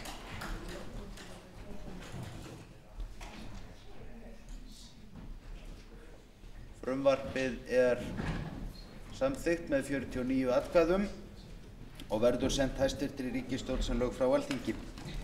Tekið er fyrir 8. dagskrármálið samkeppnislög stjórnarfrumvarp 522. mál þingskjal 788 með áorðnum breytingum á þingskjali 1133 3. umræða.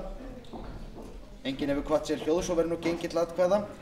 Greitt eru atkvæði frumvarpið í heild og hefst nú atkvæðagreiðslan. Frumvarpið er samþykkt með 51 atkvæði og verður sent hæstvirtri ríkisstjórn sem lög frá Alþingi. Tekið fyrir 9. dagskrármálið viðurlög við brotum á fjármálamarkaði stjórnarfrumvarp 523. mál þingskjal 789 3. umræða. Enginn hefur kvatt sér hljóðs og verður nú gengið til atkvæða. Greitt eru atkvæði frumvarpið í heild og hefst nú atkvæðagreiðslan. Frumvarpið er samþykkt með 50 atkvæðum og verður sent hæstvirtri ríkisstjórn sem lög frá Alþingi. Tekið fyrir 10. dagskrármálið tekjuskattur og staðgreiðsla skatts á fjármagnstekjur stjórnarfrumvarp 591. mál þingskjal 876 breytingartillögur þingskjali 1316 og 1329 3. umræða.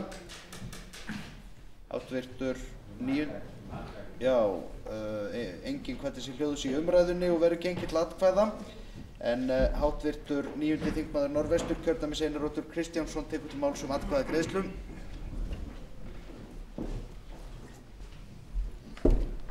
Virðulegur forseti, ég flyt hérna þessa breytingartillögu og tilgangur hennar er að lögfesta breyting á lögum tekjuskatt.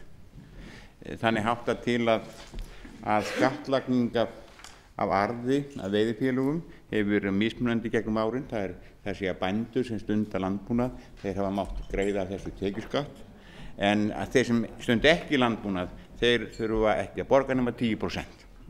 Þetta verður áður komið hér til umræðu og ég ætla að fyrst og fremst fyrir mistök hafi það ekki tekist að fá þetta lögfest. Þetta er réttlætismál sem menn hafa mörg ár rætt hér og því flyt ég þessa breytingartillögu núna.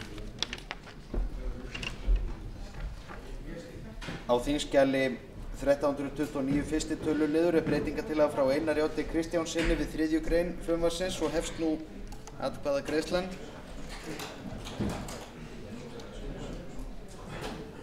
Breytingartillagan er samþykkt með 47 atkvæðum. Á þingskjali 1316 er breytingartillaga frá Pétri H. Blöndal við 4. grein frumvarpsins og hefst nú atkvæðagreiðslan. Breytingartillagan er samþykkt með 49 atkvæðum. Á þingskjali 1329 annar töluliður er breytingartillaga frá Einari Oddi Kristjánssyni að eftir 5. grein frumvarpsins komi ný grein sem orðist eins og þar stendur og hefst nú atkvæðagreiðslan.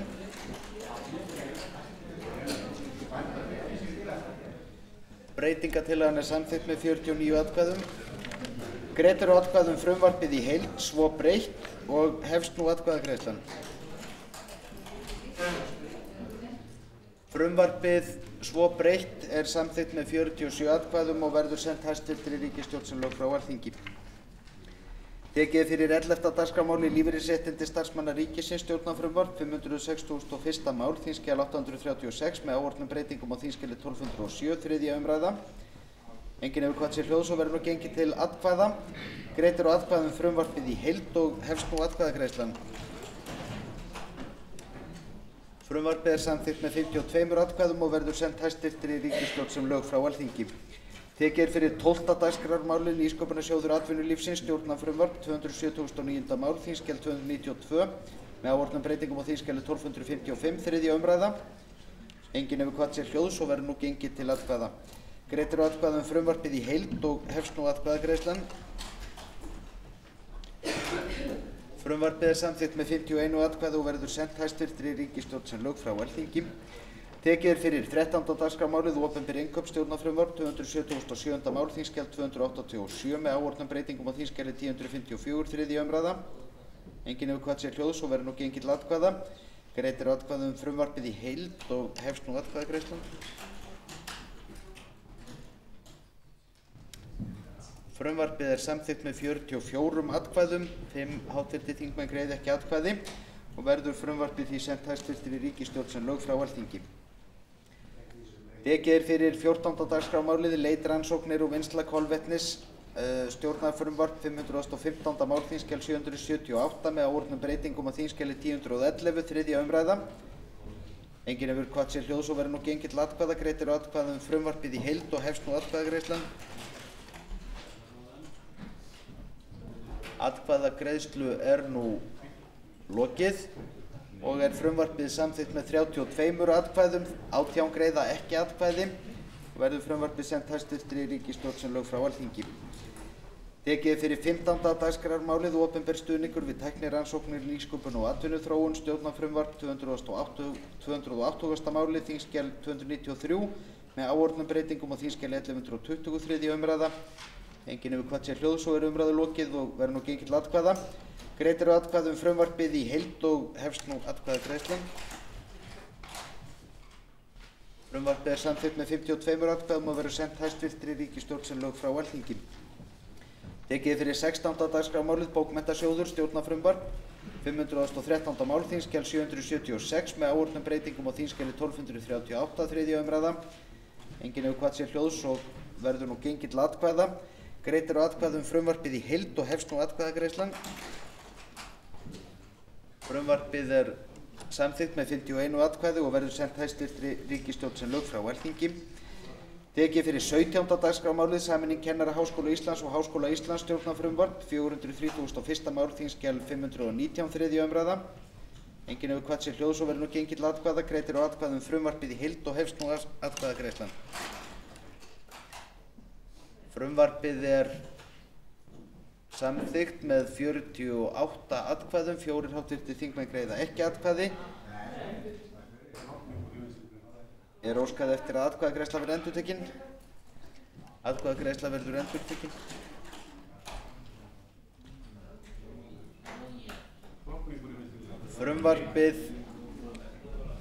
Frumvarpið er samþykkt með 48 atkvæðum, 2 háttvirtir þingmenn greiða ekki atkvæði. Verður frumvarpið því sent hæstvirtri ríkisstjórn sem lög frá Alþingi. Tekið er fyrir 18. dagskrármálið námsgögn stjórnarfrumvarp 511. mál þingskjal 772 með áorðnum breytingum á þingskjali 1066 þriðja umræða. Enginn hefur kvatt sér hljóðs og verður nú gengið til atkvæða. Greitt eru atkvæði um frumvarpið í heild og hefst nú atkvæðagreiðslan.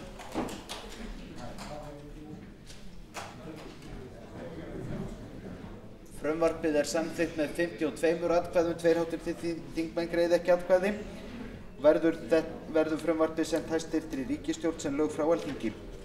Tekið er fyrir 19. dagskrármálið æskulýðslög stjórnarfrumvarp 409. mál þingskjal 460 með áorðnum breytingum á þingskjali 1075 þriðja umræða. Enginn hefur kvatt sér hljóðs og er umræðu lokið og hefst nú atkvæðagreiðslan. Greitt er atkvæði um frumvarpið í heild. Atkvæðagreiðslu er lokið og er frumvarpið samþykkt með 32 atkvæðum, 21 greiða ekki atkvæði og verður það því sent hæstvirtri ríkisstjórn sem lög frá Alþingi. Tekið er fyrir 20. dagskrármálið málefni aldraðra stjórnarfrumvarp 560. mál þingskjal 835 þriðja umræða. Atkvæðagreiðslu. Háttvirtur 7. þingmaður Reykjavíkurkjördæmis norður, Mörður Árnason, hefur tekið til máls dagskrármálið. Forseti, hér hefst þriðja umræða. Þetta mál. Við aðra umræðu var hæstvirtur heilbrigðisráðherra sá sér því miður ekki fært að vera á staðnum og gat því ekki verið hér að svara þeim spurningum sem til hans var beint á þeim tíma. Það er órói í salnum, forseti. Það er eins og þingmenn vil ekki fylgjast með þeim umræðum sem eiga nú að fara fram með þetta mál. En nú hefur hæstvirtur heilbrigðisráðherra séð sér fært að vera viðstaddur og þess vegna vil ég gefa honum tækifæri til þess, alveg eins og ég ætlaði að gera í annar umræðu hér fyrir í dag, að svara til það mál sem getið er framan á Fréttablaðinu í dag, á forsíðu Fréttablaðsins, þar sem raktar eru staðreyndir úr nýju svari heilbrigðisráðherrans við fyrirspurn hv. þingmanns Ástu Ragnheiðar Jóhannesdóttur úthlutanir úr framkvæmdasjóði aldraðra, en þannig er að í framkvæmdasjóð aldraðra greiðir hver maður með nokkrum undantekningum 6.314 krónur á ári og fyrirsögn Fréttablaðsins í dag er þannig að óperukórinn söng á kostnað aldraðra. Það kemur í ljós að óperukórinn kannast ekkert við það að hafa sungið á kostnað aldraðra. Þetta fékk hann styrk frá heilbrigðisráðuneytinu og vissi ekkert hvert hann var ferður. Óperukórinn kannast við að hafa sungið á Landspítalanum en það hafi ekki tengst öldruðum á neinn hátt. Aðrir sem hér eru taldir eru í blaðinu eru Ungmennafélag Íslands, Söngskólinn í Reykjavík, Óperukórinn í Reykjavík, Tónaljón, Lionsklúbburinn í Búðardal, Kvenréttindafélag Íslands og fleiri og eiga ekkert skylt við þetta mál því að þeir sóttu aldrei úthlutun og framkvæmdasjóði aldraðra. Þeir sóttu aldrei að fá þessar 6.314 krónur sinnum eitthvað sem hver maður greiðir fram í þeirri vissu að hann sé að leggja peninga, nefskattinn sinn, í framkvæmdir fyrir aldraða, fyrir foreldra sína, fyrir af og ömmu, fyrir sjálfan sig þegar þar að kemur, fyrir auðvitað allt aldrað fólk. Og ég vil gefa heilbrigðisráðherra færi á því að svara hvernig á þessu stendur, því að í Fréttablaðinu segir að heilbrigðisráðherra hafi ekki viljað tjá sig málið þegar eftir því var leitað. Og það er kannski mannlegt en ekki stórmannlegt að ráðherranum. Ég vil enn fyrir mér spurja ráðherrann hvort að enn standi yfir úthlutanir af þessu tagi úr framkvæmdasjóði aldraðra þeim til háðungar sem þær fá því að þeir eru settir inn í ákaflega vafasamt samhengi í þessum efnum og það getur ekki verið gaman fyrir Garðar Cortes að þurfa að svara þeim spurningum af hverju óperukórinn sé að syngja fyrir fé úr framkvæmdasjóði aldraðra. Málstekur hv. 4. þingmaður Reykjavíkurkjördæmi suður Ásta R. Jóhannesdóttir.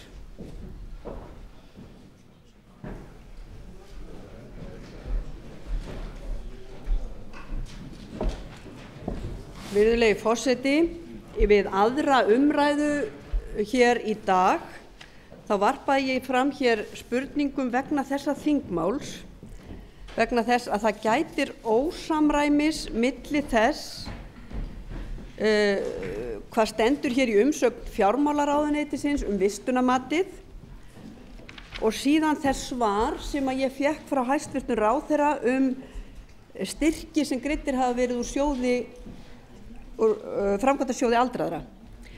Í umsögn fjármálaráðuneytisins segir að kostnaður við vistunarmat sé greiddur á sveitarfélögunum.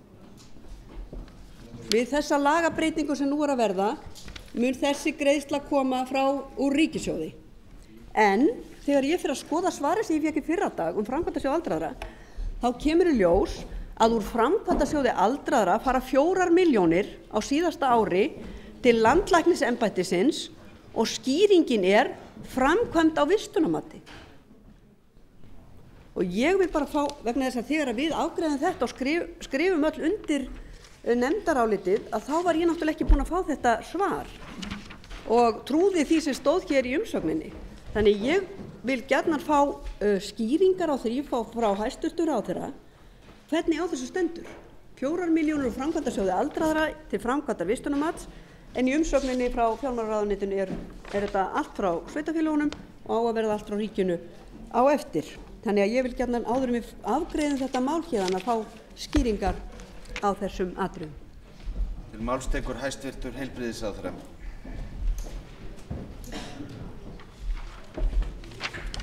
Virðulegur forseti, það nú ekki neitt ósamræmi hér á ferðinni eins og hér reynt að gefa í skyn. Það þannig að við erum að breyta vistunarmatinu gagnvart öldruðum. Í dag eru yfir 40 þjónustuhópar aldraðra sem að fara með vistunarmatið á hverju svæði fyrir sig og við erum að breyta því vistunarmati þannig að það verða miklu færri hópar. Það verða 6 til 9 hópar sem að munu framkvæma þetta vistunarmat og þetta gert meðal annars vegna ábendinga Ríkisendurskoðunar að færa þetta vistunarmat í faglegra horf þannig að það verði gert á svipaðan hátt hjá hverjum hópi. Þannig að við stórfækkum hópunum og gerum þá faglegri. Þjónustuhóparnir munu samt sem áður halda áfram að vinna í öðrum málum sem að þeirra sinna í dag en vistunarmati mun fara frá þeim. Þannig að það þetta vistunarmat sem verið að tala í frumvarpinu sem háttvirtur þingmaður hér að vísa í kostnaðarumsögnina með. Það vistunarmati sem fer fram á hverjum stað. Það verið að meta þá öldruðu áður þeir fara inn á stofnun, hvort þeir þurfi að fara inn á stofnun eða ekki. Og það það vistunarmat sem verið að tala Þetta vistunarmat hefur verið greitt af sveitarfélögunum, eða þessi þjónustuhópar og hér að ræða milljónatugi sem að þetta almenna vistunarmat kostar. Þannig að sá kostnaður að færast af sveitarfélögunum yfir á ríkið og væntanlega til mikils léttis fyrir sveitarfélögin. Það sem háttvirtur þingmaður síðan að telja hér upp varðandi nýlegt svar út á framkvæmdasjóði aldraðra, það allt annað mál. Það eru tæpar 4 milljónir sem miðlægt utanumhald, utan vistunarmatið. Það ekki vistunarmatið sjálft, heldur utanumhald. Á sínum tíma þá var það hjá Reykjavíkurborg, síðan var það hjá framkvæmdasjóðnum sjálfum sem að þetta miðlæga utanumhald var greitt og núna verður það fært yfir til landlæknisembættisins af því það talið að það sé eðlilegra að vista þar af því að það litið á þetta vistunarmat sem biðlista, það að segja eins og hvern annan biðlista. Þannig að þetta eru 2 eðlislega ólík mál þó þau séu ekki óskyld. Það að segja vistunarmatið sjálft þegar það gert á hverjum stað fyrir sig, gagnvart hverjum einstaklingi. Þar eru háupphæðirnar, milljónatugir og síðan það utanumhaldi miðlæga sem eru tæpar 4 milljónir sem að framkemur í svarinu sem háttvirtur þingmaður var að vitna í. Varðandi spurninguna sem háttvirtur þingmaður Mörður Árnason kom með hér áðan og vitnaði í að á forsíðu Fréttablaðsins kemur fram að heilbrigðisráðherra vildi ekki tjá sig málið þegar eftir því var leitað að þá á ég von á því að þetta verði leiðrétt í Fréttablaðinu á morgun. Hef farið í viðtal við Fréttablaðið af því að ég var ekki beðin að tjá mig málið. Þannig að það misskilningur hér á ferðinni og varðandi framkvæmdasjóðinn þá það þannig að greiðslur úr honum fara í má segja í 5 verkefni, 5 mismunandi verkefni. Það í fyrsta lagi bygging þjónustumiðstöðva, dagvista og stofnana fyrir aldraða, þar sem meginupphæðirnar eru. Sjóðurinn að velta í kringum milljarð á þessu ári. Í öðru lagi að mæta kostnað við nauðsynlegar breytingar og endurbætur á húsnæði sem notað til þjónustu fyrir aldraða. Í þriðja lagi viðhalds, húsnæðis, dagvistar, dvalar og hjúkrunarheimila. Í fjórða lagi til reksturs stofnanaþjónustu fyrir aldraða í sérstökum tilvikum, samanber 14. grein laga um málefni aldraðra. Og í 5. lagi annarra verkefna sem stuðlaði uppbyggingu öldrunarþjónustu, hefur stundum verið kallað þróunarverkefni og önnur slík verkefni. Og það er í þeim lið sem að háttvirtur þingmaður það sá liður sem háttvirtur þingmaður að velta fyrir sér. Það búið að gera samkomulag og við Landssamband eldri borgara og fleiri aðila í Ásmundarnefndinni sem var að starfa í sumar og það verður hætt að taka fjármagn úr framkvæmdasjóði aldraðra til reksturs. Það breytingin. það verður áfram, hini liðirnir verða áfram inni í sjóðnum. Það er rekstrarliðurinn sem að breytist og það verður gert í 2 áföngum. Þannig að frá árinu 2008 að þá hækkar framlagið sem að getur farið til annarra verkefna sjóðsins 230 milljónir króna. Og það eru miklar rangfærslur sem eru í þessari frétt sem háttvirtur þingmaður vitnaði til og ég á von á því að það verði leiðrétt hér á morgun. Þannig að virðulegur forseti, það er alveg ljóst að þessi liður 5 sem ég var að lesa upp hér varðandi framkvæmdasjóð aldraðra, að menn hafa túlkað hann með misjöfnum hætti, það er alveg ljóst, þeir sem hann hafa rætt, og það er nú þegar búið að hefja starf í ráðuneytinu við að skilgreina þennan lið betur, af því ég tel að sé eðlilegt að reglurnar hann séu þess eðlis að menn skilji þennan lið á sama hátt. Háttvirtur 4. þingmaður Reykjavíkurkjördæmis suður Ásta R. Jóhannesdóttir veitir andsvar við ræðu hæstvirts heilbrigðisráðherra. Virðulegi forseti, ég vil nú þakka hæstvirtur ráðherra fyrir þessar útskýringar, en finnst honum eðlilegt að landlækni sé greitt úr framkvæmdasjóði aldraðra til að halda utan vistunarmati, eins og kemur hér fram? Ég leyfi mér að hafa efasemdir að það sé eðlilegar styrkveitingar úr framkvæmdasjóði aldraðra til landlæknisembættisins eins og ýmsar aðrar greiðslur úr sjóðnum, sem ég hef mjög miklar efasemdir varðandi það sem háttvirtur þingmaður Mörður Árnason nefndi hér fréttina á forsíðu Fréttablaðsins, að þá veit ég það að ýmsir styrkþegar sem hafa fengið styrki úr sjóðnum hafi ekki haft hugmynd það að þeir verið að fá greiðslur úr framkvæmdasjóði aldraðra þegar þeir sóttu styrk til heilbrigðisráðuneytisins. Og mig langar í tilefni af þessu að nefna það hér, vegna þess að hæstvirtur ráðherra var spurður að því áðan hvort hann væri enn að veita styrki úr sjóðnum, að það er stjórn á þessum sjóði, það er stjórn yfir sjóðnum sem að samkvæmt lögunum ber að hafa frumkvæði af því hvaða styrki eigi að veita og beina því til ráðherra að hvaða styrki eigi að veita. Og ég vil spyrja hæstvirtan ráðherra, hefur hann haft í hyggju að vera með styrkveitingar án þess að bera þær undir sjóðstjórn? Ég vil gjarna fá upplýsingar það hérna áður en að þessari umræðu lýkur, hvort að ráðherra sé að leggja til styrki úr sjóðnum án þess að bera það undir stjórn sjóðsins eins og segir í lögunum framkvæmdasjóð aldraðra. Hæstvirtur heilbrigðisráðherra svarar andsvari.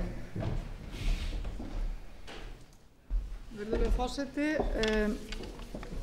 ég býst við því að háttvirtur þingmaður sé að velta fyrir sér framlagi til upplýsingaþjónustu varðandi málefni aldraðra. Ég býst við því að það hefur komið bréf frá Landssambandi eldri borgara í ráðuneytið þar sem að Landssamband eldri borgara hafnar því að taka það verkefni að sér, en ég hafði vonast til þess að Landssambandið myndi gera það.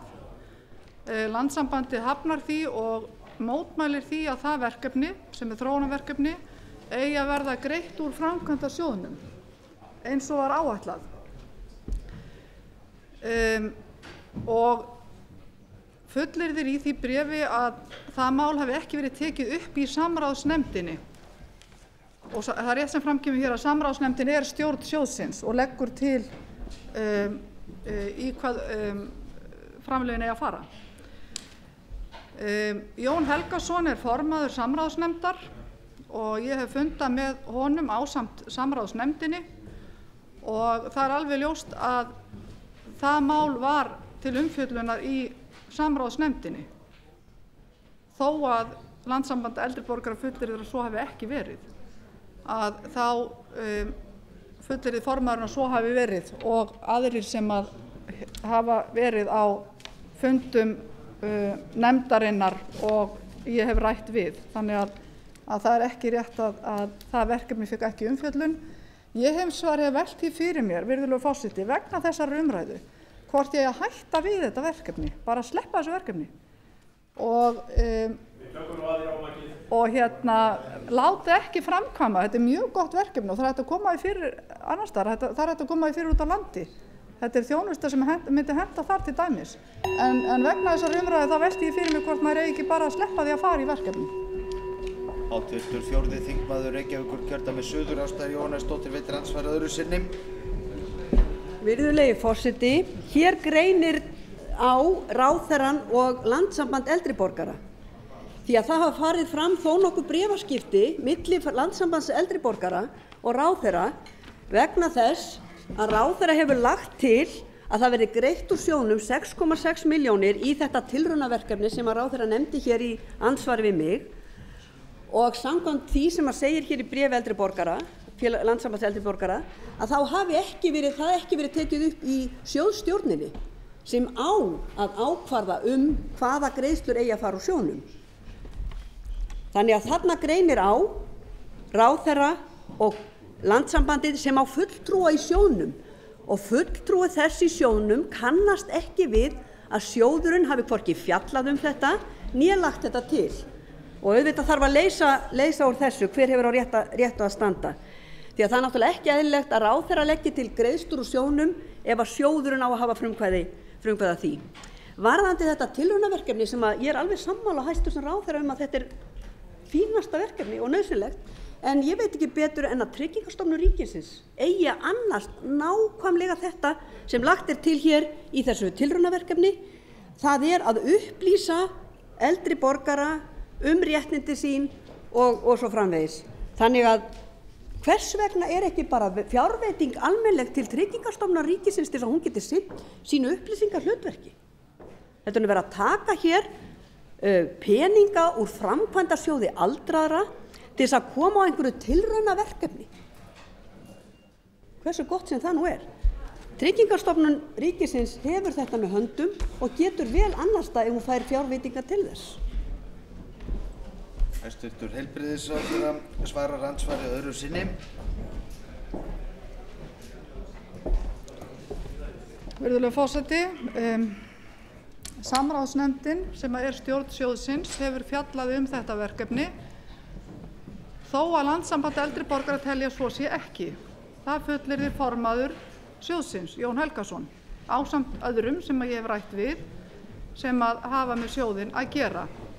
Og síðast ég vissi af að þá ætlaði formaðurinn að koma því skriflega á framfæri að sjóðurinn hefði fjallað þetta mál í tilefni að þessum staðhæfingum Landssambands eldri borgara. Ég tel að þetta verkefni sé mjög gott og hefði gjarnan viljað koma því af stað. Það felst í því að menn geta hringt í ókeypis númer og fengi upplýsingar þá þjónustu sem að eldri borgurum stendur til boða. Ekki bara það sem að Tryggingastofnun hefur með að gera, alls ekki. Þar eru menn að fá upplýsingar bætur sem að þeir geta notið. Þarna eru miklu víðtækari upplýsingagjöf að ræða, líka upplýsingar það sem að félagsþjónusta sveitarfélagi getur boðið upp á og ýmis önnur þjónusta. Og þessu verkefni er hægt að koma fyrir þess vegna út á landi. Mér finnst þetta alveg kjörið verkefni til að hafa út á landi.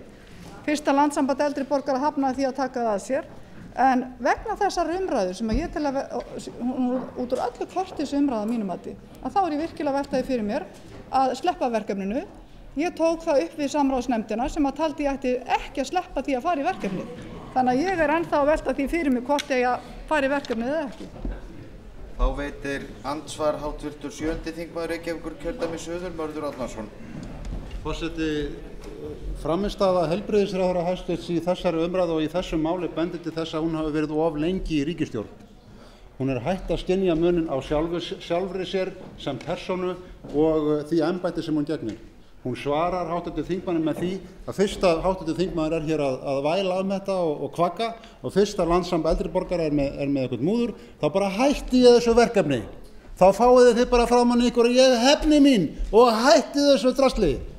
og hæstvirtur heilbrigðisráðherra er orðinn þannig að hann metur það ekki hvaða fé hann að fara með, hvort hann að fara með almennt skattfé sem Alþingi hefur úthlutað til ákveðinna hluta og hann getur auðvitað, og hann á til dæmis hefur fengið hluta af sem það sem við kallum vasapeningar ráðherra og getur veitt úr og hefur aðrar holur og glöfur sem eðlilegt að fara í til að hlutaða peninga og gerir ekki greinarmun á því og síðan þeim framkvæmdasjóði aldraðra sem allir skattborgarar á Íslandi borga í 6.314 krónur á ári og heitir framkvæmdasjóður aldraðra og ekki rekstrasjóður aldraðra sem við erum búin að leiðrétta og heldur ekki uppbygging á öldrunarþjónustu sjóður aldraðra og heitir ekki söngsjóður aldraðra eða óperusjóður aldraðra, heldur framkvæmdasjóður aldraðra og hún hefur engan rétt þegar hæstvirtur heilbrigðisráðherra til þess að taka fyrir honum nema til þess að veita því í framkvæmdir og einhver þau verkefni sem að þeim tengjast algjörlega náið.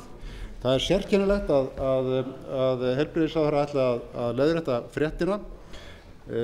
Það getur vel verið að eitthvað hafi misfarist, ég ætla ekki að tala hér fyrir Fréttablaðið eða blaðamanninn, en það hefur ekki misfarist varla í þessari frétt að Garðar Cortes,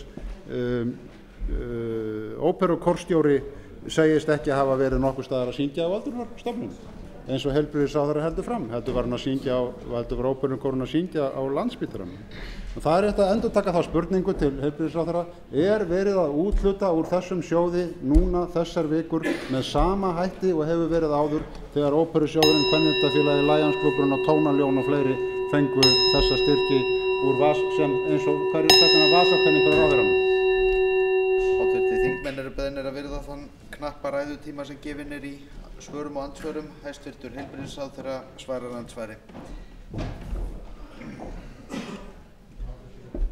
Virðulegur forseti, það kemur fram í svari til háttvirts þingmanns Ástu Ragnheiðar Jóhannesdóttur í hvað á að deila, í hvað verkefni á að fara í á þessu ári og þau eru skilgreind þar, en þar er afgangur sem er óskilgreindur sem að ef ég man rétt er upp á eitthvað í kringum 4 milljónir króna sem er ekki búið að negla niður núna í upphafi árs í hvað á að fara og það fer þá í vinnslu í sjóðnum eftir því sem að beiðnir koma inn í sjóðinn á næstunni. En það eru þarna, ef ég man rétt, 3 skilgreind verkefni sem hægt er að lesa í viðkomandi svari. Háttvirtur 7. þingmaður Reykjavíkurkjördæmis suður veitir andsvar öðru sinni. Forseti, í svarinu er ekkert getið það eins og var þó á einhverja fyrstu árunum að sjóðurinn hefði veitt fé til þess að auglýsa styrkúthlutun úr sjálfum sér. Og ég nú að vísa ekki grannskoða nú ekki í fjölmiðlana en ég hef ekki séð slíkar auglýsingar í blöðunum það að framkvæmdasjóður aldraðra sé núna að úthluta styrkjum til kvikmyndatöku, söngstarfs og hins og þessa. Kann að vera þó að hefði kannski verið eðlilegra fyrir ráðherrann að svara því með óperukórinn að hann hafi verið á öldrunarstofnun þar sem að 70 aldraðir auðvitað eru nú á Landspítalanum vegna þess að þeir komast ekkert annað þó að þeir séu í raun og veru ekki sjúklingar heldur þurfa að komast í betra húsnæði. Með hinnar 4 milljónir sem enn eru eftir úr þessum sjóði þegar Siv Friðleifsdóttir hæstvirtur heilbrigðisráðherra hefur látið greipar sópa hann á þessum 3 mánuðum sem liðnir eru þá ætla ég bara að vona að farið verði vel með þetta fé, því verði veitt. Þessar 4 milljónir eru töluverður hópur á skattborgurum sem hver hefur reitt fram 6.314 krónur og ég vona að það verði hugsað til þessa hóps í heilbrigðisráðuneytinu þegar þessu fé verður úthlutað og ég vona að því verði að minnsta kosti ekki úthlutað í kosningaáróður til Framsóknarflokksins eins og raunin hefur verið þetta fé sem fé úr þessum sjóði sem nýlegt dæmi því miður sannar áþreifanlega. Hæstvirtur heilbrigðisráðherra svarar andsvari öðru sinni. Virðulegur forseti, þetta er svo fráleitur málflutningur að þrátt fyrir það að þingmenn eru orðnir þreyttir hér á síðasta degi þingsins þá leyfi ég mér að koma upp á svarunum. Þrátt fyrir það. Það að halda því fram að það sé verið að nota fyrir einhvern kosningaáróður, það er algjörlega fráleitt. Ég býst við því að háttvirtur þingmaður er að vitna í upplýsingarit sem var gefið út á síðasta sumri heildarstefnumótun í málefnum aldraðra sem var búið að kalla eftir og að kalla það einhvern kosningarit það er algjörlega fráleitt og ég vísa því á bug.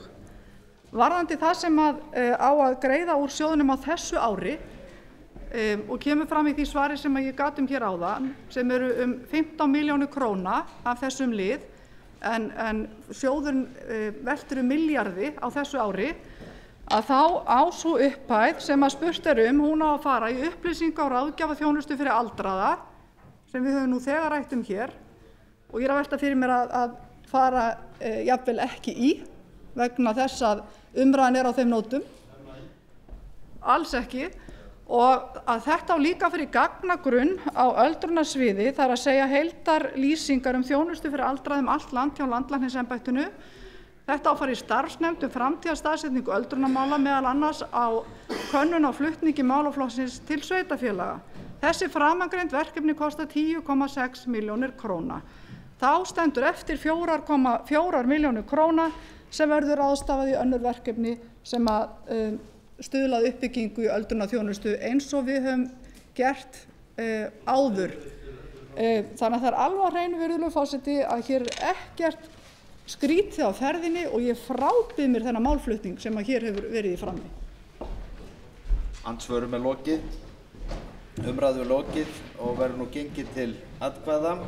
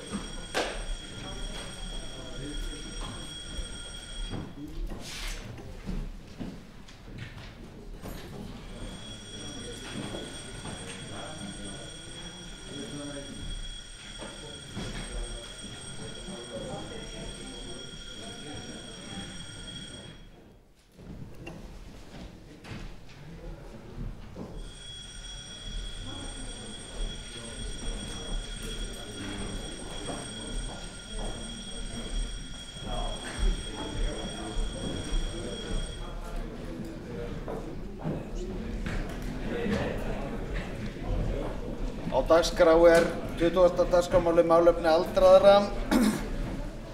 Greidd eru atkvæði frumvarpið í heild og hefst nú atkvæðagreiðslan.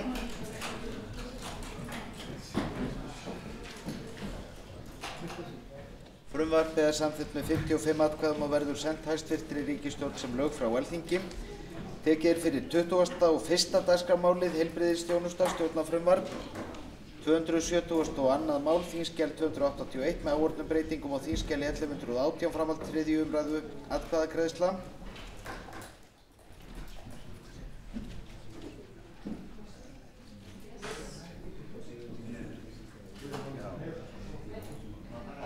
Enginn hefur kvatt sér hljóð, svo verður gengið til atkvæða. Háttvirtur 9. þingmaður Reykjavíkurkjördæmis suður tekur til máls atkvæðagreiðslu.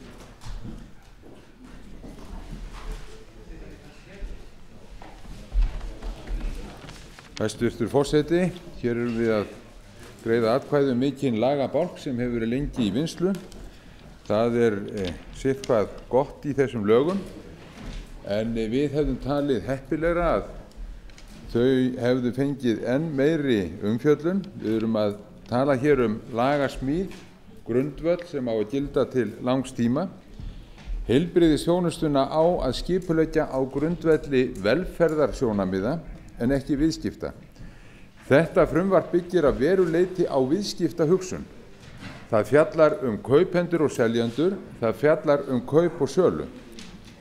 Að mínu mati þá þarf að hugsa hér langt fram í tímann og máta löggjöf af þessu tagi inn í heim þar sem viðskiptaöfl ásæla sífellt stærri hlut í velferðarþjónustunni og nýta sér lagalegar skilgreiningar, oft frammi fyrir dómstólum. Hér skipta máli alþjóðlegir samningar og skuldbindingar. Ég vísa í því sambandi í átökin sem hafa átt sér stað mótun og síðan skilgreiningar í þjónustutilskipun Evrópusambandsins og þá ekki síður í fyrstu ákvæði GATT-samningana, en þar velferðarþjónustan undanskilin markaðsskuldbindingum nema þegar hún er skipulögð á viðskiptagrunni, jafnvel þótt hið opinbera greiði fyrir þjónustuna. Við þurfum að hafa í huga að þetta umhverfi er allt saman á hreyfingu og við þurfum að gæta að okkur og hugleiða hvert við viljum fara, hvort við ætlum að ýta þessari þjónustu út á markaðstorgið. Atkvæðagreiðsla mun nú hefjast. Háttvirtur 10. þingmaður Norðausturkjördæmis gerir grein fyrir atkvæði sínu.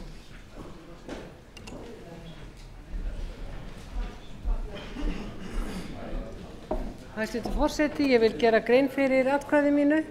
Ég sagði hér í örstuttri ræðu í dag að skýrði frá undirbúningi þessa máls en gagnrýndi harðlega þann hraða sem máli hefur hlotið hér á afgreiðslu í dag. Þetta er mál af þeirri stærðargráðu að það þarf að fá vandlega umræðu og tíma hér á þinginu eins og það er mörgum breytingartillögur sem komu frá heilbrigðis- og trygginganefnd gáfu til kynna. En hæstvirtur forseti, frumvarpið er niðurstaða og málamiðlun stjórnmálaflokka, fagaðila og síðast en ekki síst fulltrúa neytenda. Þetta er rammalöggjöf sem hægt er að breyta, veldur hver á heldur og við í Vinstri-hreyfingunni grænu framboði við viljum sýna samfélagslega ábyrgð ef okkur er falin ábyrgð á þessum málaflokki að alþingiskosningu loknum 12. maí. Atkvæðagreiðslu er lokið. 48 þingmenn greiða atkvæði með frumvarpinu, 1 situr hjá og verður frumvarpið því sent hæstvirtri ríkisstjórn sem lög frá Alþingi. Tekið er fyrir 22. dagskrármálið embætti landlæknis, eða landlæknir heitir málið, stjórnarfrumvarp 273. mál þingskjal 282 með áorðnum breytingum á þingskjal 1134, 3. umræða. Enginn hefur kvatt sér hljóðs og verður nú gengið til atkvæða. Greitt eru atkvæði frumvarpið í heild og hefst nú atkvæðagreiðslan.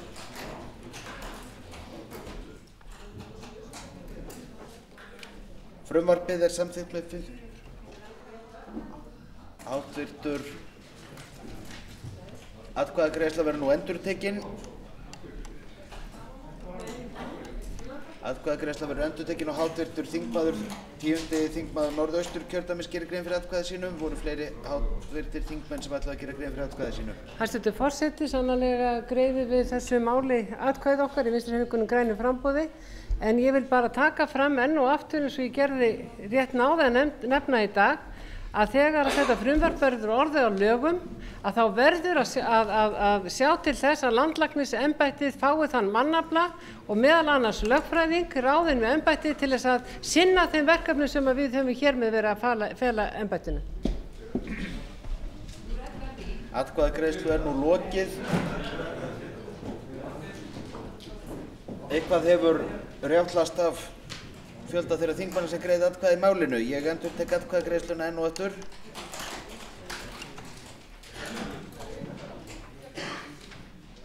Atkvæðagreiðslu er lokið og er frumvarpið samþykkt með 53 atkvæðum og verður sent hæstvirtri ríkisstjórn sem lög frá Alþingi. Tekið er fyrir 23. dagskrármálið heyrnar- og talmeinastöð stjórnarfrumvarp 274. mál þingskjal 283 með áorðnum breytingum á þingskjali 1109, 3. umræða. Enginn hefur kvatt sér hljóðs og verður nú gengið til atkvæða. Greitt eru atkvæði frumvarpið í heild og hefst nú atkvæðagreiðslan. Frumvarpið er samþykkt með 52 atkvæðum og verður sent hæstvirtri ríkisstjórn sem lög frá Alþingi. Tekið er fyrir 24. dagskrármálið sóttvarnalög stjórnarfrumvarp 638. mál þingskjal 946 með áorðnum breytingum á þingskjali 1146.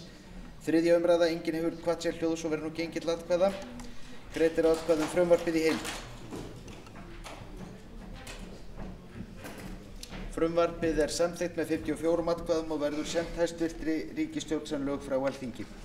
Tekið fyrir 25. dagskrármálið fjarskipti stjórnarfrumvarp 437. mál þingskjal 547 með áorðnum breytingum á þingskjali 1040, 3. umræða. Enginn hefur kvatt sér hljóðs og verður nú gengið til atkvæða. Greitt eru atkvæði frumvarpið í heild og hefst nú atkvæðagreiðslan. Frumvarpið er samþykkt með 54 atkvæðum og verður sent hæstvirtri ríkisstjórn sem lög frá Alþingi. Tekið er fyrir 27. dagskrármálið umferðarlög, stjórnarfrumvarp 388. mál, þingskjal 430 með áorðnum breytingum á þingskjali 1048, breytingartillögur á þingskjali 1337, þriðja umræða. Óskar hv. þingmaður eftir að taka til máls atkvæðagreiðslu.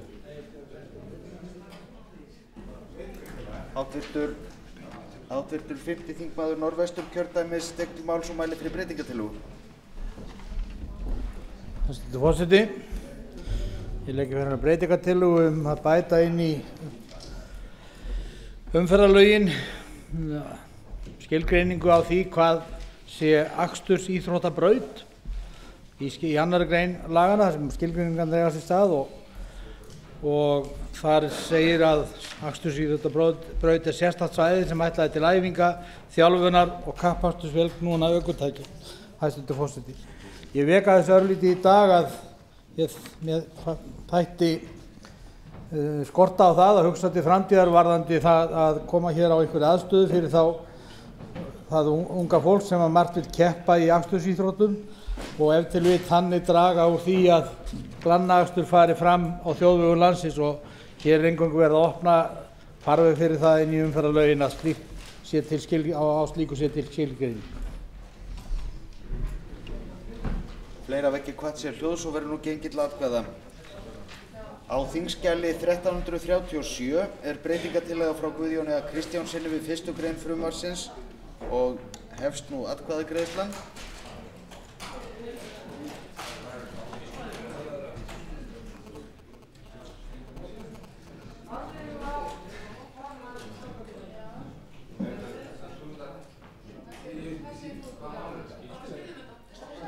Atkvæðagreiðslu er að ljúka.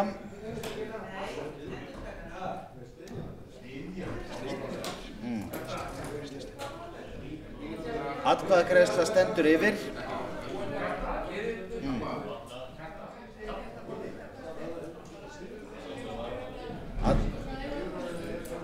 Atkvæðagreiðsla stendur yfir.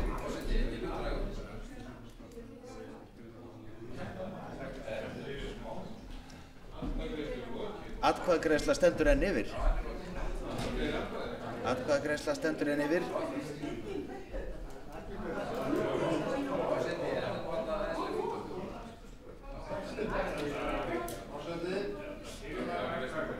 Atkvæðagreiðsla stendur yfir.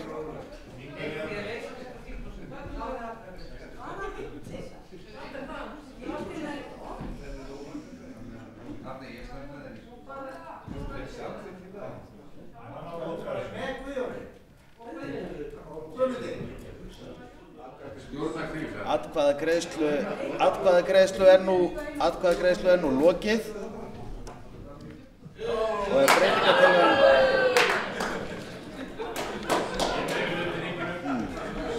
það er óskað eftir að atkvæðagreiðsla verði endurtekin.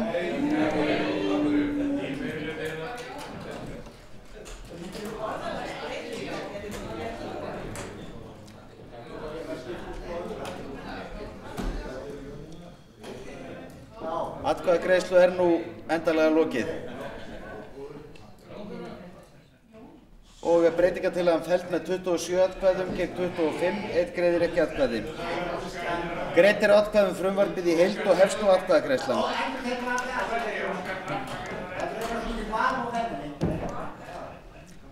Greitt er atkvæði frumvarpið í heild.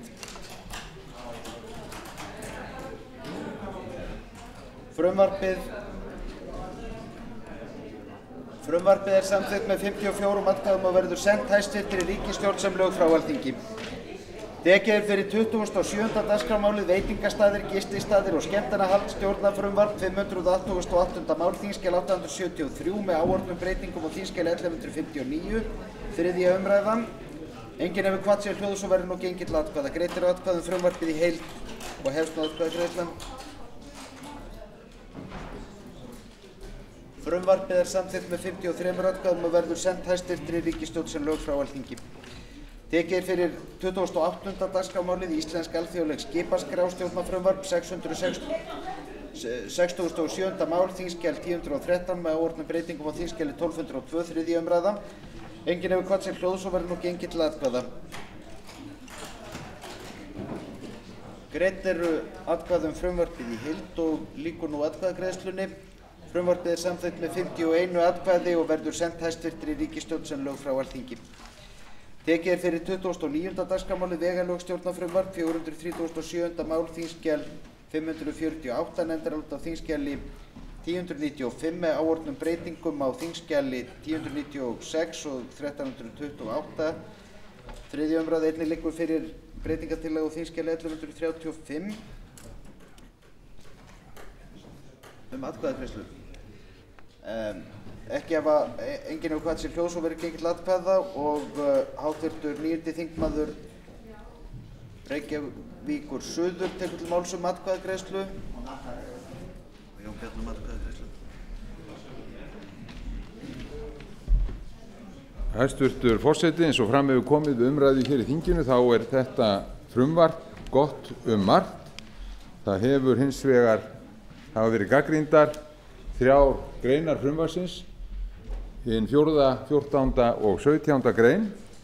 Nú hefur hins vegar verið gerð breyting á alvarlegustu greininni, 4. greininni. Þar hefur verið numið brott ákvæði sem hefði lögþvingað vegagerð ríkisins til að einkavæða alla hönnun, alla nýbyggingar, allt viðhald, alla þjónustu, allt eftirlit og einkavæða vegina. Það er rétt. Því að inn í frumvarpinu var ákvæði þess efnis að vegamálastjóri hefði heimild til að framselja vegina, þjóðvegina, til einkaaðila til frambúðar. Nú er búið að koma með tillögu eða breytingu á frumvarpinu þess efnis að er að ræða einvörðungu tímabundna ráðstöfun. Þessu náðum við fram, Vinstri-hreyfingin grænt framboð, að fá fram þessar breytingar á frumvarpinu og ég lít svo á að þær séu mjög mikilvægar því að þetta hefði haft mjög alvarlegar afleiðingar fyrir vegagerðina og þjónustuver vegagerðarinnar vítt og breitt landið.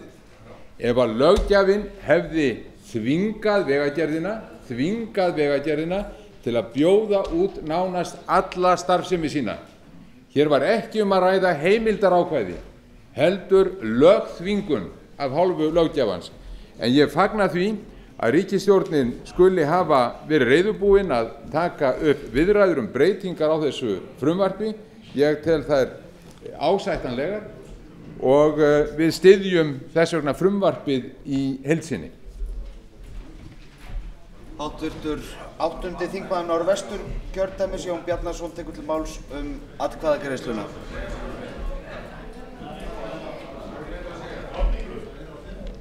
Já, herra forseti, eins og hefur komið fram hér þá var samþykkt hér við 2. umræðu breytingartillaga frá Guðmundi Hallvarðssyni að sú málsgrein sem fjallaði það að skylda vegagerðina til þess að einkavæða alla sína þjónustu að þá hefur sú grein náttúrulega lagast mikið. Ég hef hér gert grein fyrir þeim fyrirvörum sem við höfum varðandi 14. grein og alfarið á móti 17. grein sem slíkri, en með fyrir takmörkun sem að sett var hér inn í 14. greinina, það er að þessi framsal á veghaldi sé megi einungis vera tímabundið, þá verður annað yfirbragð á þessu frumvarpi. Þannig að sú breytingartillaga sem ég hér flutti sem hljóðaði upp á það að meðal annars að allir þjóðvegir landsins skyldu í rauninni vera í þjóðareign og takmörkun á framsali vegamálastjóra. Forseti biður háttvirta þingmenn að gefa háttvirtum þingmanni Jóni Bjarnasyni tækifæri til að ljúka málu sínu. Þakka þér fyrir. Það er greinilegt að þingmenn Sjálfstæðisflokksins, þeim er kannski ekkert ljúft að fella þessi einkavæðingar ákvæði burt úr lögunum, en ég tel það fagnaðarefni og met meirihlutann og ríkisstjórnina verðleikum fyrir að hafa þá tekið þeim sinnaskiptum og gert það þrátt fyrir það þú einstakir einkavæðingar sinnar innan Sjálfstæðisflokksins eigi bágt með að sitja undir því.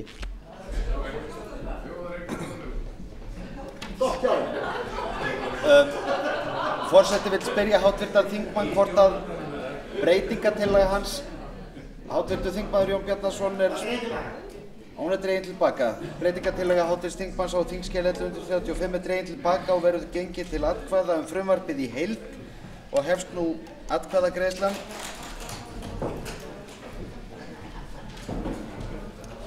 Frumvarpið samþykkt með 54 atkvæðum og verður sent hæstvirtri ríkisstjórn sem lög frá Alþingi.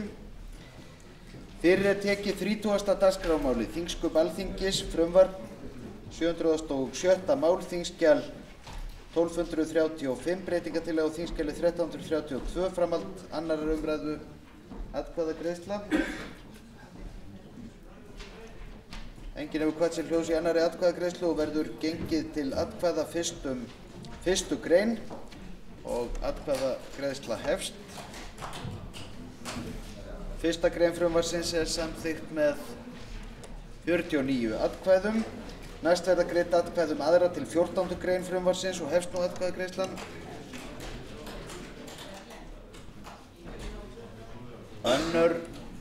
Önnur til og með 14. grein eru samþykktar með 49 atkvæðum. Á þingskjali 1332 eru breytingatillaga frá Sólveigu Pétursdóttur við 15. grein frumvarpsins og hefst nú atkvæðagreiðslan.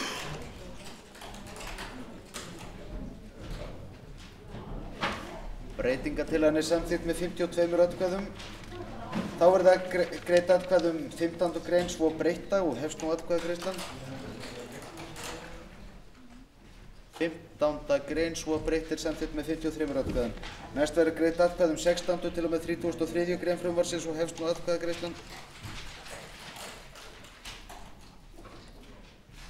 15. til 33. grein eru samþykktar með 52 atkvæðum. Fyrirsögn frumvarpsins skoðast samþykkt án atkvæðagreiðslu, þá verða greidd atkvæði hvort frumvarpið eigi að ganga til 3. umræðu. Aftur verður atkvæðagreiðsla hefst. Þingmenn eru beðnir að biðlundi í 1 sekúndu og atkvæðagreiðsla hefst.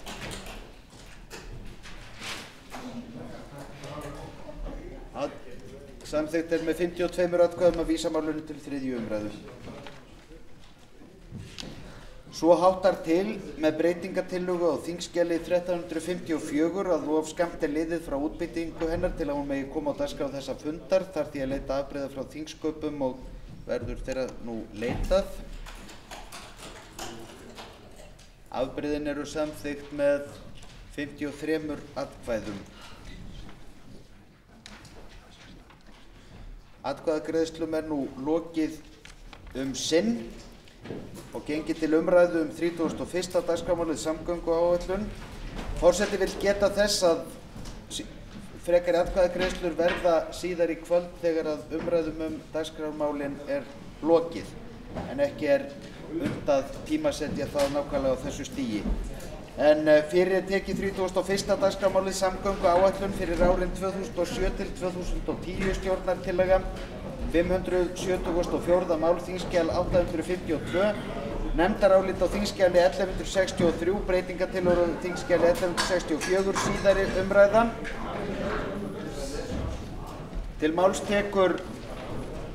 máls tekur framsögumaður samgöngunefndar, háttvirtur 8. þingmaður Reykjavíkurkjördæmis suður, Guðmundur Hallvarðsson. Virðulegi forseti, ég mæli hér fyrir nefndaráliti tillögu til þingsályktunar 4 ára samgönguáætlun fyrir árið 2007 til 2010 frá samgöngunefnd. Fjölmargir aðilar komu á fund nefndarinnar auk þess sem að margar umsagnir bárust nefndinni. Nefndin leggur ekki til breytingar á flugmálaáætlun. Nefndin leggur hins vegar til breytingar á siglingamálaáætlun og vegáætlun. Siglingamálaáætlun. Nefndin leggur til eftirfarandi breytingar á siglingamálaáætlun í samræmi við ákvörðun sem tekin var á ríkisstjórnarfundi 9. mars síðastliðinn að veita 1.600.000.000 króna viðbótarframlagi til samgönguáætlunar fyrir árið 2009. Fyrsta lagi lagðar eru til leiðréttingar á töflu 3.3 í kafla 3.2.1 hafnir í grunnneti ríkisstyrktar og töflu 3.7 í kafla 3.2.1 sjóvarnargarðar. Í öðru lagi lagt til framlag til byggingar grjótgarðs út af Tösku á Rifi í Snæfellsbæ og gerð sandfangara. Með þessari framkvæmd næst að draga úr áhrifum norðaustan og austanöldu innan Rifshafnar. Nauðsynlegt er að gera sandfangara til að draga úr sandburði í höfnina.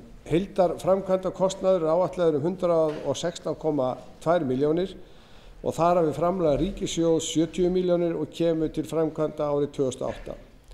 Í þriðja lagi lagt til framlag til dýpkunar innsiglingarrennu og innan við hafnar á Vopnafirði. Dýpi innan hafna miðast við 8 metra djúpristu skips en skipin sem nú fara höfnina rista yfir 9 metra.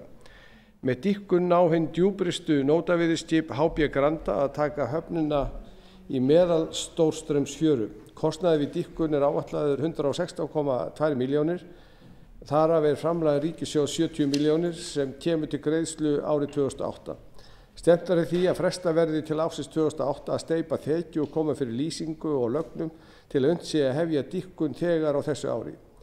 Dýpkað verður í ár fyrir tæpar 58 milljónir og að ári fyrir rúmar 58 milljónir. Í fjórða lagi lagt til að veittar verði 60 milljónir til stækkunar tollstöðinnar á Seyðisfirði á árinu 2008. Aðstaða tollvarða talin of knöpp og gert ráð fyrir að stækka húsið 200 fermetra. Rétt er að geta þess að samgöngunefnd fór fyrir 1,5 ári síðan á Austfirði og skoðaði meðal annars þessa tollhöfn og í framhaldi af ferðinni sendi samgöngunefnd bæði samgönguráðherra hæstvirtum, dómsmálaráðherra hæstvirtum og fjármálaráðherra hæstvirtum þar sem að nefndin lagði til að sérstaklega yrði tekið til þessa mál sem hér nú komið í framkvæmd. Í fimmta lagi í breytingartillögu samgöngunefndar við frumvarp til breytingu á hafnalögum númer 61/2003 samanber þingskjal 998 367. mál lagt til að heimilt verði að veita styrki úr hafnabótasjóði B-hluta vegna tjóns á upptökumannvirkjum. Með hliðsjón af þessari breytingu nauðsynlegt að veita viðbótar fjármagni í hafnabótasjóð sem eftir sem áður gegni því hlutverki að vera varasjóður ef tjón verður á hafnarmannvirkjum sem ekki fæst að fullu bætt úr viðlagasjóði. Því lagt til að veitt verði 200 milljóna króna framlag úr ríkissjóði í hafnabótasjóði 2008. Vegaáætlun. Frá því að tillagan var lögð fram á Alþingi hafa fulltrúar Vegagerðarinnar fundað með þingmönnum hvers kjördæmis og kynnt vegaáætlun og rætt mögulegar breytingar. Fjárveitingu til almennra verkefna, tengivega og ferðamannaleiða hefur verið skipt á milli einstakra verkefna. Nefndin leggur meðal annars til eftirfarandi breytingar á vegaáætlun í samræmi við niðurstöðu þessara aðila. Fyrsta lagi kafli 4.2.1.2 verkefni á höfuðborgarsvæðinu. A. Lagt til að 5 milljónir króna færist frá hringvegi að lagfæring gatnamóta við Hafravatnsveg á árinu 2008, hringvegur Úlfarsfell hringtorg. B. Lagt til að 110 milljóna króna fjárveiting til Hlíðarfótar árið 2007 verði felld niður. C. Lagt til að fjárveiting til Hafnarfjarðarvegar að Kringlumýrarbraut Miklubraut hækki 110 milljóna króna árið 2009. Einnig lagt til 600 milljóna króna viðbótarframlag í samræmi við ákvörðun ríkisstjórnarinnar sem gerð verður grein fyrir hér á eftir. Því samtals gerð tillaga 710 milljóna króna hækkun á framlaginu. D. Lagt til að 110 milljóna króna færist frá árinu 2009 til ársins 2008 vegna Reykjanesbrautar gatnamóta við Vífilsstaðaveg. E. Lagt til að 110 milljóna króna færist frá árinu 2008 til ársins 2007 vegna Nesbrautar bráðabirgða gatnamót við Kringlumýrarbraut. 2. Kafli 4.2.1.3 verkefni á landsbyggð. A. Lagt til að 100 milljóna króna færist frá hringvegi á Suðurlandi Hornafjarðarfljót til Reykjavegar, það Biskupstungnabraut Laugarvatnsvegur á árinu 2010. B. Lagt til að fjárveiting til Vestfjarðavegar, Svínadalur Flókalundur, lækki 100 milljónir árið 2010. C. Lagt til að fjárveitingu til Strandavegar, Djúpvegur Drangnesvegur, hækki 100 milljónir árinu 2010. D. d. Lagt er til að fjárveiting til hringvega á Norðausturlandi við Egilsstaði hækki 50 milljónir á árinu 2007. Lagt er til að fjárveiting til hringvegar á Norðausturlandi, Berufjarðarbotn, lækki 50 milljónir á árinu 2010. Lagt er til að fjárveiting til hringvegar á Norðausturlandi, Þvottár og Hvalsnesskriður lækki 50 milljónir á árinu 2007. G. Lögð er til 50 milljóna króna fjárveiting til Norðfjarðarvegar, snjóflóðavarnir við Grænafell á árinu 2010. Þá leggur nefndin til eftirfarandi breytingar á vegaáætlun í samræmi við ákvörðun sem tekin var á ríkisstjórnarfundi 9. mars síðastliðnum að veita 1.600 milljónum viðbótarframlag til samgönguáætlun fyrir árið 2009. Fyrsta, lagt er til að 200 milljóna króna framlag til Suðurstrandarvegar árið 2009. Með þessu viðbótarframlagi verður hægt að gera nýjan veg frá Þorlákshöfn vestur fyrir Selvó og mun þá helstu fara tálmarnir á leiðinni verða úr sögunni þó svo að sjálfum veginu verði ekki að fullu lokið, en vegurinn getur sinnt hlutverki sínu jafnt fyrir þungaflutninga sem á almenna umferð. 2. Lagt er til að 200 milljóna króna viðbótarframlagi verði veitt í veginn að Dettifossi þannig að heildarframlag á árinu 2009 til þessa vega verði 340 milljónir króna. Með þessu framlagi verður unnt að fullgera veginn frá Norðausturvegi að Vesturdalsvegi. 3. Lagt er til að 100 milljónum króna viðbótarframlag verði veitt til vegarins Fróðárheiði á árinu 2009. Lagðir hafa verið verulegi fjármunir í þennan veg og því er aðkallandi að ljúka honum til þess að vegurinn nýtist sem fyrst með eðlilegum hætti. 4. Lagt er til að 50 milljóna króna viðbótarframlagi verði veitt á árinu 2009 til gerðar þjóðbrautar á Akranesi sem telst til grunnnets og breytir aðkomuleiðin í bæinn á norðan. Ástæða þessara tillögu er svo að veruleg uppbygging er fyrirhugað á því svæði sem vegurinn mun liggja og því aðkallandi að fjárveitingu til vegarins verði hraðað. 5. Lagt er til að veittar verði 50 milljóna króna á árinu 2009 til endurbóta á Miðfjarðarvegi sem er tengivegur. Ástand vegarins fram hjá Melstað er þannig að ekki verður undan því vikist að leggja til þessa viðbótar fjárveitingu. 7. Lagt er til að 600 milljóna króna viðbótarframlag til gerðar mislægra gatnamóta Kringlumýrarbrautar og Miklubrautar á árinu 2009. Viðbótarframlag þetta mun stuðla að því að unnt verði að ljúka þeirri framkvæmd fyrr en ella. 7. liður. Lagt er til að 400 milljóna króna viðbótarframlag til gatnamóta Hafnarfjarðarvegar og Vífilsstaðavegar á árinu 2009 til að bæta úr bágu umferðar ástandi á þessum vegamótum. Nefndin hefur fjallað sérstaklega fjárframlög í samgönguáætlun til höfuðborgarsvæðisins. Samtök sveitarfélaga á höfuðborgarsvæðinu komu á fund nefndarinnar og lýstu yfir áhyggjum sínum af því hversu lítið fjármagn væri veitt í áætluninni til svæðisins. Lögðu þau til að fjárframlag á tímabilinu yrði tvöfaldað því annars myndi umferðarástand á svæðinu versna mjög. Nefndin telur að stefna beri að því að umferðarástand á svæðinu versni ekki á tímabilinu en tekur jafnframt fram að spá samtakanna framtíðar ástand hafi verið mála nokkuð dökkum litum. Jafnframt velti nefndin því fyrir sér hvort fleira þurfi að koma til en sífellt aukið framboð á stærri og akvarsmeiri umferðarmannvirkjum og því þurfi að fara að huga að eftirspurninni eða notkuninni sjálfri þegar framlíða stundir. Með nefndaráliti þessu er birt sem fylgiskjal yfirlýsing af hálfu fjármálaráðherra og samgönguráðherra að í kjölfar undirbúnings og hönnunar stærstu umferðarmannvirkja á höfuðborgarsvæðinu, svo sem gatnamóti Kringlumýrarbraut og að Hafnarfjarðarvegi verði ákveðin sérstök fjáröflun til þess að hraða framkvæmdum við þau mannvirki á fyrsta tímabili samgönguáætlunar. Vænta má beinnar tillögu þá sérstöku fjáröflun við næstu endurskoðun samgönguáætlunar fyrir árið 2009 til 2012. Nefndin beinir þeirri áskorun til Vegagerðarinnar og viðkomandi aðila að fara vel yfir umferðaröryggismál við fjölförnustu ferðamannastaði landsins, að þá sérstaklega við Geysi í Haukadal. Nefndin leggur til að Vegagerðin taki nú þegar upp viðræður við Ferðamálastofu Íslands til þess að bæta umferðaröryggi á þessum fjölfarna ferðamannastað. Að lokum telur nefndin rétt að geta þess til að taka af öll tvímæli að tillaga sérstaka fjáröflun til Vaðlaheiðarganga í samgönguáætlun fyrir árið 2007 til 2010 tekur til verkefna er tengjast undirbúningi gangnanna. Nefndin leggur til að tillaga verði samþykkt með framangreindu breytingum sem gerði tillaga í sérstöku þingskjali. Anna Kristín Gunnarsdóttir, Kristján L. Möller, Þórunn Sveinbjarnardóttir og Guðjón Arnar Kristjánsson skrifa undir álit þetta með fyrirvara. Jón Bjarnason satt fundi nefndarinnar sem áheyrnarfulltrúi og er samþykkur álitið þessu með fyrirvara. Alþingi 13. mars 2007, Guðmundur Hallvarðsson, Hjálmar Árnason, Anna Kristín Gunnarsdóttir með fyrirvara, Kristján L. Möller með fyrirvara, Guðjón Hjörleifsson, Þórunn Sveinbjarnardóttir með fyrirvara, Sigur Rós Þorgrímsdóttir, Jón Kristjánsson, Guðjón Arnar Kristjánsson með fyrirvara. Háttvirtur 7. þingmaður Norðvesturkjördæmis, Anna Kristín Gunnarsdóttir, tekur til máls.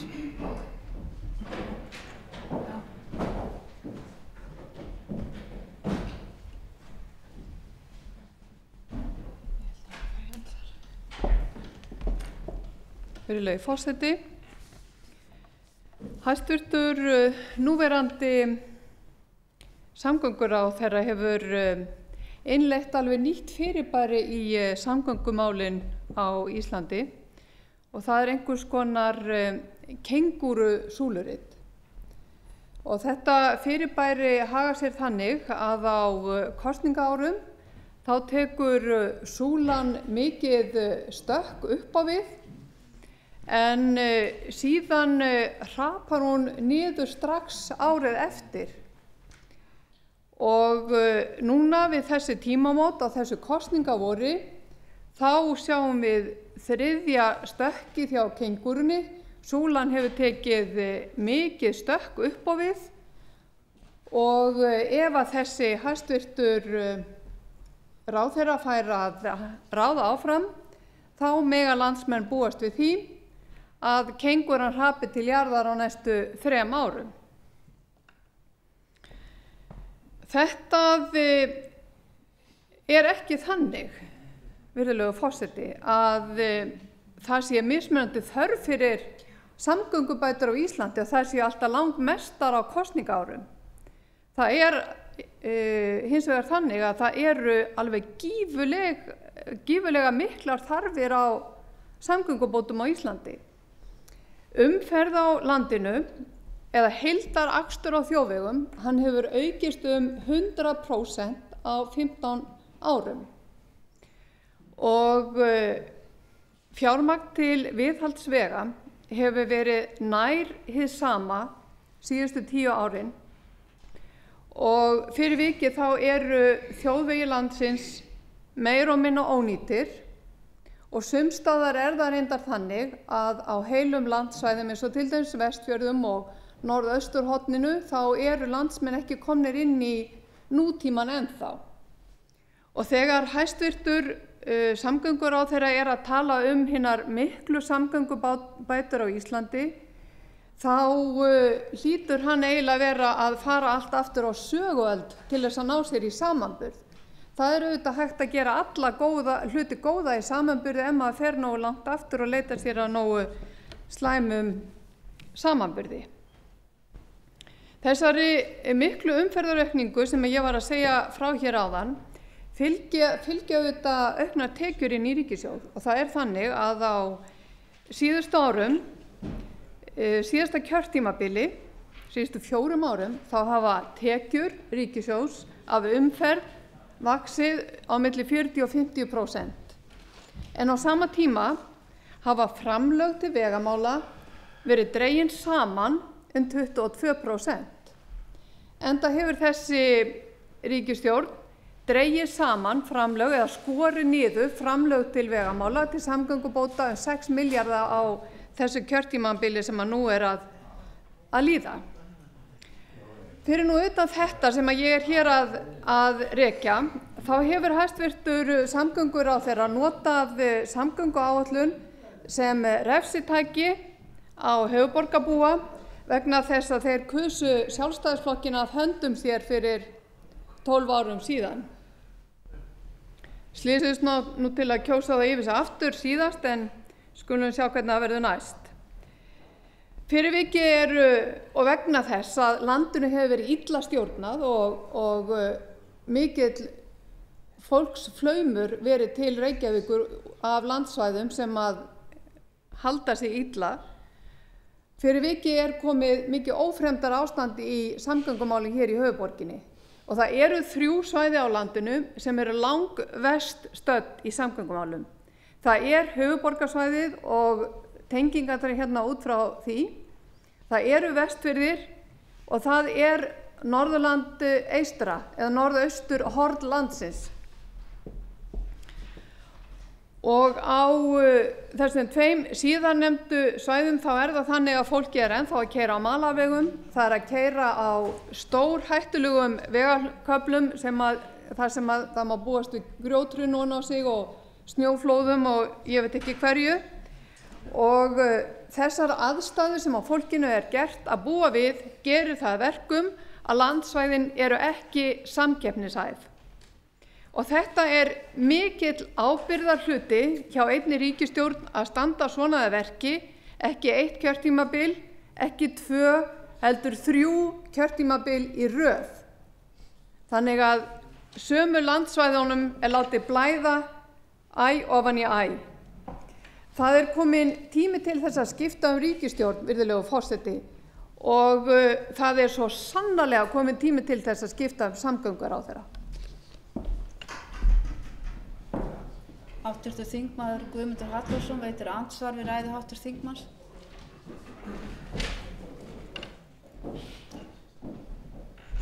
Virðulegi forseti, ég get alveg viðurkennt það að það sem hefur gerst í umferðarmálum hér á höfuðborgarsvæðinu með tilliti til fjölgunar bifreiða hefur kannski verið miklu meira heldur en stjórnvöld gerðu sér grein fyrir. Það er eins og áður hefur komið fram að það var búið að vera mikið góð æri og bílaeign landsmanna eru miklu meiri heldur en gert var ráð fyrir og allar umferðarspár hafa nánast sprungið. Ég vildi þó aðeins geta þess varðandi að því hv. þingmaður kom hér inn á höfuðborgarsvæðið geta þess sérstaklega og ég þykist vita það að hv. þingmaður muni það að 1994 þegar að þá R-listi kosti valda hér í Reykjavík þá voru mikil plön að undirbúningi frágangs og smíði mislægra gatnamóta Miklubrautar, Kringlumýrarbrautar. En það var bara tekið af dagskránni. Það var dálítið merkilegt. Og í annar stað er það nú svo með þessa blessaða Sundabraut að þar hafa menn verið að kasta því fjöreggi á milli sínu og ekki fundið þeim vegi endanlega stað. Hvar ætti að finna þeim vegi stað til þess svo að menn getur verið sátti við. Eins og er nú verið að vinna því núna og vonandi að það tæki nú eitthvað enda svo hægt sé að fara að vinda sér í Sundabrautina. Það stendur nú til að gera mislæga gatnamót Miklubraut, Kringlumýrarbraut og hefur nú verið unnið víða á öðrum stöðum eins og til dæmis Breiðholtsbraut, Reykjanesbraut og fleiri staði mætti nefna og það er stefna Vegagerðarinnar að þeir sem aka hér eftir Sæbraut og Reykjanesbraut geti ekið í einum rykk alveg út af Hafnarfjarðarvegi án þess að þurfa að tefjast við nokkur gatnamót hér á umferðarmestu gatnamótin á að sitja mislæg gatnamót. Háttvirtur þingmaður Anna Kristín Gunnarsdóttir svarar andsvari háttvirts þingmanns. Já, frú forseti, ég ætla nú að benda háttvirtum þingmanni Guðmundi Hallvarðssyni á það að umferðaraukningin hún gerist ekki í einu vettvangi, það er þróun eins og sjá má á þessu hérna línuriti sem ég er með hérna, þannig að hlutirnir eiga nú alls ekkert að koma á óvart. Og sama er að segja flutning til höfuðborgarinnar, það er þróun og það þarf auðvitað að hafa ræna á því að bregðast við, en það er ekki borgaryfirvalda einn að bregðast við, það þarf að gerist í samvinnu við ríkið og viljandi samvinnu af hálfu samgönguráðherra hefur skort þangað til núna sem að mér sýnist að sem betur fer að sé að glæðast vilji hjá hæstvirtum ráðherra. Ég geri mig líka grein fyrir því að það eru uppi góðar hugmyndir það að bæta ástandi hér í borginni. Það er hins vegar seint og síður sem að á að koma peningur í það þó að hafi verið bætt inn milljarði núna sem betur fer. Þá áætlanir til dæmis göng undir Öskjuhlíðina mjög seint á dagskránni samkvæmt löngu samgönguáætluninni. En það eru svo sannarlega mörg verkefni sem að bíða virðulegi forseti, ekki bara hér á höfuðborgarsvæðinu, heldur eins og ég benti á, ekki síst út á landi.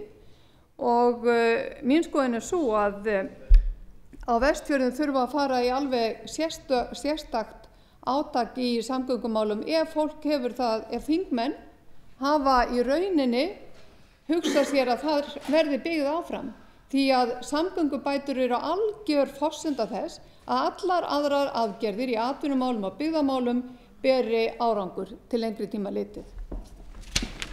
Andsvörum lokið. Til máls tekur háttvirtur 8. þingmaður Norðvesturkjördæmis, Jón Bjarnason.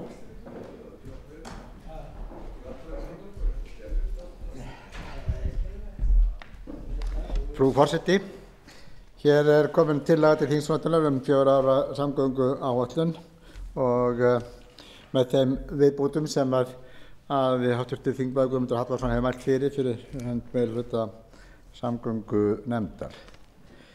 Ég held að vera bara að segja eins og að fátt hefur verið daprara á síðustu 4 árum heldur en framkvæmd þessara ríkisstjórnar í veg- og samgöngumálum. Það voru jú nokkuð metnaðarfull vegáætlun samþykkt hér fyrir 4 árum síðan í aðdraganda kosninga sem að strax á kosningaárinu svo þegar kosið var haustið þegar sumarið var skorið niður tæpa 2 milljarða króna strax á fyrsta ári. Og síðan hefur verið skorið niður þessi samgönguáætlun á hverju ári þannig að heildar niðurskurður áætlun á þessu 3,5 ára tímabili nemur 6 og 7 milljörðum króna óverðbætt. Til viðbótar þessu hafa svo verið skorið niður á þessu ári liðlega 2 milljarðar króna sem átti að fara til sértækra vegabóta af sölu andvirði Símans. Þannig að við sjáum hvaða efndir hafa verið hér í samgöngumálum.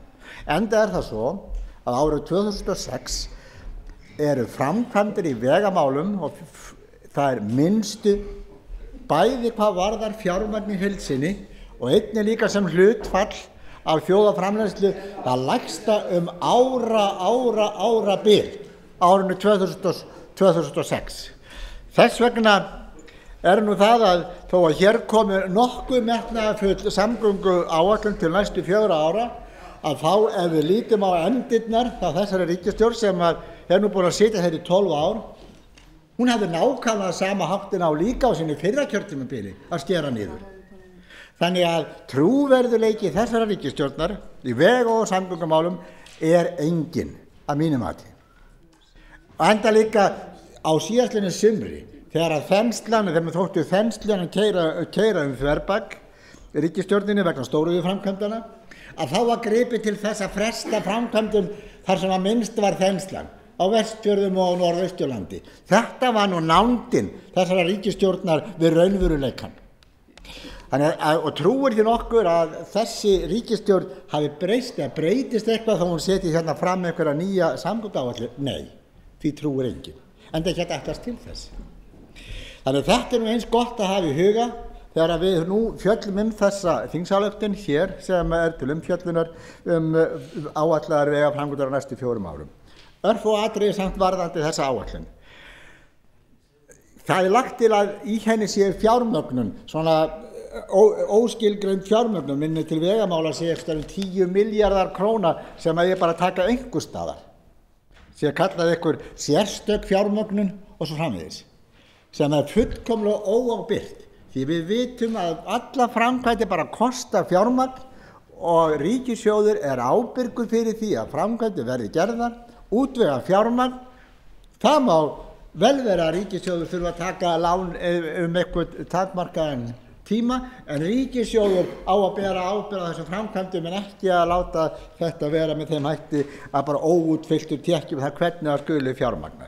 Þetta eitt af stóru veikleikunum fyrir utan að í að vera að einkavæðingu á vegum, einkavæðingu á framkvæmdum og í að því að það eigi að leysa málin að láta einhver fyrirtæki, einhver einstaklinga fá vegarspotta til þess að byggja upp eða leggja eða innheimta gjöld af. Kolröng stefna á til skammar. Okkur ber að eiga okkar þjóðvegi. Frú forseti, það alveg ljóst að það þarf að gera stór átak í vegamálum og það efst á lista hjá Vinstrihreyfingunni grænu framboði að strax að loknum kosningum ef að tekst að skipta þessa ríkisstjórn sem við efastum ekkert að þá verði þessi samgönguáætlun hér tekin upp. Hún verði tekin upp, hún verði endurskoðuð, það verður gert átak í samgöngumálum, í vegamálum og staðið við þau. Og ég horfi þá meðal annars til Vestfjarða, til Norðausturlands, til safn- og tengivega sem hafa fullkomlega verið vanræktir á undanförnum árum. Vegirnir inn til Dala, út til Stranda, sem að rauninni skapa lífæðar þessara byggða. Vegurinn Norður Strandir, til dæmis. Svona má áfram nefna vegir sem hafa fullkomlega verið vanræktir og þurfti ekkert að vera að skera niður fjármagn þessu ári, þessi vegir eru tilbúnir til þess að ráðast í þá. Þannig að aumingjaskapurinn í kringum vegamál og vegagerð sem verið hefur hér á undanförnum árum og heldur áfram á þessu ári, hann að mínu viti ríkisstjórninni til skammar og eitt brýnasta verkefni fyrir þjóðina að gera stór átak í vegamálum og það verður því aðeins gert að skipta ríkisstjórn og endurskoða þessa vegaáætlun hér af einhverjum myndarbrag. Háttvirtur 9. þingmaður Reykjavíkurkjördæmis norður, Ellert B. Schram tekur til máls. Forseti biður háttvirta þingmenn að hafa þögn í salnum. Frú forseti, ég hef nú ekki nema mjög takmarkaðan tíma til þess að fara yfir þetta stóra mál, en mér finnst þess að það er óhjákvæmilegt að kveða mér hljóðs til þess að fyrst og fremst að ræða aðeins umferðar- og samgöngumál hér í höfuðborginu og höfuðborgarsvæðinu. Ekki síst vegna þess að þegar þetta mál var lagt hér fram fyrir vetur, þá átti ég orðastað við hæstvirtan samgönguráðherra þau vandamál sem blasa við samgöngumálum hér á þessu svæði. Taldi og fullyrti að þær fjárveitingar sem rynnu til úrbóta í samgöngu- og vegamálum hér á svæðinu væru allsendis ófullnægjandi og engu samræmi við það sem borgarstjórn Reykjavíkur hafði til dæmis lagt til.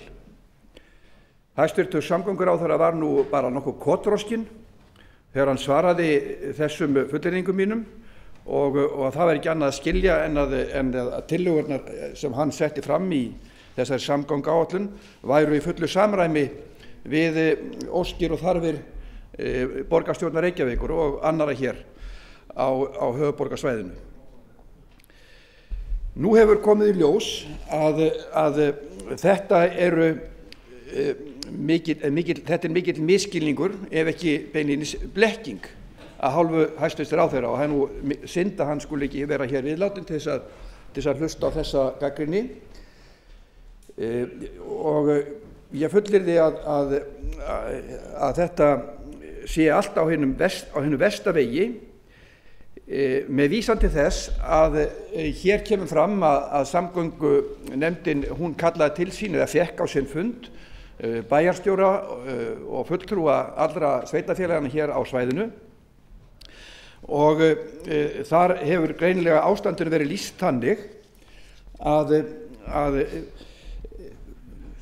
samgönguráðherra hæstvirtur hefur séð sig og ríkisstjórnin hefur séð sig knúin til þess að leggja fram örlítið meira fé eða eitthvað kringum 1 milljarð í viðbót til þess að kannski að bjarga brýnustu þörfunum en nefndin, það er að segja nefndin sem er að leggja fram núna þessi nefndarálit, hún hefur nú ekki merkilegri og meiri metnað til þess að takast á við þennan vanda heldur en sem eins og hér segir á blaðsíðu 3 í þessu nefndaráliti að nefndin telur að stefna beri að því að umferðar ástand á svæðinu versni ekki á tímabilinu.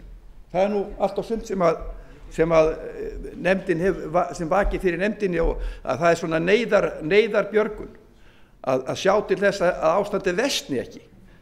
Með öðrum orðum það er ekki gert ráð fyrir því að það sé lagt í mikil átök eða mikla framkvæmdir heldur bara að reyna að viðhalda ástandinu þannig að það versni ekki mjög mikið. Þetta kalla ég nú ekki metnaðarfulla framtíðarstefnu. Í ljósi þess að þetta ástand sem hér blasir við öllum, hvort sem þeir búa á höfuðborgarsvæðinu eða ekki, er algjört öngþveiti í vega- og samgöngumálum. Það hefur verið nefnt vandamálið að komast bæði út úr bænum vestur og suður. Við höfum talað Sundabrautina, við höfum verið að tala um Miklubrautina og Kringlumýrarveginn, við höfum verið að tala um Hlíðarfótinn, við höfum verið að tala um greiðari samgöngur alla leið vestur í bæ, í Tryggvagötunni, þar þarf að ráðast í miklar framkvæmdir og öll þessi verkefni eru meira minna í fullkomnu upplausn. Og ég held að kannski síðasti naglinn í þessa líkistu hæstvirts ráðherra sé kannski sú yfirlýsing sem fylgir með þessu nefndaráliti, þar sem það er beinlínis viðurkennt að hálfu ríkisstjórnarinnar og ráðherranna að það þurfa að gera sérstakt átak og greina það vandamál og þá stöðu sem nú er uppi hér á höfuðborgarsvæðinu. Þeir sem sagt gefa frá sér yfirlýsingu, hæstvirtur samgönguráðherra og fjármálaráðherra, það að það þurfi á næstunni að taka til sérstakrar athugunar samgöngumálinu á höfuðborgarsvæðinu. Og þeir eru nú svo örlátir að þeir ætla að reyna að tryggja fjármagn, eða eins og segir í þessari yfirlýsingu, þeir munu leitast við að tryggja fjármagn. Og ef og þegar eitthvað fjármagn á að koma, að þá er það ekki fyrir 2009. Þetta er nú allt og sumt sem þeir hafa í hyggju að gera í þessum mikla vanda, og þessi yfirlýsing ég fullyrði það, þessi yfirlýsing vottorð það að þessi mál í fullkomnum ólestri. Ég held líka að það verði erfitt fyrir ágæta borgarstjórn í Reykjavík og borgarfulltrúa að standa við þær yfirlýsingar og loforð sín það að settur verður stokkur í Miklubrautina á þessu kjörtímabili. Það liggur nú fyrir, það nú ekkert fé sem lagt fram í það verkefni samkvæmt þessari áætlun, en ef við erum að tala um stokkinn og ef eitthvað kemur þá það ekki fyrir 2009. Þannig að það verður nú ekki mikið meira gert heldur en að rétt að hefja þær aðgerðir ef að annað borð verður ráðist í þær. Hér sem sagt öllu slegið á frest og þær fjárveitingar sem eru til samgöngumála hér í höfuðborginni og á svæðinu öllu, að þær eru nánast eins og upp í nös á ketti. Þessum sjónarmiðum vildi ég nú koma að hér við þessa umræðu, frú forseti, og endurtaka þá skoðun mína að yfirlýsingin sem hér fylgir með frá tveimur hæstvirtum ráðherrum, hún yfirlýsing það hversu ástandið bágborið. Háttvirtur þingmaður Guðjón A. Kristjánsson veitir andsvar við ræðu háttvirts þingmanns. Hæstvirtur forseti, ég get að mörgu leyti tekið undir þá lýsingu sem háttvirtur þingmaður var að lýsa hér varðandi umferðina í Reykjavík. Það ýmislegt sem þar má betur fara að mínu viti, en mér finnst líka, hæstvirtur þingmaður, og mjög ber nú vel í veiði að hér eru með svolítið 3 þingmenn Reykjavíkur í salnum, að menn þurfi að hugsa jafnvel málinu upp á nýtt. Ég hef verið að velta því fyrir mér þegar maður verið að horfa á áætlanir það hvernig eigi að leysa umferðarvandann í Reykjavík, varðandi Miklubraut, Kringlumýrarbraut, Hlíðarfót held ég að sé kallað, göng undir Öskjuhlíð, og síðar Sundabrautina eða fyrr eftir atvikum. Og menn eru ráðgera að breyta verulega landslaginu á Kringlumýrarbraut og byggja þar mislæg gatnamót, stór og mikil, og væntanlega ætla menn að byggja mislæg gatnamót á Háaletisbraut og væntanlega á Grensásvegi og væntanlega á Lönguhlíð. Síðan ætla menn að byggja stokk á Miklubrautinni, og það var upplýst daginn í samgöngunefnd, ef ég man rétt, að stokkurinn í kílómetr af stokk kostaði milljarð lágmark, meira heldur en að búa til jarðgöng. Og ef ég man rétt þá voru nefndar tölur varðandi Kringlumýrarbraut upp á tæpa 4 milljarða mislæg gatnamót. Ég vil bara beina einni hugmynd til Reykjavíkur þingmanna háttvirtra í fullri vinsemd og virðingu með það markmið að horfa svolítið öðruvísi á þessi mál. Ég hef verið að velta því fyrir mér einfaldlega að hvort það væri ekki leið að hreyfa bara ekkert við þessum gatnamótum sem við 4 sem ég taldi upp og fara bara hreinlega inn með jarðgöng fyrir austan Grensás undir holtið og koma upp fyrir austan Snorrabraut, rétt fyrir austan Snorrabraut við brúna þar og hreyfa bara ekkert við yfirborðinu og þar með kæmist umferðin sem kæmi sunnan og norðuna greiðlega þau gatnamót sem eru en við værum búin að fá alvöru akstursbraut frá austri til vesturs til að flytja þessa umferð þess vil ég nú henda hér inn í háttvirta þingmenn til þess að huglega þetta fyrir framtíðan en mér finnst menn ekki hugsa nógu langt inn í framtíðin.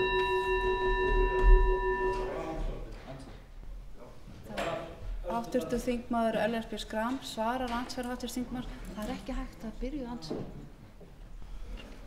Frú forseti, þessi hugmynd er ekkit vittlausari en hver önnur. Já, jafnvel þó komið frá háttvirtur þingmanni Pétur Blöndal, þá getur nú oft komið eitthvað vitið frá honum, eins og ég var við hér.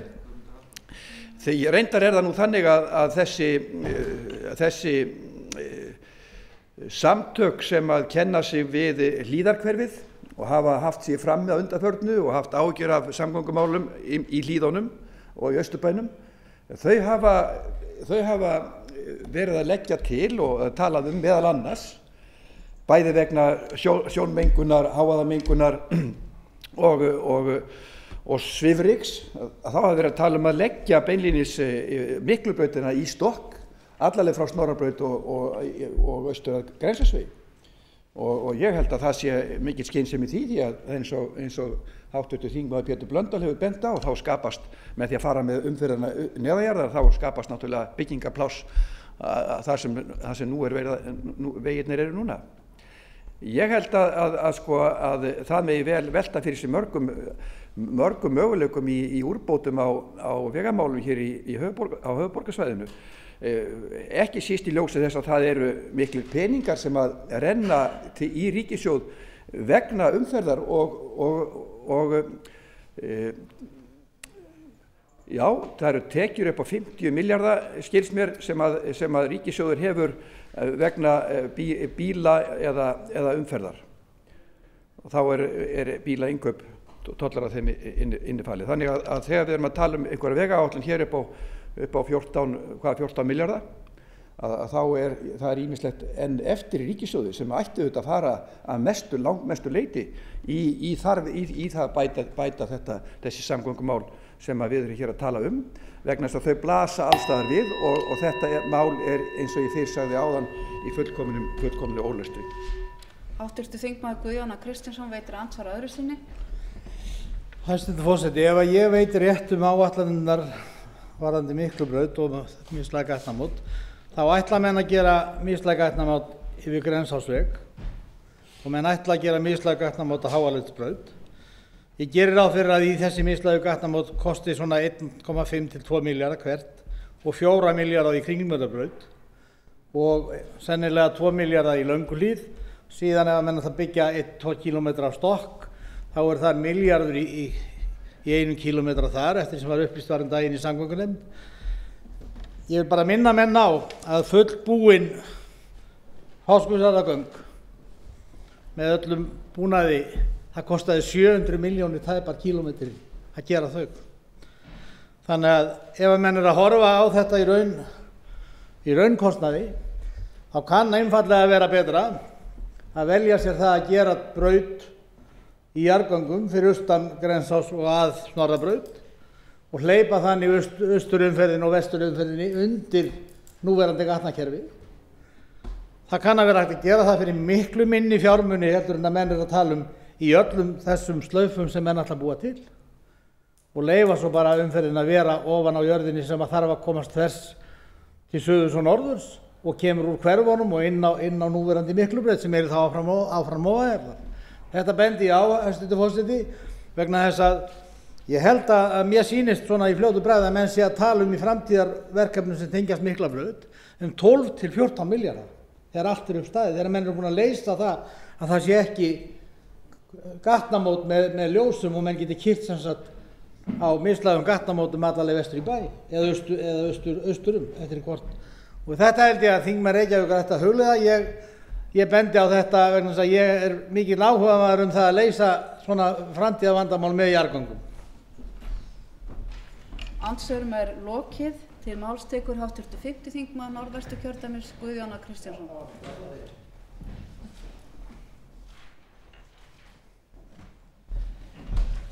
Hæstvirtur forseti, ég er nú búinn að koma því frá mér í andsvari við hv. þingmann Ellert B. Schram sem ég vildi segja hér Miklubraut og mislægu gatnamótin í Reykjavík.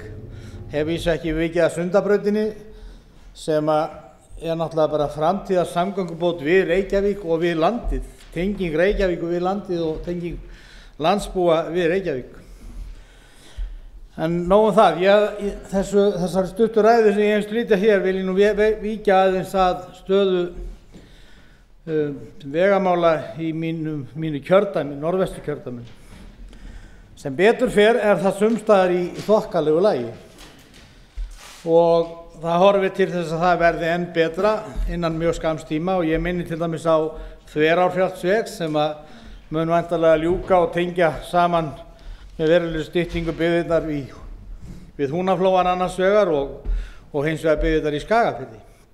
Auk þess sem vegalengdin frá Skagafirði til Reykjavíkur styttist þó nokkuð marga kílómetra.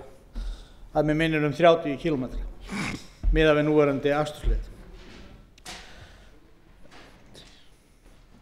Síðan það auðvitað svo að það verið að lagfæra veginn í Borgarfirði þó að þar hafi nú svolítið verið stoppað við vegna sigs á vegstæðinu en þar nú verið að bæta vegina verulega í framtíðinni og það hefur einnig verið gert mikið átak í kjördæminu á Snæfellsnesi.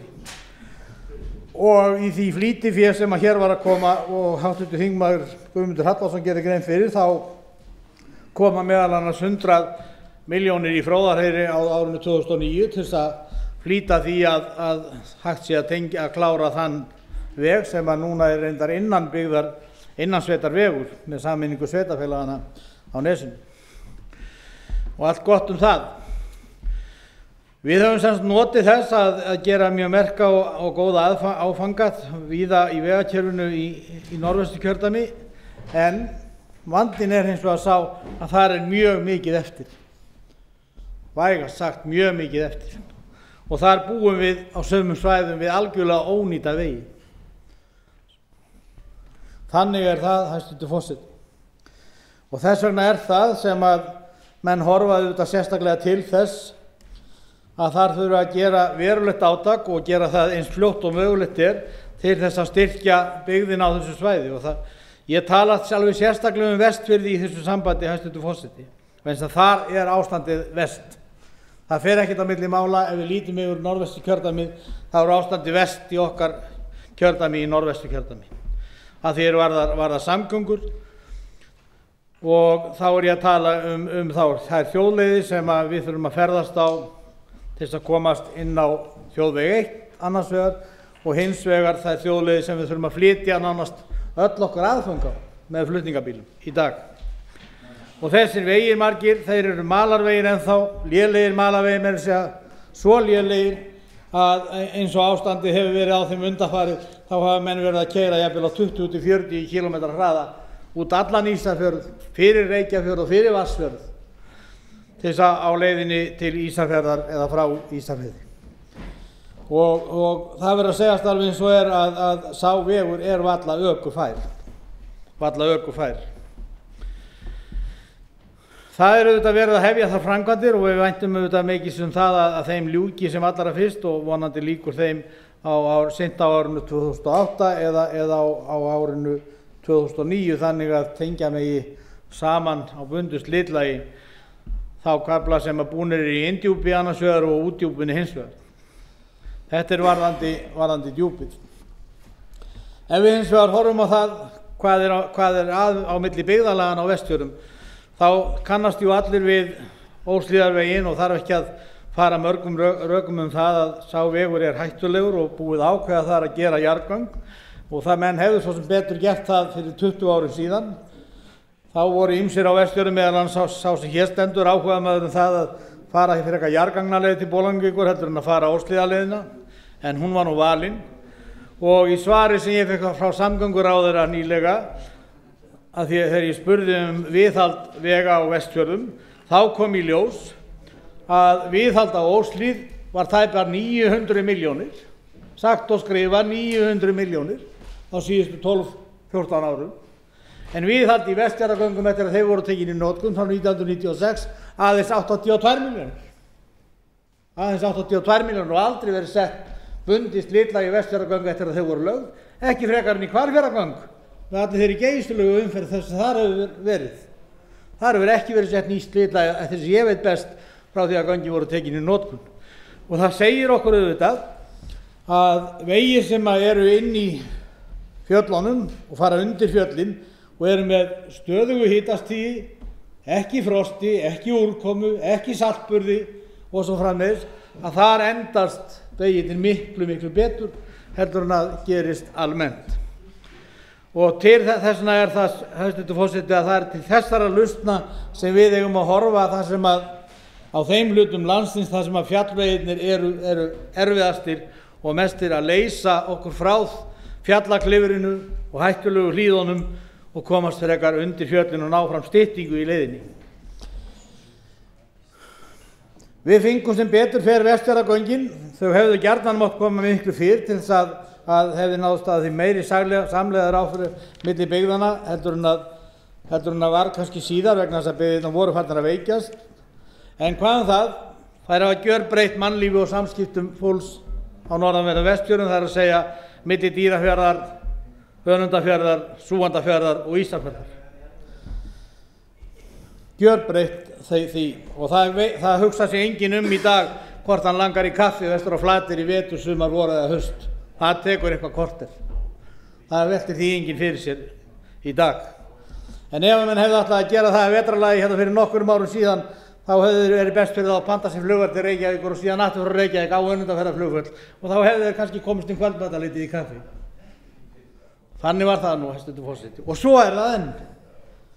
Svo er það enn á milli suður- og norðursvæðis Vestfjarða. Að það er ekki hægt að ferðast þarna á milli. Hrafnseyrarheiðin er algjör faratálmi, búin að vera það lengi, áratugum saman og öllum verið það ljóst. Og ég hygg að það sé fyrsta áætlunin það að tengja þessi svæði saman hafi fæðst í áætlun 1963. 1963 sagt og skrifað og ætli að verði fyrir 2013 sem að því líkur ef við ætlum að halda þeim hraða sem að núna er í samgönguáætlun að tengja þessi svæði saman. 50 árum eftir að hugmyndin fæddist það að verða að tengja þessi svæði saman. Þetta er nú það sem við búum við. Og þetta gengur ekki, hæstvirtur forseti, og þess vegna hljótum við þingmenn Vestfjarða, sérstaklega í þeirri stöðu sem að byggðirnar sumstaðir eru nú í dag, að reyna að þoka því framar það sem að bæði nú búið að rannsaka berglögin og langt komið að hanna legu jarðgangana milli Dýrafjarðar og Arnarfjarðar, að reyna að þoka þeirri framkvæmd framar á framkvæmdatímann. Við hljótum að gera það til þess að reyna að ná þessum byggðum saman í eðlilegt samgönguumhverfi og það er hægt, hæstvirtur forseti, með nútíma tækni að ganga þannig frá samgöngum milli norðursvæðis og suðursvæðis Vestfjarða að það eigi ekki að taka nema 40-50 mínútur að aka frá Bíldudalli í Ísafjarðar með heilsárssamgöngu sem allir geta treyst á. Þetta vildi ég sagt hafa, hæstvirtur forseti, þennan hluta samgangna á Vestfjörðum sem að byggir á því að tengja saman byggðirnar og að reyna að efla þær og þær finni betur til styrks síns með því að hafa eðlileg og varanleg samskipti sín á milli. Og síðan er það auðvitað, hæstvirtur forseti, að ég er búinn að geta framkvæmdirnar í Djúpi að það er á Barðaströndinni svokallaður Vestfjarðavegur sem þarf að gera átak í að koma á bundið slitlag og gera til góða með nútíma áföngum. Og það er meðal annars verið að tala að fara yfir 3 firði og ná verulegri styttingu af veginum eins og hann er í dag og margir hér þekkja nú Bjarkalund, þann veitingastað og það svæði og það með þeirri aðgerð þá hygg ég að við værum ekki nema korter til 20 mínútur að aka frá Bjarkalundi vestur á Skálanes. En þangað erum við klukkutími í dag með því að fara yfir 2,5 á fyrir 3 firði. Og það sjá það allir í hendi sinni hvers konar geysileg stökk fram á við það væri þegar við værum komin á bundnu slitlagi inn í botn Kollafjarðar og þá spurja menn sig auðvitað, og hvað svo? Hinum megin við, norðan við Kollafjarðarheiðina er svo annað bundið slitlagi í Ísafjarðardjúpi og þá munu auðvitað koma æpandi krafa á það að tengja þessa vegi saman. Þó að menn kannski átti sig ekki alveg á því í dag hvaða auðlegð felst í því að nýta þá vegi sem þarna eru fyrir þegar þeir eru konir með bundið slitlag og þá eru við konir með akstursleiðina frá Ísafirði niður fyrir 400 km. Niður fyrir 400 km á láglendisvegi alla leiðina. Ég kalla það láglendisveg að eiga þess kost að fara yfir Heydal. Fara Skógarströnd og fara yfir Heydal ef veður er svo, og Brattabrekka er náttúrulega ekki lengur Brattabrekka. Þannig að þar erum við að horfa til þeirra áfanga sem við erum þegar búin að gera. Það er búið að leggja bundið slitlag á Svínadal milli Búðadals og Sörbæðar. Þannig að við erum vissulega að horfa til þess, Vestfirðingar, að það verði gert átak og landsmenn séu sammála því að það beri að gera átak á Vestfjörðum í að koma samgöngunum í viðunandi horf fyrir framtíðina, vegna þess að menn er ekki að deila það að þetta þurfi ekki að gera. Menn eru fyrst og fremst að velta fyrir sér forgangstíman, röðinni. Það er engin að deila við okkur Vestfirðingum það að það þurfi ekki að laga þessa vegi. Þetta er spurning um það að ná fram flýtingu á þessum verkefnum þannig að við náum að komast inn í 21. öldina og förum af hestagötuöldinni. Það er það sem við erum að tala um. Já, það stendur nú til, háttvirtur þingmaður, væntanlega skiptur ráðherra og ég vænti þess að í vor komandi, eftir alþingiskosningar, þá takist okkur að skipta ríkisstjórn í þessu landi og ég heyri þá heiðstrengingum háttvirts þingmanns hér áðan í pontu að hann vildi gera verulegt átak í því að takast á við þær samgönguböðlur sem þyrfti að takast á, meðal annars á Vestfjörðum, og ég er honum sammála það, og það er líka annar hluti landsins, norðausturhornið, sem hefur setið eftir og þarf að gera átak í.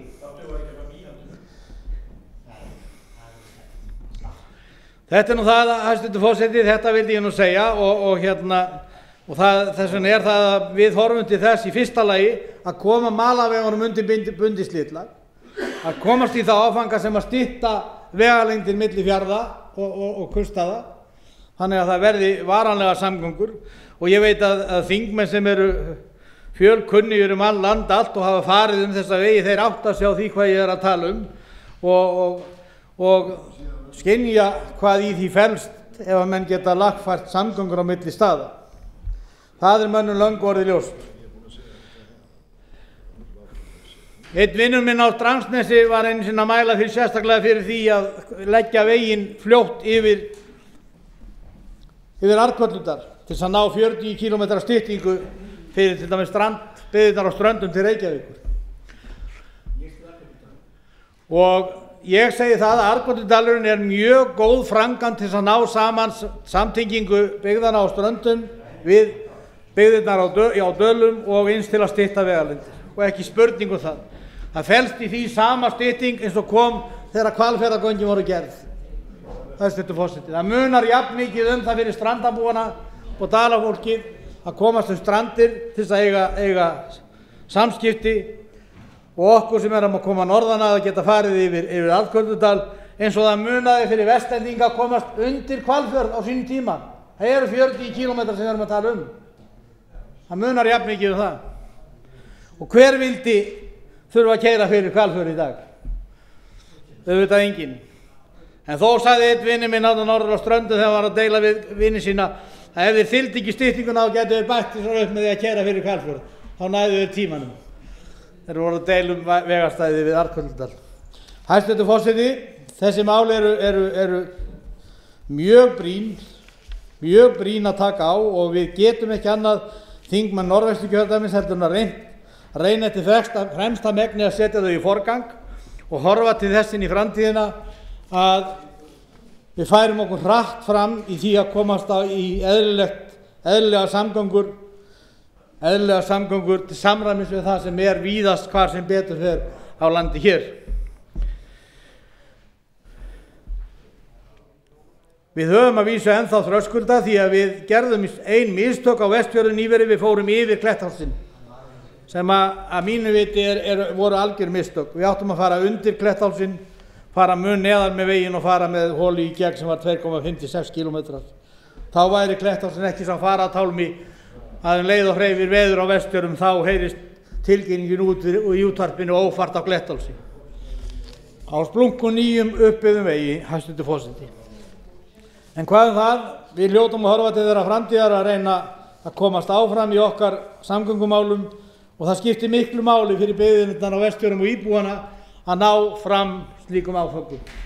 Þetta vildi ég segja, hæstvirtur forseti, ég ætla ekki að lengja þessa umræðu en lýsi því yfir að ég tilbúinn að vinna með þingmönnum Norðvesturkjördæmis og íbúum Vestfjarða því að reyna að þoka þeim málum áfram eins og best verður á kosið og einnig í samstarfi við aðra þingmenn sem ég veit að skilja vel vanda okkar, alveg á sama átt og við landsbyggðarþingmenn áttum okkur á því að umferðaröngþveiti í Reykjavík getur ekkert annað en vaxið og það verður að taka á því. Spurningin bara hvað hagkvæmasta lausnin og þess vegna var það sem að ég fór hér upp í pontu áðan landsbyggðarþingmaðurinn og benti á þær hugmyndir sem að ég held að séu raunhæfar til þess að ná fram betri samgöngubótum í Reykjavík heldur en að menn eru jafnvel að hugsa um í dag. Háttvirtur þingmaður Halldór Blöndal, það veitir andsvari ræðu háttvirts þingmanns. Frú forseti, ég var hálf undrandi á því að háttvirtur þingmaður skyldi þó minnast á það að þyrfti kannski að laga vegi út á landi einhvers staðar víðar en á Vestfjörðum. En ég var á heimboðin vekja athygli háttvirts þingmanns á því að það sem brýnast nú fyrir landsbyggðina það auðvitað að ljúka hringveginum. Andsvörum lok. Háttvirtur þingmaður Guðjón A. Kristjánsson svarar andsvari háttvirts þingmanns. Hæstvirtur forseti, ég algjörlega sammála háttvirtum þingmanni Halldóri Blöndal að það þarf að ljúka hringveginum og það líka hægt að ná fram verulegri styttingu á hringveginum. Til dæmis ef við horfum á veginn á Austfjörðum Öxi þá fáum við hvergi eins marga kílómetri styttingu frá Reykjavík og innan miðsvæði Austurlands heldur en einmitt þá leið. Og ég veit að Halldór Blöndal þekki það háttvirtur þingmaður jafnvel og ég að það væri nú ekkit smá samgöngubát fyrir Vopnfirðinga að komast undir fjöllin og yfir á láglendið austur í Héraðsflóa og tengjast þannig með örskotsvegi byggðunum á Egilsstöðum. Andsvörum lokið. Fleiri hafa ekki kvatt sér hljóðs. Umræðu lokið en atkvæðagreiðslu frestað. Tekið fyrir 32. dagskrármáli staða stjórn og starfshætti þjóðkirkjunnar. Stjórnarfrumvarp 467. mál, þingskjal 645, 3. umræða. Háttvirtur þingmaður Jón Bjarnason tekur til máls.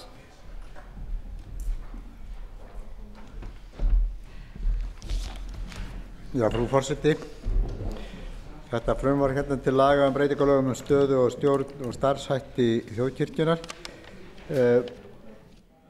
Það fjallar annars vegar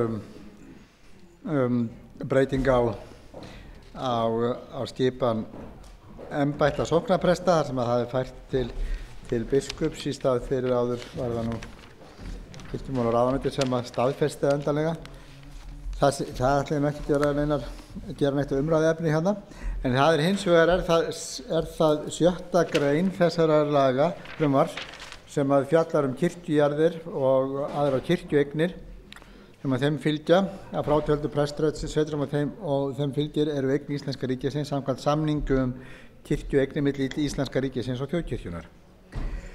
Og í þessu frumvarpi er líka verið að ganga frá og lögfesta samning sem að gerður var milli Íslenska ríkisins og þjóðkirkjunnar prestssetur og afhendingu þeirra til þjóðkirkjunnar. Það er alveg rétt að hefur verið ágreiningur undanfarin ár hver ætti prestssetur og kirkjujarðir og býli sem að áður hafði verið skipt út úr slíkum jörðum. Og það var talið nauðsynlegt eftir var farið að gera svona eignaskipti á milli ríkis og kirkju að þá væri það líka tekið með. Þessi samningur sem hér ræðir kveður á að Íslenska ríkið afhendir eignir, skilgreindar eignir til yfirráða til þjóðkirkjunnar eins og segir í 3. grein samningsins, til fullra yfirráða eins og þær eru nú ásamt þeim réttindum, skyldum og kvöðum sem þeim fylgja og með þeim takmörkunum sem nánar greinir í samkomulagi þessu. Þjóðkirkjan tekur við eignunum ásamt réttindum og skyldum og kvöðum frá sama tíma. Og síðan eru hér upptalin þær kirkjujarðir og þau pressetur sem að fara til kirkjunar, þjóðkirkjuna á þessum forsendum. Það er talið hér upp í öðrum kafla, Stekkjarstaður, Hof, Valþjófsstaður og Desjamýri og síðan er farið vítt og breytt landi hér. Það er jarðir sem að fara til þjóðkirkjunar til fullra eignar og ráðstöfunar. Ég hef hér spurt og ekki fengið svar við, hef spurt hér ítrekkað hvaða jarðir það eru þá sem að féllu til ríkisins í þessum skiptum, í skiptum á þessum jörðum sem var ágreiningur um. Það liggur ekki fyrir. Þannig að þetta dæmi er mjög óklárt. Nú síðan hef ég líka spurt hvaða ákvæði gilda þá verslun með þessa jarðir. Margar af þessum jörðum sem eru nú að færast til þjóðkirkjunnar með fullum eignar og yfirráðum og ráðstöfunarrétti eru nokkrar af mestu menningarsetrum landsins. Ég treysti sjálfs í þjóðkirkjunnar ágætlega til þess að fara með þau. En hingað til hefur verið þannig að jarðir sem eru í opinberri eigu, ríkisins eigu, að til þess að mega selja þær hefur orðið að sækja heimild til Alþingis hverju sinni. Þannig að þar hefur þá verið Alþingis ákvörðun hvort það ætti að selja ákveðnar jarðir eða ekki. Nú falla þessar jarðir inn til þjóðkirkjunnar og þar með hefur Alþingi ekki neina forsjá á þeim jörðum hvað um þær verður. Ég hefði talið að það ætti að vera settur hér fyrirvari að þessar jarðir gæti ekki verið seldar eða almennar verslunar vörur. Ég myndi ekki til dæmis, hérna er til dæmis jarðir eins og Reykholt og fleiri jarðir sem hérna er bæði Holt í Eyjafjallahreppi, Bergþórskot, Breiðabólsstaður, Oddi á Rangavöllum og ég get talið hér fleiri jarðir sem fara inn til þjóðkirkjunnar til fullrar ráðstöfunar samkvæmt þessum lögum. Og mér finnst að það hefði átt að vera settur varnagli fyrir það hvernig það mætti versla með þessum stærstu menningarsetur landsins, en það virðist ekki vera í þessum lögum.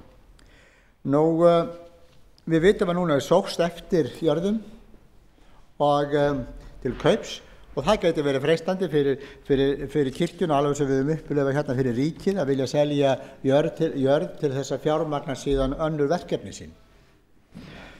En ég ítreka það, þarna eru margar af mestu menningar og þarna eru menningarsetur landsins, þar sem er saga og arfleið er mikil og þess vegna finnst mér að hefði átt að setja varnagla við því að þessar jarðir mætti ganga kaupum og sölum. Ég hef spurt hér formann allsherjarnefndar það hvaða lög eða reglur gilti þær jarðir, hvort það var einhverja kvaðir, hvort það var einhverja annar staðar lög eða reglur sem að lútaði meðferð þessar jarða og hann hefur engu getað svarað. Formann allsherjarnefndar, en það virðist þetta mál hafa farið tiltölulega lítið unnið og nánast ekkert í gegnum allsherjarnefnd eins og allavega er ekkert að fá nein svör við því hvernig þetta hefur verið. Ég vil vitna til þess að landbúnaðarráðuneytið sem hefur farið með ríkisjarðir til þessa átti enga aðkoma að þessum skiptum, en þar hefur þó verið að vinna upp tillögu til þingsályktunar sem hefur verið kallað hér þjóðjarðir, þar sem hefur verið að skilgreina jarðir og menningarsetur á landinu sem hafa verið umsjá landbúnaðarráðuneytisins sem ekki mætti selja. Í þessari áráttu sem við höfum lifið undanfarnum árum þar sem allt hefur verið fallt og okkur hefur stundum áboðið hvað landbúnaðarráðuneytið hefur verið að selja jarðir sem var að menningarsetur landsins, þá er hér tillaga. Við erum unnið hér tillaga það hvað jarðir mætti ekki selja og það er jafnframt minnst á í þessari úttekt hjá starfsmönnum landbúnaðarráðuneytisins hvatt til þess að aðrar opinberar stofnanir önnur ráðuneyti vinni hliðstæðar tillögur, annars vegar skrár, formlegar skrár sínar eignir, jarðir og annað, og hins vegar líka leggi fyrir Alþingi tillögum það hvað megi ekki selja. Þegar allt virðist vera falt nú á tímum, þá hlýtur maður að spyrja sig, ekki eitthvað af þessum jörðum, eitthvað þessum menningarsetrum sem við viljum ekki að séu verslunarvara? Viljum við að Reykholt geti orðið verslunarvara? Nei, við viljum það ekki. Og mér Snorri, hann var nú drepinn í Reykholti því miður, og það voru yfirgangssemur sendiboðar erlends ríkis sem drápi hann þar. Og ég ekkert vissum að við vildum fá slíka fulltrúa erlendra aðila hér til þess að valsa íslenskar stórjarðir, menningarsetur, ekki aldeilis, hvort sem hétu Gissujarl eða eitthvað annað. Þú að færa betur rök fyrir þessu.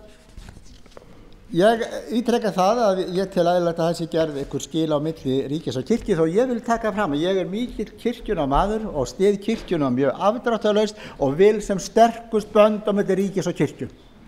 Ég tel að trúfrelsi og starfsemi allra trúarsafnanna þeim fari bara ágætlega í sterkri umbúru undir að hér sé starfandi sterk og umburðarlynd þjóðkirkja, en það kemur þessum þessi máli ekki við, en það gerir það samt.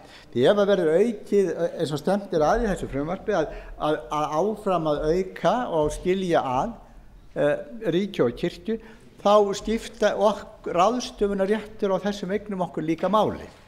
Ég vantristi sjálfur sér ekkert þjóðkirkjunum til þess að fara með þessar eignir, en ég hef viljað sjá sliðstæða varnagla varðandi jarðir þjóðkirkjuna eins og við höfum með jarðir ríkisins, að það mætti ekki selja þar nema með samþykki Alþingis. Ég ætla ekki að hafa þetta lengra mál hér, ég vil bara draga upp þessa varnagla. Ég hef ekki fengið svörum við mínu spurningum hjá formanni allsherjarnefndar hver umgjörð þessa mála í raunverinu. Það virðist ekki hafa verið kannað, ekki hafa verið kallaðar á fund nefndarinnar fulltrúar bændasamtakana til þess sem að fara almennt með jarðir í landinu og hagsmuni þeirra til þess að heyra þeirra sjónarmið. Það hefur ekki verið gert og ég tel þess vegna því að þetta mál hefði mátt vinnast miklu betur í nefndinni, og ég hef talið eðlilegast að þessum hluta þessa frumvarps hefði verið frestað. Þessum að gildistöku hvað það varðar þessi skipti með jarðir, það hefur verið farið ofan í þetta á að vera sömu hagsmunir og sömu sjónarmið sem að gilda, hvort sem það eru jarðir í eigu ríkisins eða í þjóðkirkjunnar, þá á það að lúta sömu lögum hvað varðar meðferð og kröfur til þeirra sem landeigenda. Fleiri hafa ekki kvatt sér hljóðs, umræður lokið og atkvæðagreiðslu frestað. Tekið fyrir 33. dagskrármálið, breyting á 4. viðauka við EES-samninginn, stjórnartillaga 648. mál, þingskjal 967, nefndarálit 1177 og 1291. Það er framhald síðari umræðu. Til máls tekur hv. þingmaður Steingrímur J. Sigfússon. Frú forseti, ég mæli hér fyrir nefndaráliti minnihluta utanríkismálanefndar. Ég skila séráliti í þessu máli og stend ekki að afgreiðslu tillögunnar. Ástæðan er sú að þetta er hluti af svonefndri raforku eða orkutilskipun Evrópusambandsins sem ég hef verið andvígur frá upphafi að Ísland væri gert aðili að. Vöruðum við því strax á sínum tíma nokkrir hér á þingi þegar að þessi smíð var í undirbúningi að þetta myndi henta Íslandi afar illa, og hvöttum til þess að allt gert sem hægt væri til þess að Ísland fengi varanlega og fulla undanþágu frá málinu. Lítið var á það hlustað og að því virðist því miður fremur lítið með það gert, og mikið andvaraleysi ríkti hér þegar að upphaflega tilskipunin kom hér til staðfestingar á Alþingi, og það var í raun og veru ekki fyrr en að menn stóðu fram fyrir bláköldum veruleikanum að það þurfti að umbylta öllum orkumálum og skipulagi þeirra hér, að það fór að renna tvær grímur á mann og annan og það fjölgaði hratt í því liði sem að hefði gjarnan vilja að vera betur vakandi á sínum tíma og leggja til að við hefðum staðið þarna öðruvísa málum. Ég hygg að það hefði verið fyrst og fremst ég og hv. þingmaður Hjörleifur Guttormsson sem þá var á sinni tíð sem að reyndum að vara við þessu hér í upphafi að út í þetta farið. Hér er síðan að koma breyting sem auðvitað er ekki veigamikil á þessari tilskipun, En það athyglisverða er kannski að í tengslum við hana óskaði iðnaðarnefnd eftir ítarlegri upplýsingum málið, því þarna er meðal annars verið að breyta hlutum sem lúta að stöðu lítilla og einangraðra kerfa, eins og það er kallað, eða örkerfa. Og þá kemur auðvitað í ljós, þegar það er betur skoðað, að fjölmargar undanþágur af ýmsum toga hafa verið veittar frá þessari tilskipun. Og þannig er það að þegar þessi greinargerð sem okkur barst síðan frá ráðuneytinu, og ekki vannst nú árum til að hafa fylgiskjal með þessu nefndaráliti, en ég veit að menn geta orðið sér út hana, þeir sem áhugasamir eru, að þegar henni er flétt þá kemur í ljós að undanþágu möguleikarnir og sérskilyrði eru miklu mun útbreiddari en gefið var í skyn þegar málið var hér kynnt á sínum tíma, þegar talað var eins og það hefði verið algjörlega fullreynt að Ísland gæti þarna enga sérstöðu fengið. Það kemur til dæmis í ljós að Luxemburg fékk umtalsverða undanþágu sem það hefur síðan fengið framlengda, og eru þó Luxemburg bæði stærri orkumarkaður og auðvitað samtengdur orkumarkaði meginlandsins. En eins og kunnugt er einn helsti tilgangur tilskipunarinnar að greiða fyrir viðskiptum með raforku yfir landamæri og gera allt meginland Evrópu að einum samtengdum samkeppnismarkaði á sviði raforkudreifingar. Sömuleiðis kemur í ljós að eyjarnar, bæði þær sem tilheyrt hafa Evrópusambandinu lengi eða nokkurt skeið, eins og eyjar sem tengjast Portúgal og Spáni, sem og Kýpur, Malta og fleiri, hafa fengið umtalsverðar undanþágur og það eru ekki gerðar sömu kröfur til þeirra og þær eru undanskildar mörgum köflum orkutilskipunarinnar. Og þá vaknaðu auðvitað spurningar hvers vegna í ósköpunum ekki var mögulegt að gera eitthvað sambærilegt fyrir Ísland. Þó svo að Ísland kunni sem heild að liggja svolítið yfir mörkunum sem notuð eru til að skilgreina lítil og einangruð kerfi, þá er til dæmis ljóst að ef raforkuframleiðsla til stóriðju er tekin frá, þá er almenni markaðurinn á Íslandi langt undir öllum viðmiðunarmörkum í þeim efnum. Og þá hefði ein möguleg leið verið í þessum efnum fyrir Íslendinga að biðja að þeirra almenni markaður gæti lotið öðrum reglum. Það er sem sagt þannig að Luxemburg, Kýpur, Malta, Azoreyjaklassinn, Madeira-eyjaklassinn og fleiri svæði hafa fengið mismunandi tegundir af undanþágum eða sérframkvæmd hvað þetta varðar, og bendir til þess að ef betur hefði verið róið á sínum tíma þá hefði máttu kalla þess sama fram fyrir Ísland. Ég hygg að hluta til séu þær upplýsingar sem við fengum á grundvelli þessara greinargerðar frá ráðuneytinu mönnum nýjar fréttir. Ég verð minnst að játa það, þó ég teldi mig hafa þekkt þokkalega til málsins, þá kom mér á óvart hversu svigrúmið fyrir undanþágur eða sérframkvæmd var mikið. Það ber vissulega að halda því til haga, svo öllum sé nú gert rétt og satt til, að fulltrúar Íslands í viðræðum í undirbúningi tilskipunarinnar eða aðdraganda hennar á árunum 95 og 6 spurðu vissulega að því og bréfuðu það sömuleiðis að þeim kæmi spánst fyrir sjónir að Ísland þyrfti að falla þarna alveg undir þar sem það væri ekki tengt raforkukerfi meginlandsins og svo framvegis. Þetta er rakið í greinargerðinni í kafla 5 þar sem farið er yfir aðdraganda að upptöku tilskipuna 96 frá 92 EB í EES samningin, og ég hvet áhugasama aðila til að kynna sér þær bréfaskriftir sem ná allt fram á árið 97 eða 98. Ég enn þeirrar skoðunar eins og ég hef verið að það hefur verið mikil mistök fyrir okkur Íslendinga að lenda inn í þetta, og það hefur verið mikið á sig leggjandi til að þurfa ekki að fara í þær breytingar á raforkumarkaðnum hér, allavega ekki með þeim hætti sem gert hefur verið, sem að innleiðing orkutilskipunarinnar hefur haft í för með sér og nýju lögin skipulag raforkumála, sem sannanlega hafa leitt til umtalsverðar hækkunar á raforkuverði, og þar tilfinnanlegast sem síst skildi, það er að segja í dreifbýlinu, þar sem dreifbýlisgjaldskrár Rafmagnsveitna ríkisins og Orkubús Vestfjarða gilda, og þar sem er að ræða raforkusölu til húshitunar. Þetta liggur allt fyrir og það er ekki lengur deilt það að afleiðingarnar af þessu urðu umtalsverðar hækkanir á raforkuverði. Ég var andvígur þessu ráðslagi frá byrjun og er það enn. Til máls tekur háttvirtur þingmaður Guðjón A. Kristjánsson. Hæstvirtur forseti, fróðlegt að heyra þessar upplýsingar sem háttvirtur þingmaður Steingrímur J. Sigfússon fór hér með og ýtir auðvitað undir það og þá umræðu sem að hér fór fram á sínum tíma þegar við vorum að ræða hér raforkulögin og breytt fyrirkomulag á raforkumarkaði hér á landi, að það hefði í raun og veru ekki verið nein sérstök ástæða til þess fyrir Ísland að taka upp sama fyrirkomulag eins og var innan Evrópusambandsins að því varðaði raforkumál. Og allt tal það og öll rök sem hér voru boðin á borð þá að hæstvirtum iðnaðarráðherra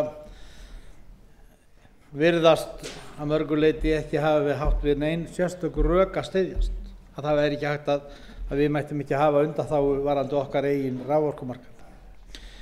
Og síðan það svo, hæstvirtur forseti, og ekki hægt að draga neina fjöður yfir það og engin ástæða til heldur að í kjölfar þeirra breytinga sem hér hafa verið gerðar á raforkumarkaði